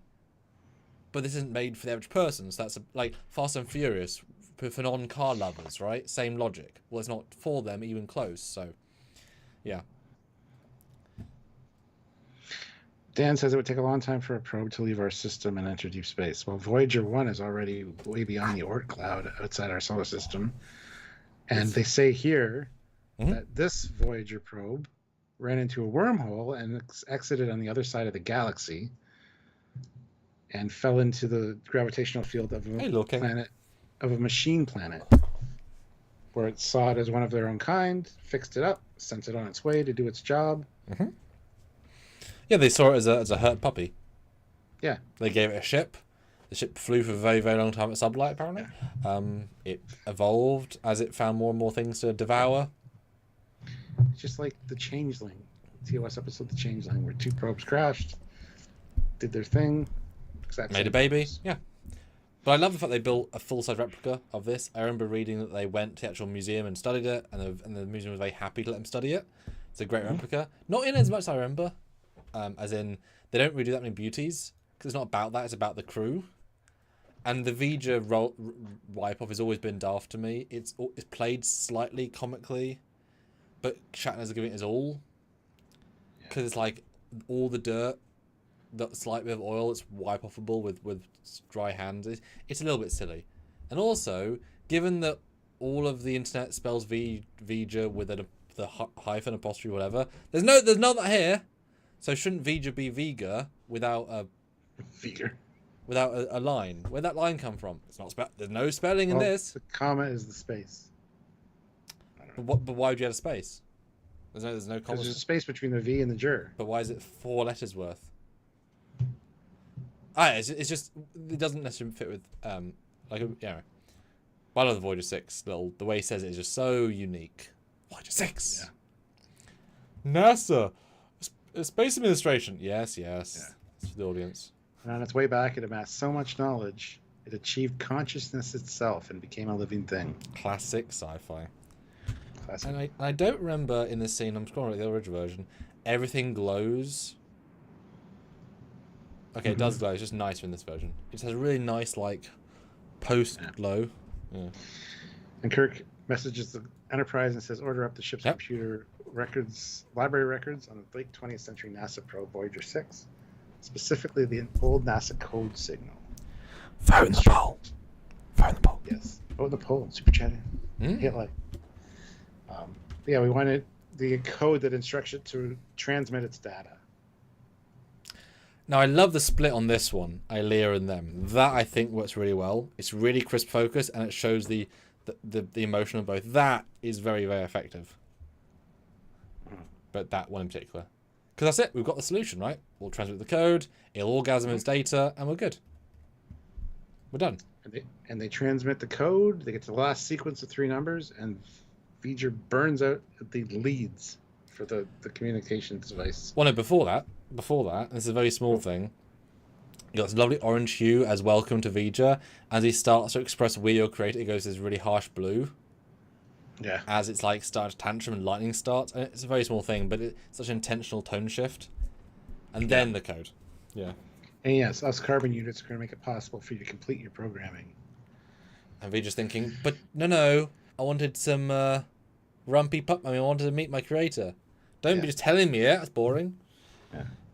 Not a bad account, $2. But in Planet of the Titans, we got Klingon Battle.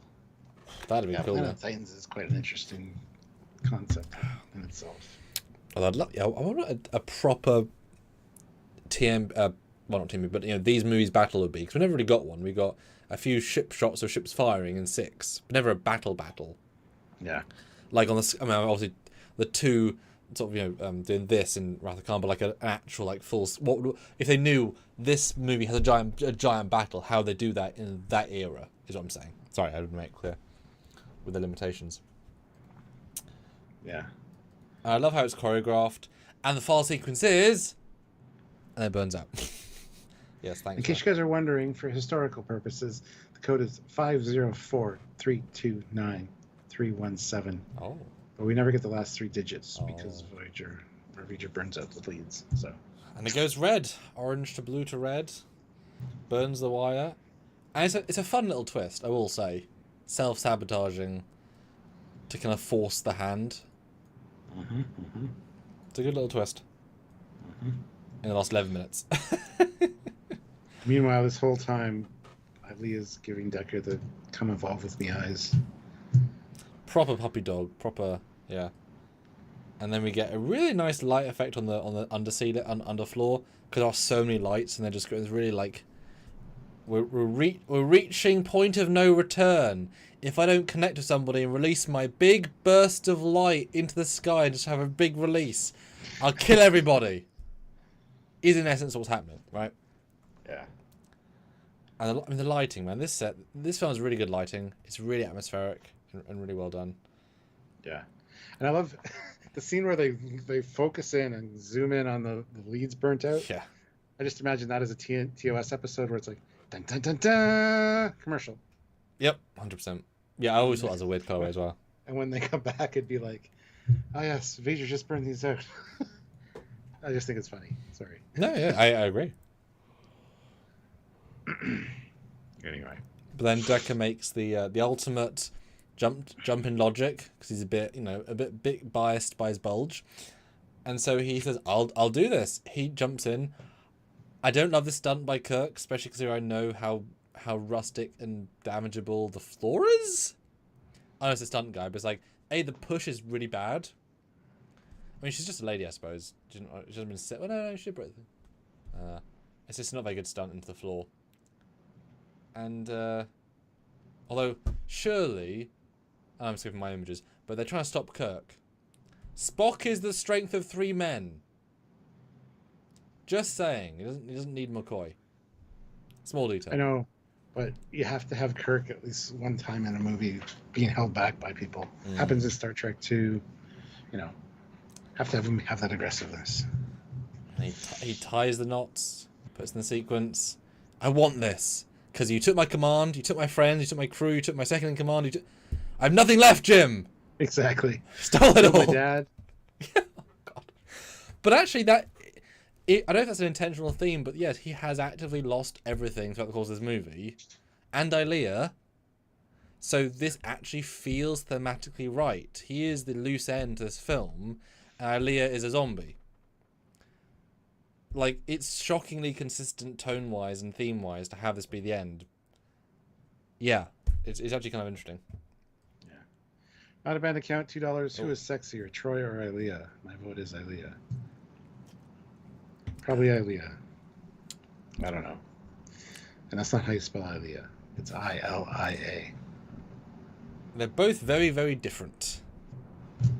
Yes. Troy in general? I like ladies with long hair.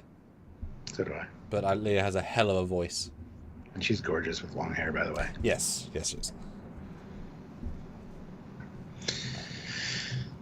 But yeah, Decker then does a bedazzling, much like, the vampires from Twilight.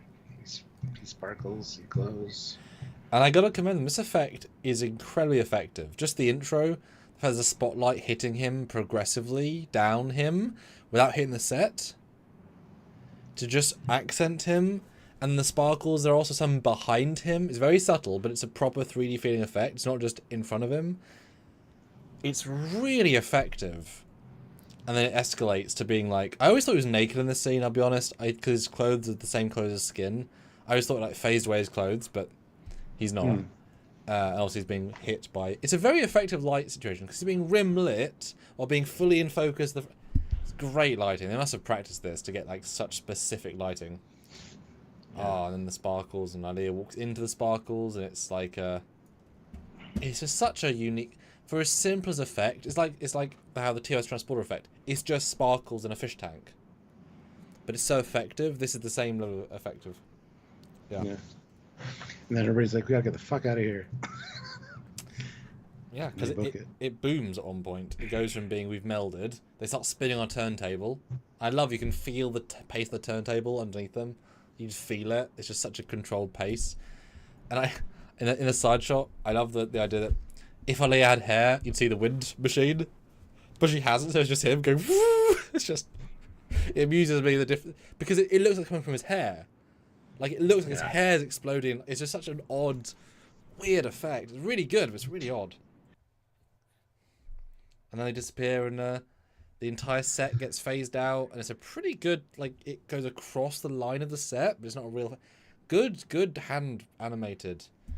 And Kirk looks back once as well, which I like. Of course he does. Yeah, of course he does. Yeah.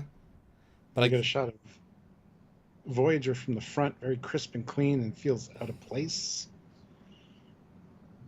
And then it... You mean V'ger? What did I say? Voyager. Oh, it's Voyager. It's Voyager 6. Well, this is the Voyager probe. But it's interesting that, yeah, we now know where the bridge module is, as it were. It's this bit. I love the fact that that gave us a distinct, that's where they were, so you can track the course of everything, you know. And yes, they added a CG version of the Voyager ship. It was just a glow originally. The what? Sorry? The Voyager, fuck you. The V'ger's is good. The V'ger ship. Yep, yeah. Which I like. I think that works, and it's a nice, reassuring. Although then, having known the scale, because originally it was a glow, right? Yeah. But now the Enterprise can't get here this quick. That's like hundreds of miles away, because V'ger is kilometers wide. That's so far away. There's no chance the Enterprise can do the shot anymore. But it's originally just out of the glow, so it breaks the shot entirely. The logic of the angle. Yeah, but this is one of the best shots of the Enterprise in the franchise. Just, it's so beautiful. See, you say that, but they darkened it a lot in this version. I think They did. I think it looks worse in this version. It's sexy as hell, but it's... I'm not saying this version. I'm just saying okay. of the Enterprise. Yeah. That right. is iconic. The one from like the VHS tapes, and it always came into frame. Yeah. It's like, okay, that version, yeah. It's real here, but it looks worse to me. I just wish there would have been something before them getting on the bridge. If they need to get back to the ship, get on the saucer, get on the little lift thing, go down, get off that, have a conversation, get to the bridge. It's like, I want to see that conversation. And getting out of there before everything explodes and there's no more oxygen in the environment. Oh, can you imagine though? Okay, if we're ever going to double director's cut this, right? Because McCoy's on this trip, right? He was there. Yeah. Yeah. Imagine if you get a shot. So we change the ending, right? We get a shot where they've got to the saucer. They've been running up. They get the saucer, and it's all deep fake cleverness. And Spock's like, Captain, we'll not reach the bridge in time as the whole thing is phasing. And Kirk's like, we've got to use the transporter. Bones says, no, Jim, they'll kill us. We've got to risk it, Bones. It doesn't work. It must work. Fine. Oh, well, not there. Beam us up. And then you see... That would have been better, actually. Yeah. Because it was a long walk. On uneven stones, by the way. Yeah. Because that would be a stupidly funny payoff to Transporter. Yes. And it works. Yeah. And then you cut to like an engineer like tinkering. It's like, it's working. It's working. Beam us up. Oh, shit. And then they start running out. It would have been funny. That's a double director's cut. Because you're right. But I mean, it's time distance. I would like to think, kind of like Kess, the orgasmic explosion, destruction, evolution is timed so it won't kill them. So it's giving them enough time. Like Kess threw them enough far to be useful. Otherwise, it should have killed them. But whatever. And then, did we just see the beginning of a new life form? Yeah. We witnessed the birth, possibly the next step in our evolution. No. Salamanders, man. Salamanders. We gave it the ability to create its own sense of purpose out of our own human weakness, the drive that compels us to overcome them. Mm-hmm. It's kind of telling Spock to go fuck yourself for going to the Kolnar. And a lot of foolish human emotions, right, Spock? Quite true, Doctor. Unfortunately, you will have to deal with them as well. Be more like Amanda. That's what he's saying. And then Starfleet, right off the hop, is business as usual. Any casualties? Any damage? Yeah. Yeah, Lieutenant Ilia and Captain Decker. Wait a minute, Oh. they're not casualties. Captain Decker? He was That's what he commander. No. He was. List them as missing. He's offering him that last little bit of respect. Oh, as a captain. I know. It's just a yeah. And it's a lovely little epilogue, but it's very quick. Having realized there's no more scenes after this, it just warps out and it's done. It's like, oh, It's the It's time for a shakedown cruise, right, Scotty? Aye, sir. Let's get the hell out of here. That away. So we It's killed. like, really? So we killed the science officer, Helms officer, and second in command captain. Let's go on a cruise. So all it took for you to get captain of the ship was killing 3 of the lead officers. Great, Captain Kirk. Hope there's no debris from the V'ger, like the ship itself. Maybe it all got sucked into the energy well, I guess, but I don't know. I was left wondering what happened to the energy vortex mine things. I mean, I assume they just faded out, but yeah, that would have been a cool thing to see, like all the different lights blink off. And then it's a cute end. It's nice. Everyone's friends. Everyone's learned. And then we warp out with one of the most iconic shots ever of the Enterprise. The stars don't line up, but that's okay. It's very hard to do. And I have remade the shot for Yorktown, so go watch that film. And this is a famous shot where she projected on different movies, and it's one of the DVD trailers or whatever. Really nice. Yep. It's fantastic. And it is them showing off. And then the human adventure is just beginning. Which is their equivalent of post-credit sequence, because they're telling more will come.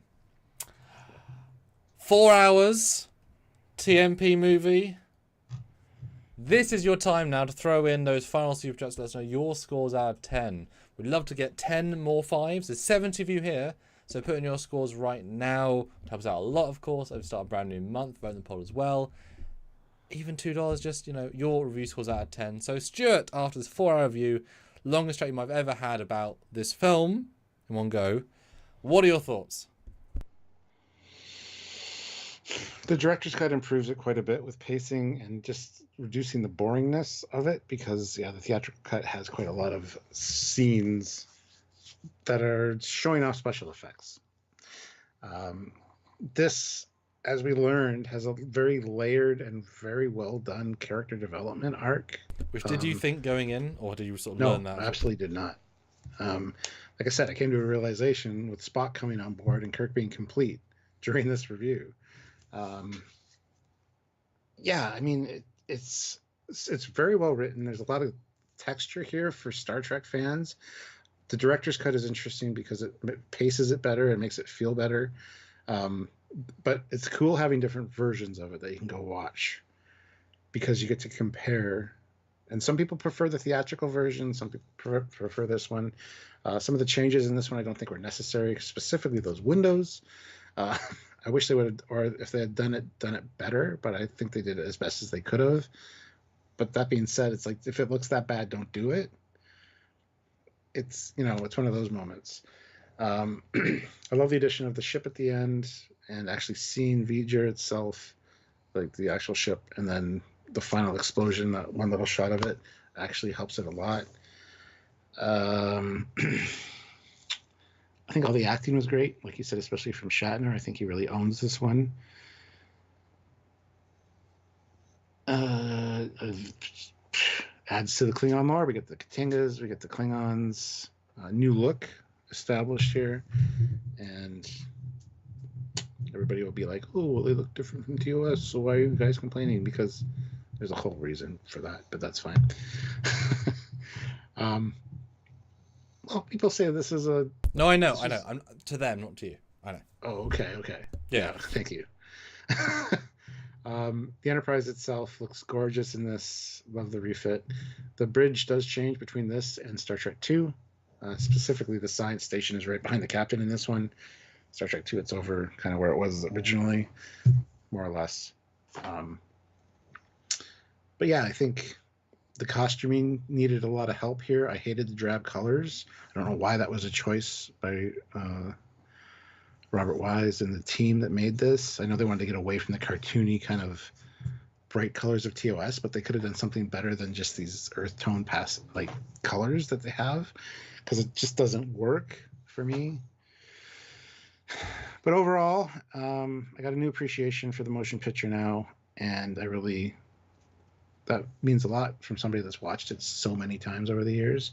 And nobody really sits down and does this and talks about every scene. I mean, you do it with your friends, you kind of mention a few things here and there about the movie, but it never gets in depth like this. Well, and Sean just did ups and downs as well, which is funny because we were doing this before he released his, so it's funny timing.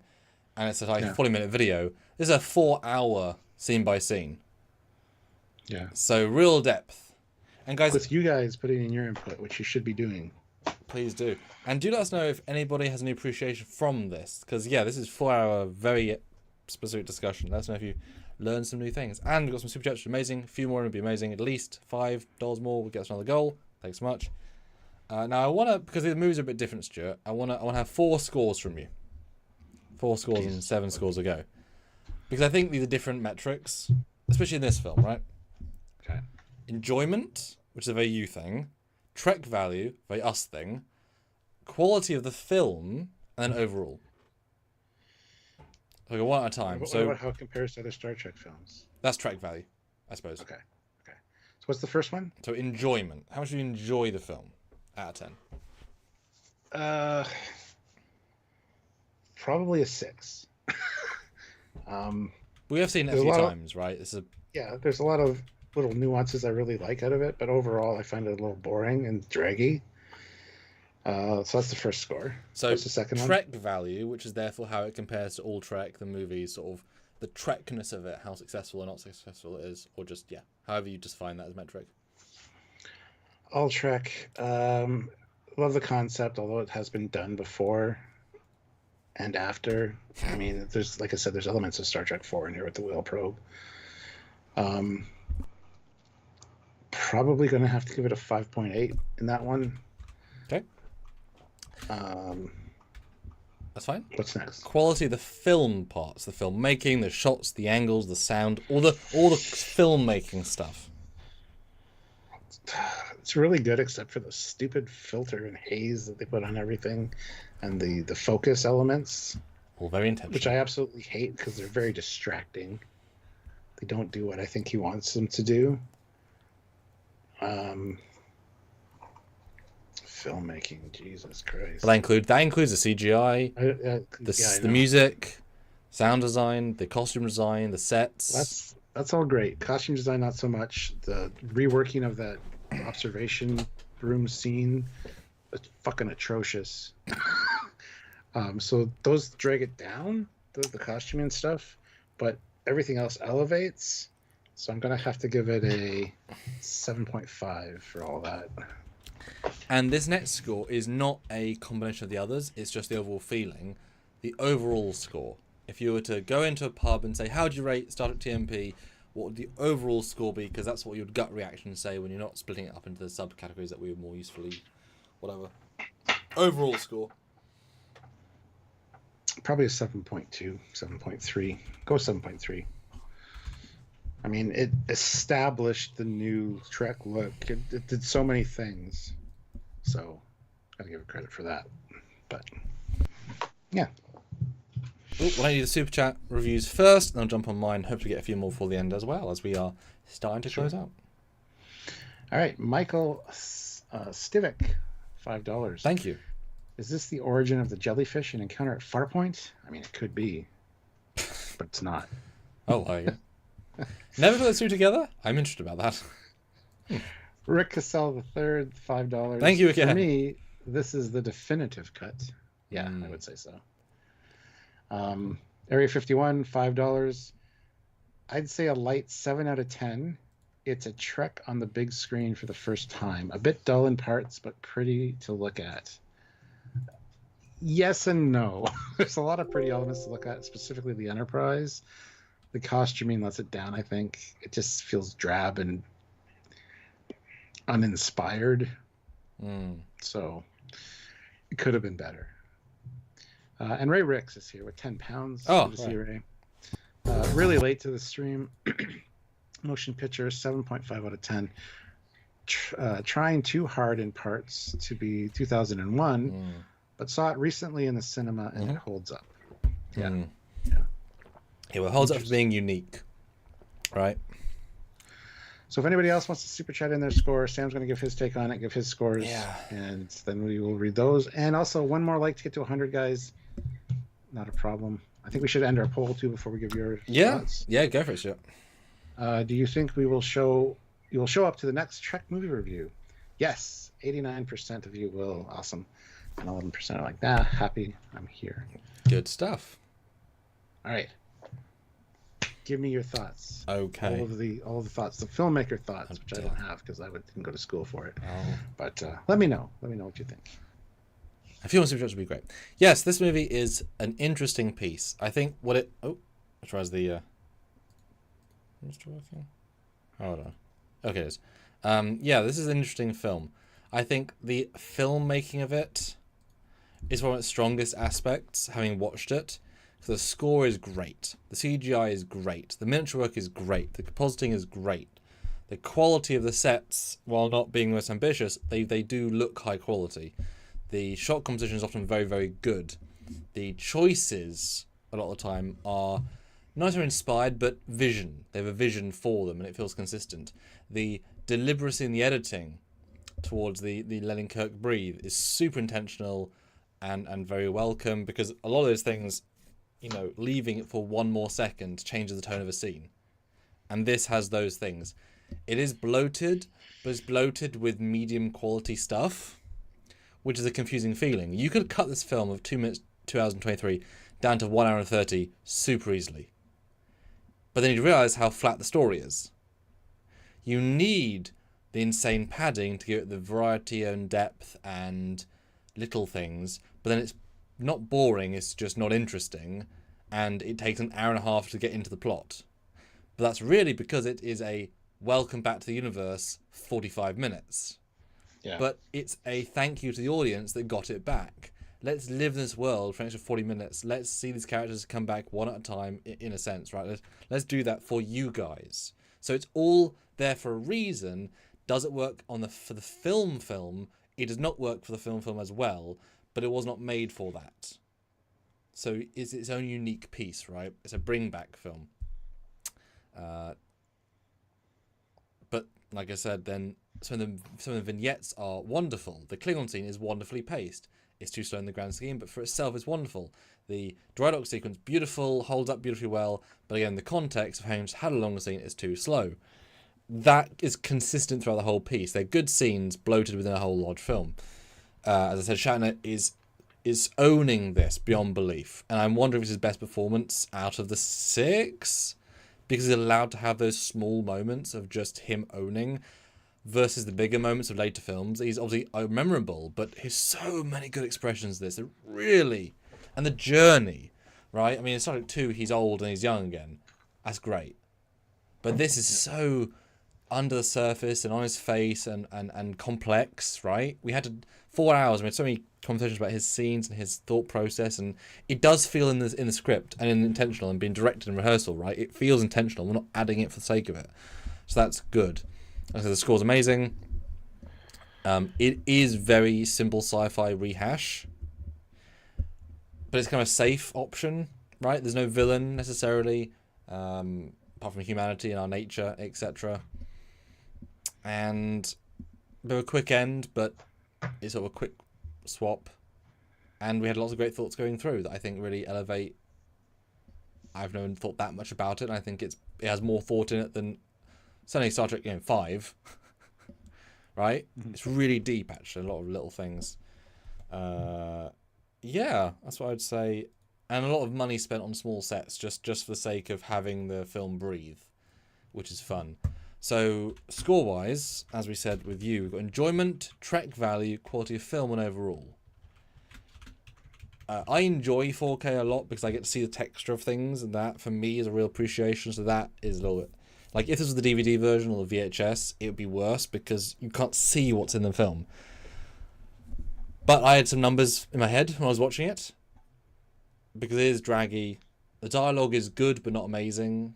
It goes all over the place. And I'd certainly miss all of the cast we love, but that aren't appreciated until their time. Sulu and Chekhov and Uhura. I was also vibing Enjoyment 6, because and that after all that lovely stuff, it's like it's not an amazing film. It's an amazing experience. Yeah. It's not an amazing film. Trek value. Product of its time too. It's a product of the reaction to its time. Yeah. A lot of the choices in it, speaks. You see, it was made in the 70s. Trek value, I kind of disagree a little bit because we have so many new Trek things and they built so many things. So I actually think it's higher in Trek value than enjoyment because they had lots of little details. but then like the costume design is just bad, and obviously instant reaction was no, not again, right? Yeah. And I bet you if the same director came back, he would have done different costumes, because I'm sure he also thought, having seen the finished film, it doesn't quite work. So I would say Trek value, we get the Klingons, the Katinga, Lost Starfleet, whatever. I would say 6.8, so a point higher. I think there's a lot more Trek in it. And I love the musical cues from TOS. I didn't notice that previous times, but really nice to pull in, and very specific moments.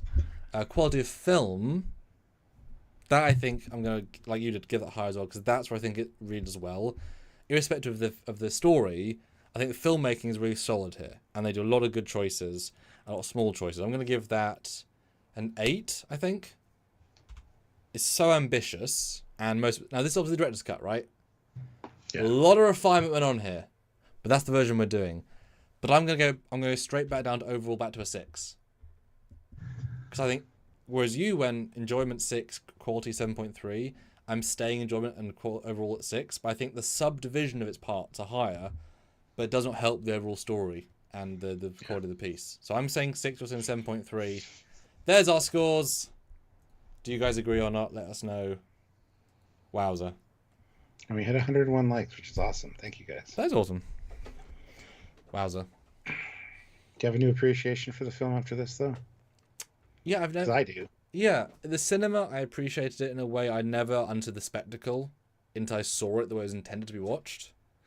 But I wasn't reviewing it like an analysis person. Here I did, and I really felt like I saw each scene. Yeah, I do. Yeah. I've grown up with this, watching it a lot on VHS when I was younger, and I learned a lot just looking at it through this eye. So, but it's not a film I'd go in and watch for fun, for enjoyment. But forced to watch it, you see all the things. And it's one I watch every couple of years, because we do a rewatch of all the Trek movies in order. So, yeah. But I will admit, I was getting mildly bored by the last, like, into the Vija stuff. I'm like, yeah, a little bit bored now. It's like, it's not really. It's a very long. As I said, it's a very long film. Yes. Yeah. Woo. Wow. 4 hours for all of you guys.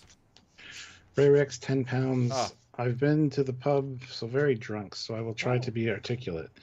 What I saw recently was an original 70mm print, and the movie has a more cinematic than others in many ways. Yeah. Now, one I was shot as a cheers for thank you, Ray. Now, is that, it's not IMAX, though. It wasn't extended top and bottom. That was the same, just like ultra. Would that not be? I don't know. But it wasn't filmed in 70mm, surely. So wouldn't it? I don't know. He didn't say it's not an IMAX. He just said he... Well, no, I know, but 35mm is surely how it was filmed, and 70mm twice. That implies that 4 times resolution of 4K, which is what, I mean, you can get 5.8K, I believe, from 35. But I don't think it was shot in 70, or is that would be like 16K of resolution, which seems unlikely for the first Star Trek movie.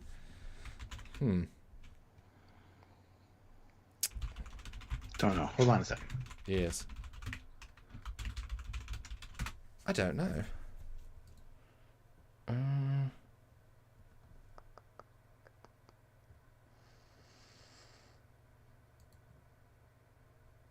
All right, I'm back. And yes, we reviewed the director's cut more or less. Yes, as you can see from the many movie pictures that Stuart got for us. Well done, Stuart, because you got a lot of pictures. I did. I wonder if we should just show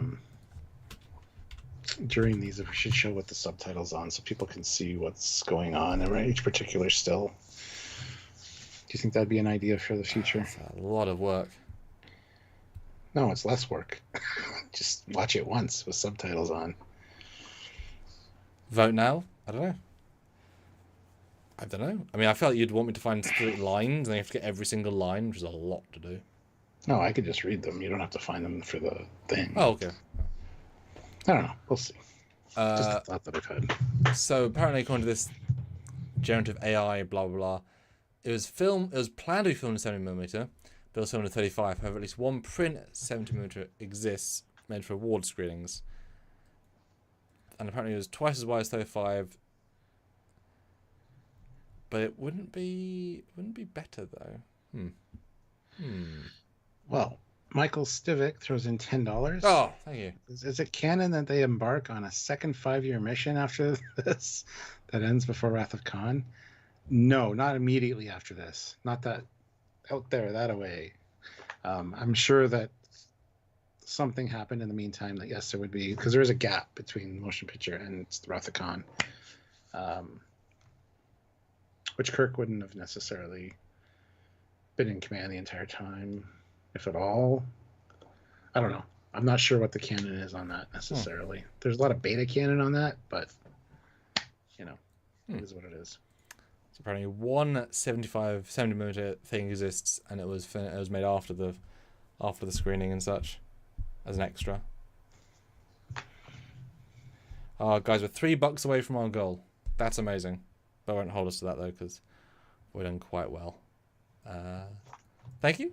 I assume we'll do a similar Tuesday, Wednesday, Thursday if you're available next week for that, Stuart. Yeah.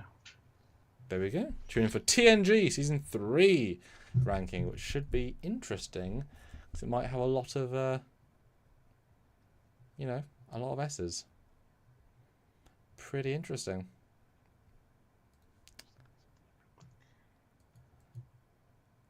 And some other fun stuff as well, of course.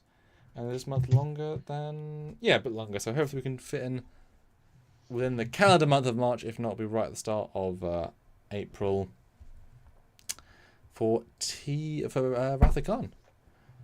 Much shorter, way different feeling, and I wonder how that will review differently.